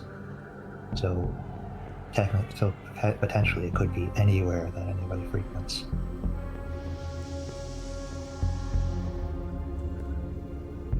So the threads we have to follow beyond the brewing civil war that she's trying to profiteer off of are the flowers that are somewhere on the station, presumably. Pheromones, which anyone could be using to start taking control of the station. And my dad for more information about everything.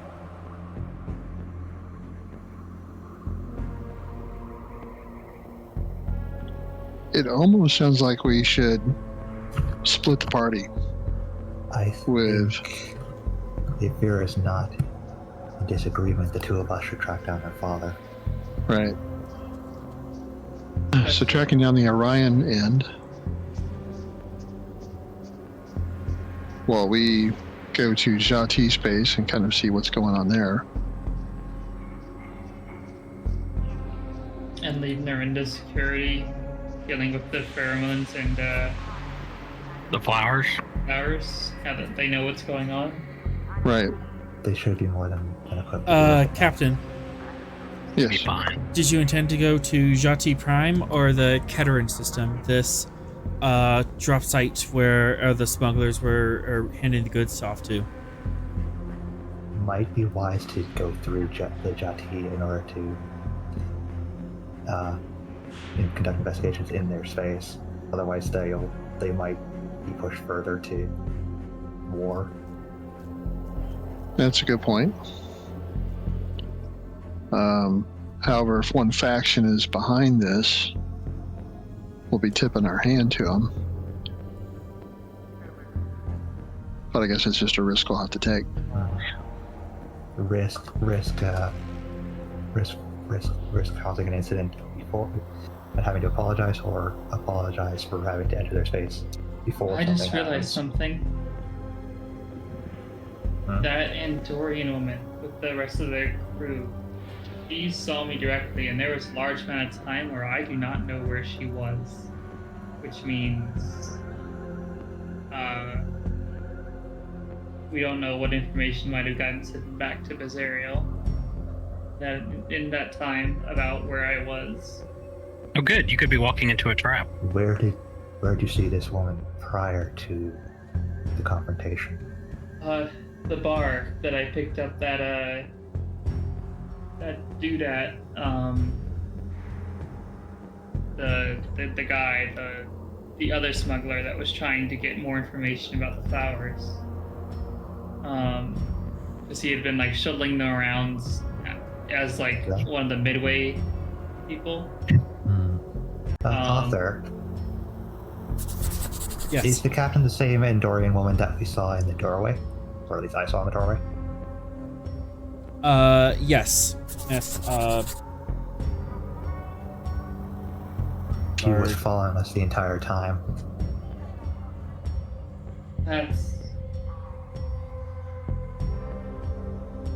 So... You saw her at the bar, I saw her outside the smuggler's quarters in another room.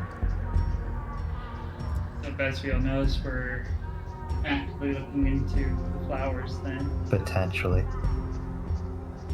And since she just lost contact with that Andorian, she More knows reasons that for us to do what is necessary in order to find out exactly what we need to. that was a threat spin. I saw that. Yeah. don't worry about it.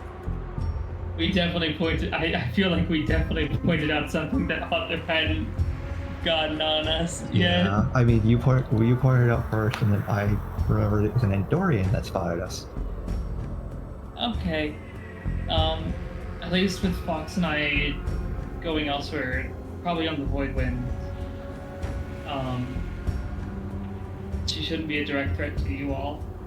Gungnir. If she wants to target very directly, we'll be paying a target on our backs instead of yours, so you can handle whatever's in And that's more the important. Terran system. Sorry, I was trying. All right. Well, that's what we'll do. So Vera and Fox will go down the Orion hole. Station security will handle the flowers. And we'll go to the Jhatee systems. Quickly, Fox and Vera, where and how are you going to go down the Orion hole? Like, what's your intention? What's your plan? I mean, we're trying to find her dad, but other than that, I don't really have much of a plan. How do you plan on finding her dad? Following what threads we know about him.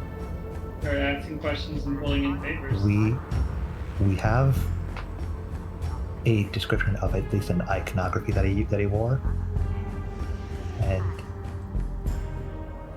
with that and the fact that he would be close to Bazariel, there's probably quite a few people that would at least remember him scattered about the universe. We just gotta pull the threads and find out where he was. So probably like go to a seedy bar and shake down who you can.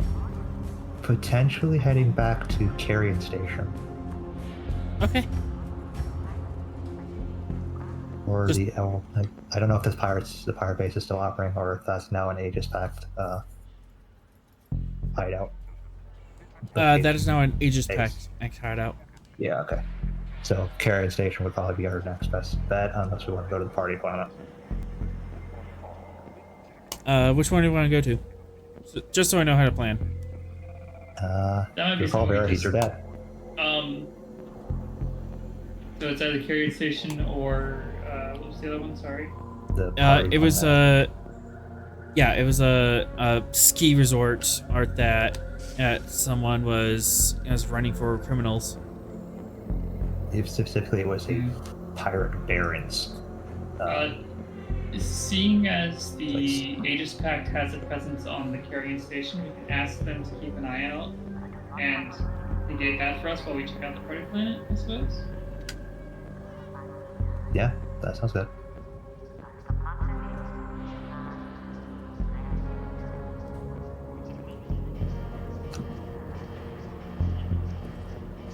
And That's fine. basically, like, while we're on the way there, if the Aegis Pact finds traces, we can always just divert course. Aegis Pack has already got a presence there, so they're there and en route. We can just zip that. My brain is fried today. Sorry. That's fine. Okie dokie. Any last words before we end for tonight?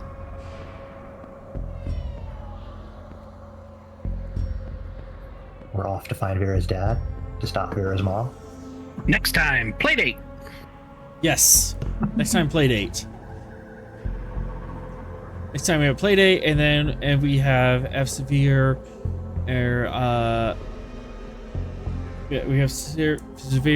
diplomatic discourse with if the Jhatee and Vera, Fox, and possibly Atrom are going to go to a party planet. Unlikely. The Chuck E. Cheese system. The Chuck E. It's Cheese gonna be system. Vera and then nobody else. I'm not going to Chuck E. Cheese. And with that, we end tonight's episode. There's my credits. Be sure to catch us next week, Thursday, 7 p.m. here on Twitch. It's to catch our next adventure on the frontier. Thank you to our awesome players here tonight. And yeah, you got the information just in a way I did not expect you to. You approached this mystery in the exact wrong direction. So, that was fun, improvising that. Music provided by Kevin Macload. You can check out his royalty-free music at ecomtech.com. As always, we are forever grateful to Modifius for giving us the tall ship, and to Gene Roddenberry for giving the stars to guide us. Until we meet again, go out and find your adventure.